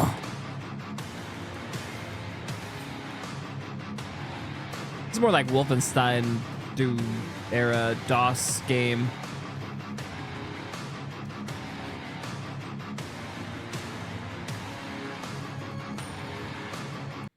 I wouldn't want to play it though. Well, fun. It brings back nostalgia.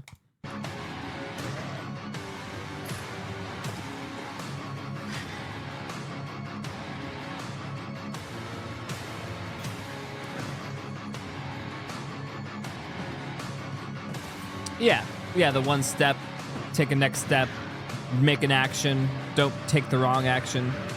Yeah, I get you. Meh. Nah. Oh, fuck.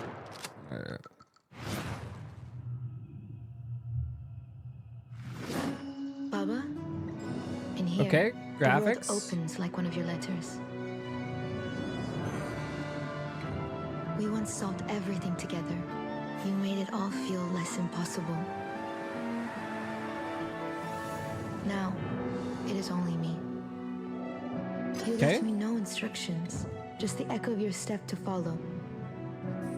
A third-person jumping platform? So basically, you're doing side content in an MMO for the game. There's a door. Behind it, the silence is only... Because that's... Dude, have you not played enough MMOs where they put... Okay, I played so many MMOs that I've encountered all these puzzles in an MMO before. You take your character, you have a third-person camera view, and you're jumping around, you're doing jumping puzzles, you're latching on to things, depending on the MMO. You glide, you use a power to get across a thing, you know, you activate some levers. Your voice. Perhaps it holds the answers. Perhaps it holds you. Destiny 2 jumping puzzles.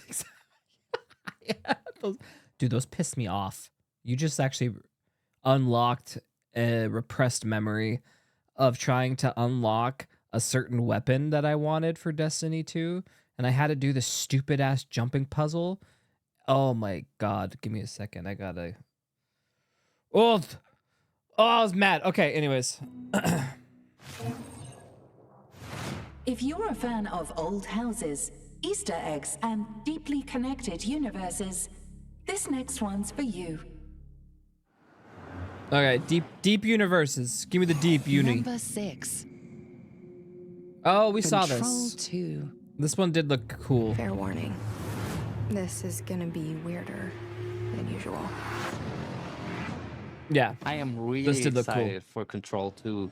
And the big part of that is Sam Lake. I think he's the best creative director, he's the best writer. And his style, you know, his weirdness, the way he builds atmosphere and story, nobody else does it like he does. I love the first Control. Just those vibes, mid-century modern style blended with crazy mysteries. So the idea of seeing all of that taken even further gets me genuinely hyped. I can't wait to see what Sam and the team do next. So Control 2 is my choice.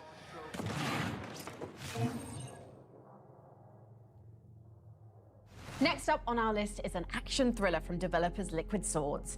Dive into a crime-ridden underworld in Samson, where violence pays the rent. Pays the rent. Okay. Liquid Swords. Tindleston.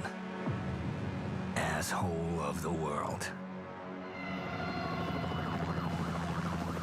Everyone's either paying, collecting, or buried in between. My past mistakes are catching up. In this city, desperation's the currency. You can't outrun debt. You can't freeze interest.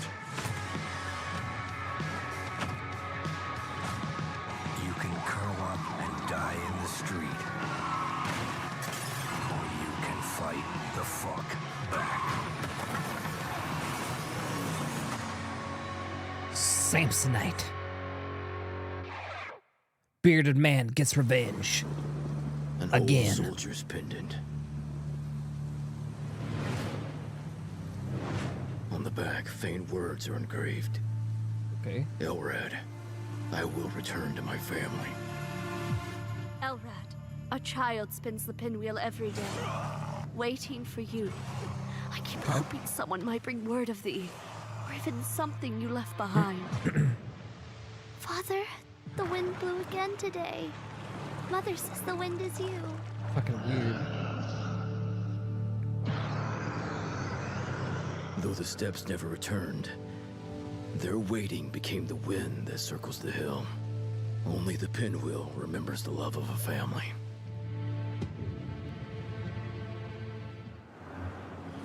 Okay. Number 5. Oh shit! Grand Theft Auto 6. It's not even number 1. Rigged. Fucking rigged. Everyone and their mom. Auto 6. There is no game that I've seen anybody fucking more hyped for than GTA 6. Everyone knows GTA 6. The normies know GTA 6, not just the gamers. Fucking hell. What do you mean this is number 5? The start.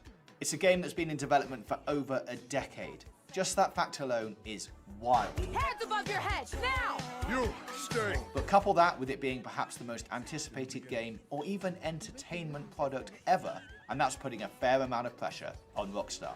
So much so that it's been delayed twice. Not according to yours here. You guys said number 5. So, or 6. But 2026 is currently the year of GTA 6.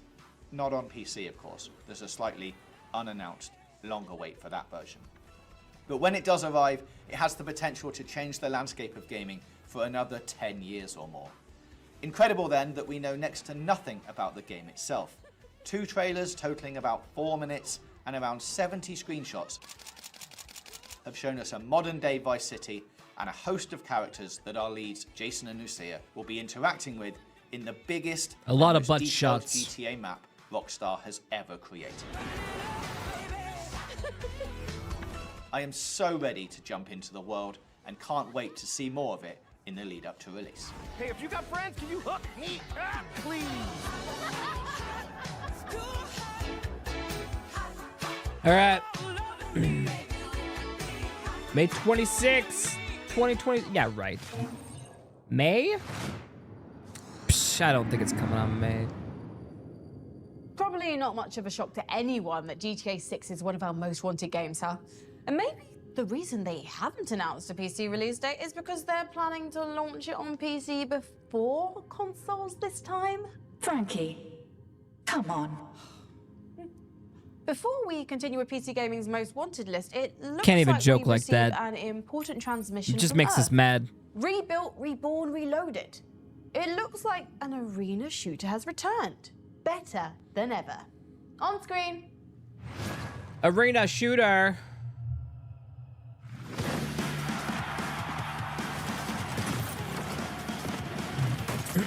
Okay. Portal. All right, so Portal shooter.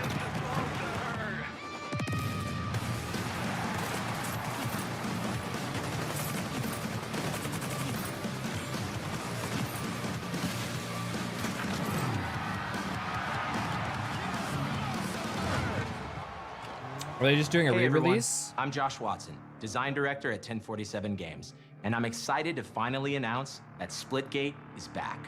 Since entering beta in May, we've heard the community loud and clear. We've been hard at work rebuilding the game from the ground up. They made a taking the second best one. of Splitgate 1 and Splitgate 2, removing what didn't work and refining what did. I'm stoked to share that Splitgate Arena Reloaded launches free to play December 17th on PC, PlayStation, and Xbox. There you go. Splitgate has always been a love letter to the arena shooters we grew up playing. Unreal Tournament, Quake, Halo, games right. that defined what made the It's genre free. special. Why not With Arena try Reloaded, it? Why not? our goal is to introduce that feeling to a whole new generation. We've done this by streamlining the core experience, deepening progression, and expanding what the game has to offer.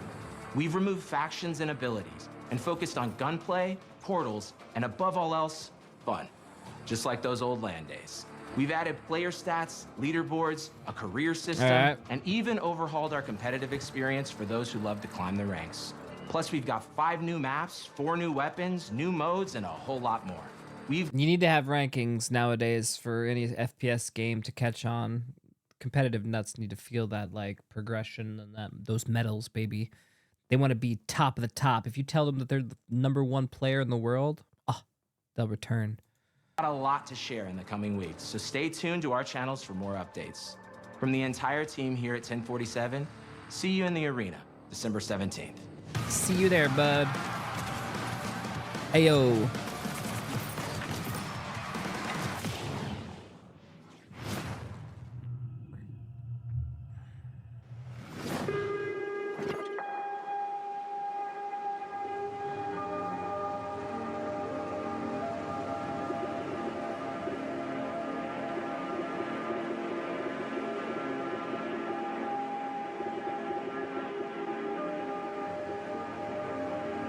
Till one day we die.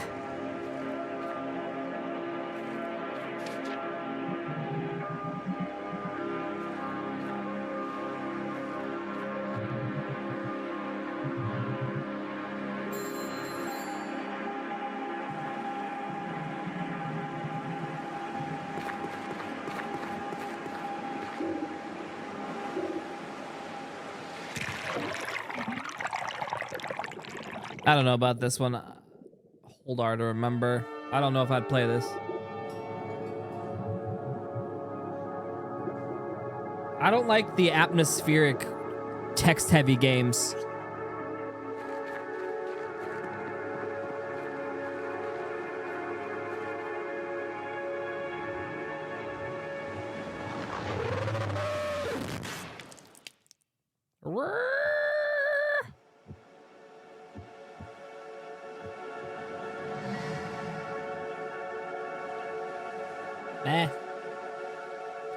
Kind of meh on that one.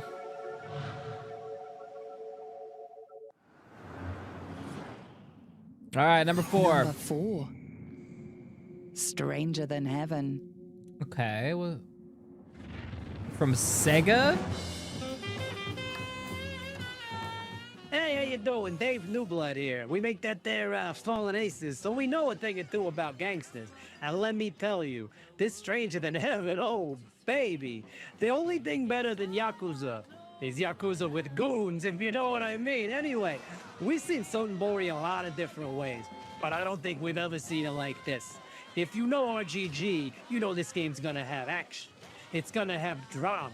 You'll laugh, you'll cry, you'll get a little bit of this, a little bit of that. But at the end of the day, all you'll be able to say Arigato gozaimasu. Ryogagato. Because Jesus. RGG, they don't miss. Capiche? Got a name? Hey, babe, how do you say gabagool in Japanese? What are you then? Sana. 俺が知りてえや。 Yo. Did we just see that character Progression. design? Stranger Oh, fuck. than hell. Damn it. I just wanted to go back a little bit. Fuck me. Then. Sana.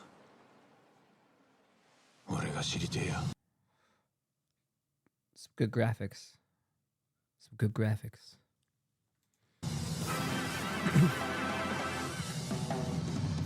Does look sick. Not gonna lie. Yeah.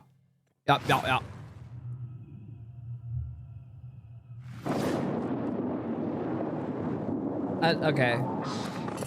So they're like, I like how they're presenting all of this. They're doing, here, have number 5, and then like here's some indie games that we're also hyped about on the side. It's a good touch. A good set. Some of these though, not created equal.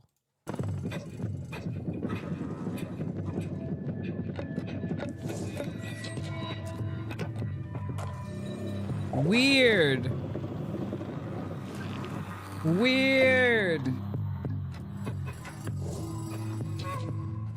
This looks like a mind fuck of a game.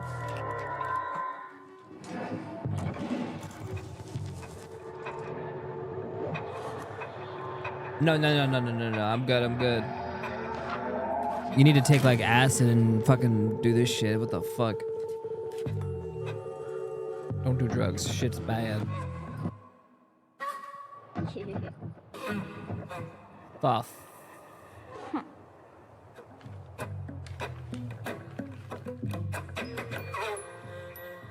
fucking weird, dude.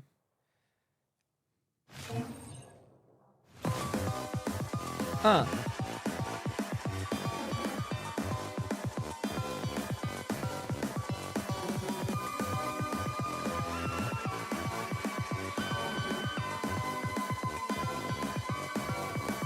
What the hell? This one looks crazy.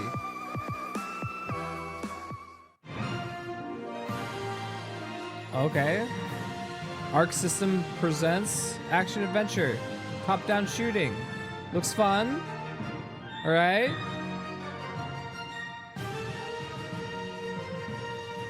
All right. Oh. Dude, that look cute.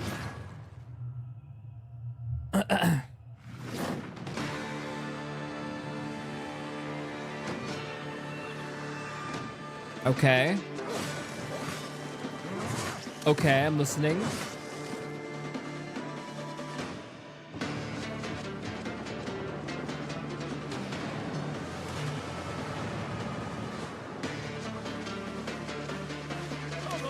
All right.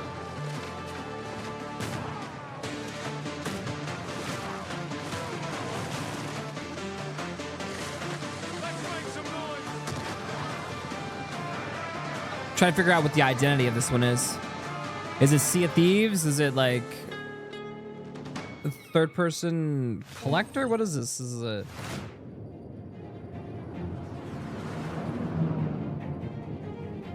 Strap in, because we're about to I'm jump strapped. into hyperspace and reveal our top 3 most wanted games. Finally! But first, a quick recap of what we've just seen. No, we've already done this.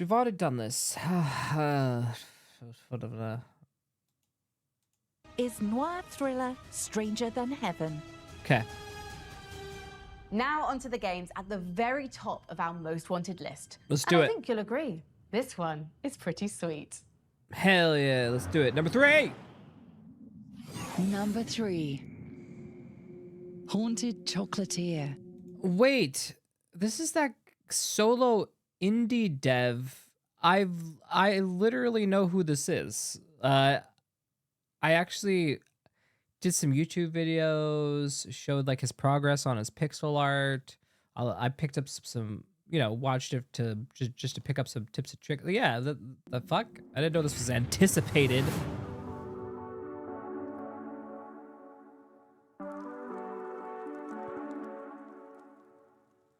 As someone who works in games, I know that good things, they come to those who wait. But that doesn't stop me from being so excited and putting the Haunted Chocolatier really high on my most wanted list. The idea that everything that we love about Stardew Valley will be there, but with an added spooky, ghostly, paranormal twist, you could say that it really, really appeals to my horror sensibilities. But, you know, no rush. Kind of. Yeah. In dev. I Spy with My Little Eye, the #2 game on our most wanted list. Let's go. And it's a game about the world's greatest spy. Let's open our top secret file on 007 First Light. Okay. Number 2. 007 First Light. Is it? Okay, it's not Tom Cruise, is it? I'm not loving the odds. No, I've had worse. In that case. Well, what are we waiting for? I just want to see what 007 looks like. No time. I'm going after him. Make him call off the attack. Are you out of your mind? I'll be careful. I can't get a good shot of it. Go to the security room, first floor. And you are? Rob Minkley. He's with me. Come on, Moneypenny. If I lose the trail, we'll never know who they're working for. Oi, you lads got a faulty coffee machine? I hope I'm not interrupting anything. You're not, Damien. Are they purposely not giving us his face? The fuck? Bond. Oh, there he is. Okay. All right. Just a dude. He's got a scar. So this Bond has been through some shit, bro. All right. Okay, but how are you supposed to pass off that you're not a dangerous? You need to be in the high societies with the suits and stuff. You can't be showing you got a scar. You're gonna have to explain it off every time. It's your moneymaker. James Bond. 009 slips through our fingers with the last line of defense.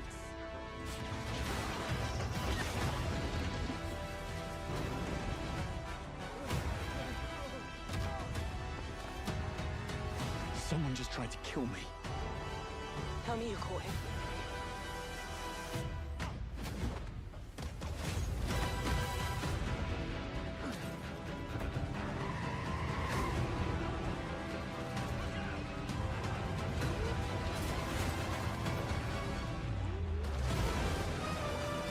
Not gonna lie, that jump felt really stiff.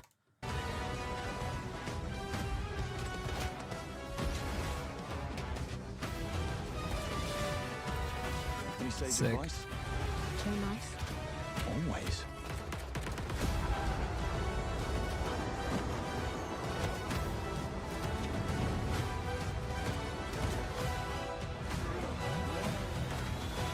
Looks like they got some cool shit in here, though. Oh, okay.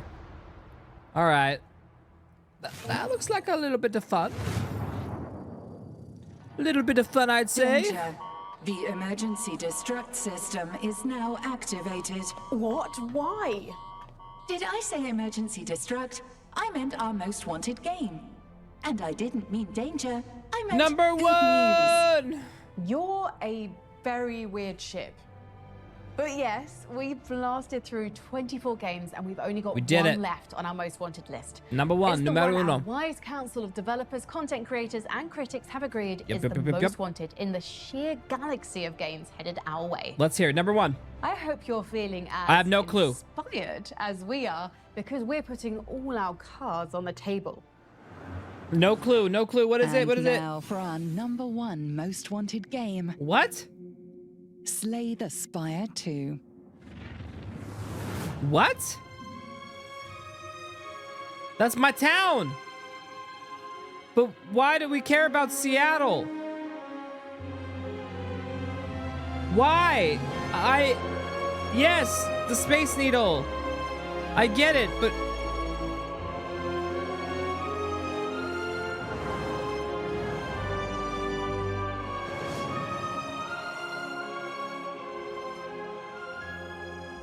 Honestly, it's incredibly humbling and awesome that we're #1. I remember a distinct moment when I was walking down the street with my wife when we first started working on Slay the Spire, and I was saying how great it would be if we sold enough copies that quitting my software job wasn't just the worst financial decision in the world. And now here we are, and it's just like mind-blowing.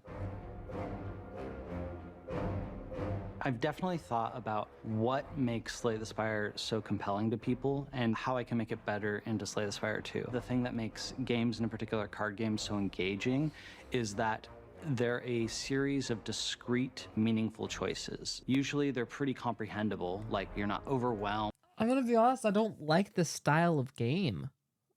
Listen, you can buy a template similar to this on the Unity Asset Store and, you know, create your own card game adventure RPG, but like, I'm not into it. I don't find these fun, or like, this wouldn't be on my #1. I can't see this beat out GTA 6. You're telling me this has the same hype and is the most anticipated over GTA 6? My ass! You ask any non-gamer what the fuck this is, they'd be like, I don't know what the fuck you're talking about. GTA 6 though? God, man, I'm counting down the days. In fact, I pre-ordered a fucking PlayStation just so I could play it on launch day.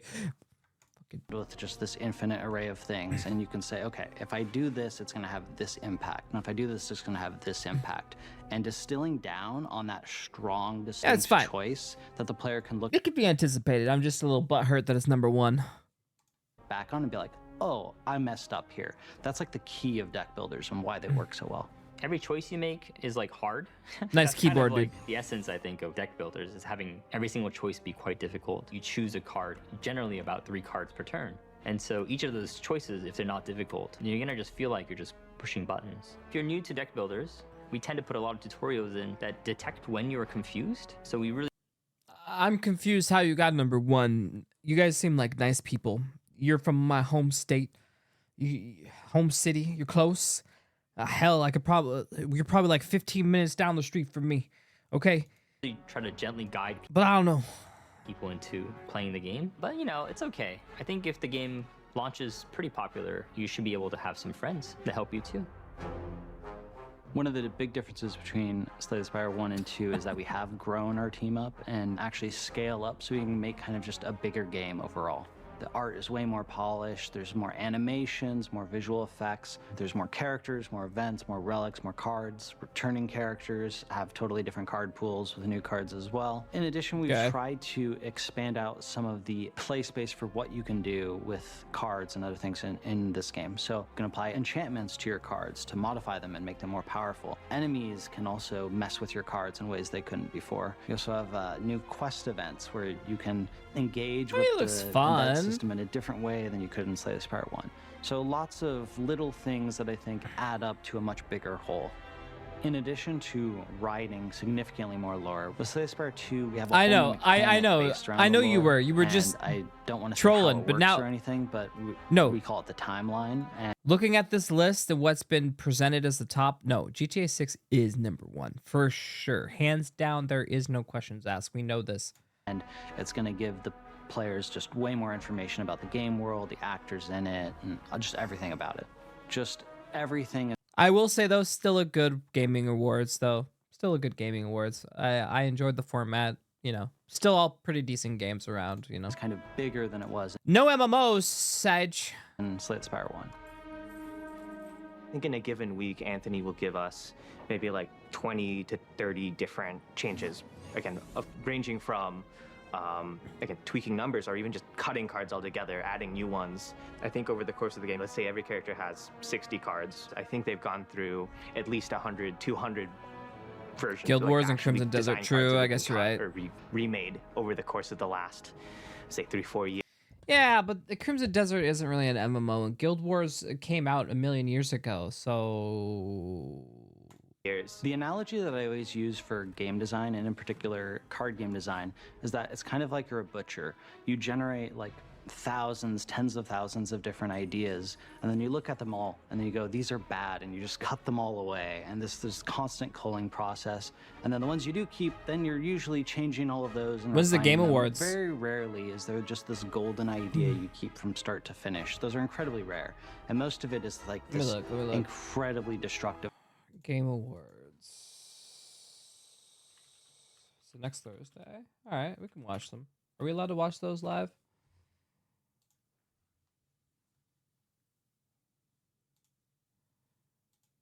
Wait, it's on December 11th?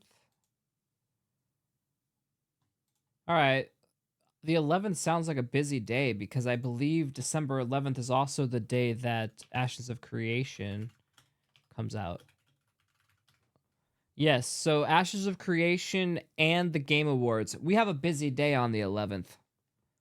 So next Thursday is one of the most planned streams we've had in a very long time. We've been planning this now for a couple weeks to play this game.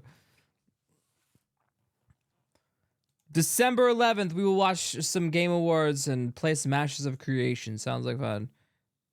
If Ashes is smart, they will announce the game is out at the Game Awards. Yes, I mean, that would make a double whammy. Like, what, I don't know what time it is, but like, you know, maybe sync up some of that timing, you know?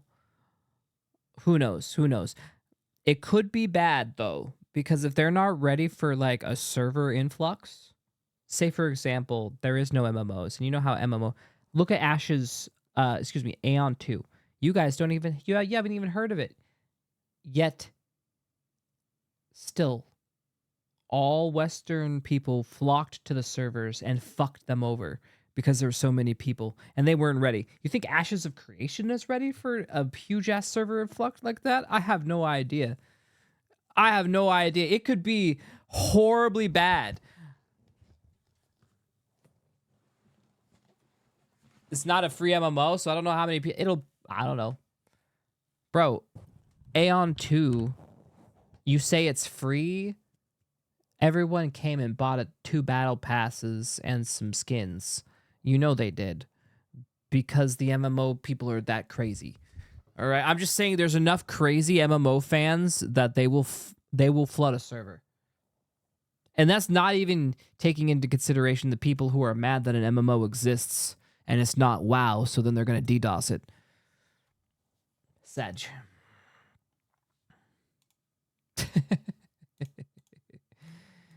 Process, and that's what I think makes game development so really enjoyable. So just interesting because Ping pong table. All right, let's just Play with that, my boy. finish the end out.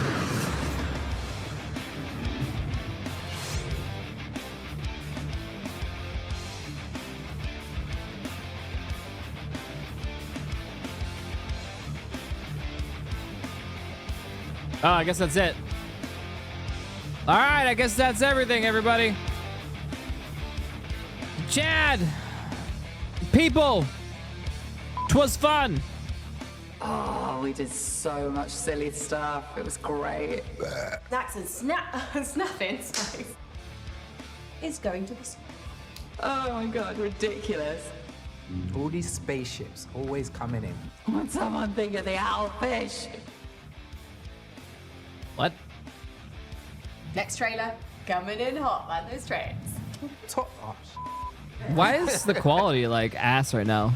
Can't even see anything. Space Warlord Baby Trading Simulator is not a combination of words I ever anticipated saying out loud. Answers just blah, blah, blah, blah, blah, blah. Warp speed cap. You know, I wasn't always a spaceship.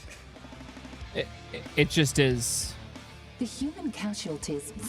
Hell, why can't I read words? Ah! Train, that damn train. Apologies, the one time the training of up, I did. Planets and verticals, planets around. All those children. And the puppies. Think of the puppies. Here, looks like an exclamation point. Once again, bloody train. I hope your feeling is as... I'm gonna be honest. I enjoyed this gaming show. This one was enjoyable. I thought only like one or two jokes went a little too long, but the rest of them were fine. They all were. It wasn't overly cringy. It was the right amount of cringe you want for a talk show. So clap, clap, clap. Yeah. I thought that was a solid one. I haven't seen a solid gaming awards show in a while, dude. Normally they're just so bad. So I'll give it off to them. We're entering into a new era. So yeah. 1 to 2 minute bit, but then the 6 to 10 minute minutes of trailers. Yeah. It's the way to go. Yeah, it was good. It was good stuff. I felt good. I liked watching that. It was a good suggestion. So next Thursday, we obviously have Ashes of Creation and then the next gaming show, I guess. So next Thursday. So I guess be prepared for that. Yeah, your recommendation. I never said you're not all bad, Wolfears. This is correct. You're not all bad. But I think for me, that's a good place to wrap it up. As for me, I think games that I'm most excited for, the people who made No Man's Sky, I did think that whatever Last Hope or whatever it was, that looked pretty sick.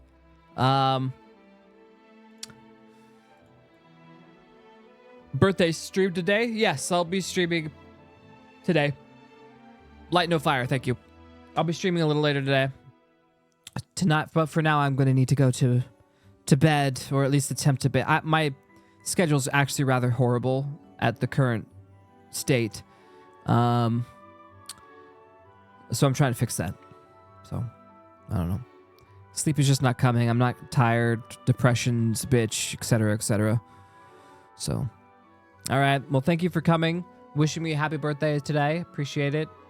I need money to pay cake. This is true. This is true. This is true. We are broke. We are broke, and we're not sure how longer we can keep going.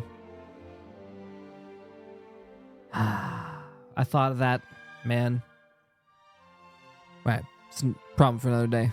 Depression, go away. It is time. Good night, guys. Thank you for coming out.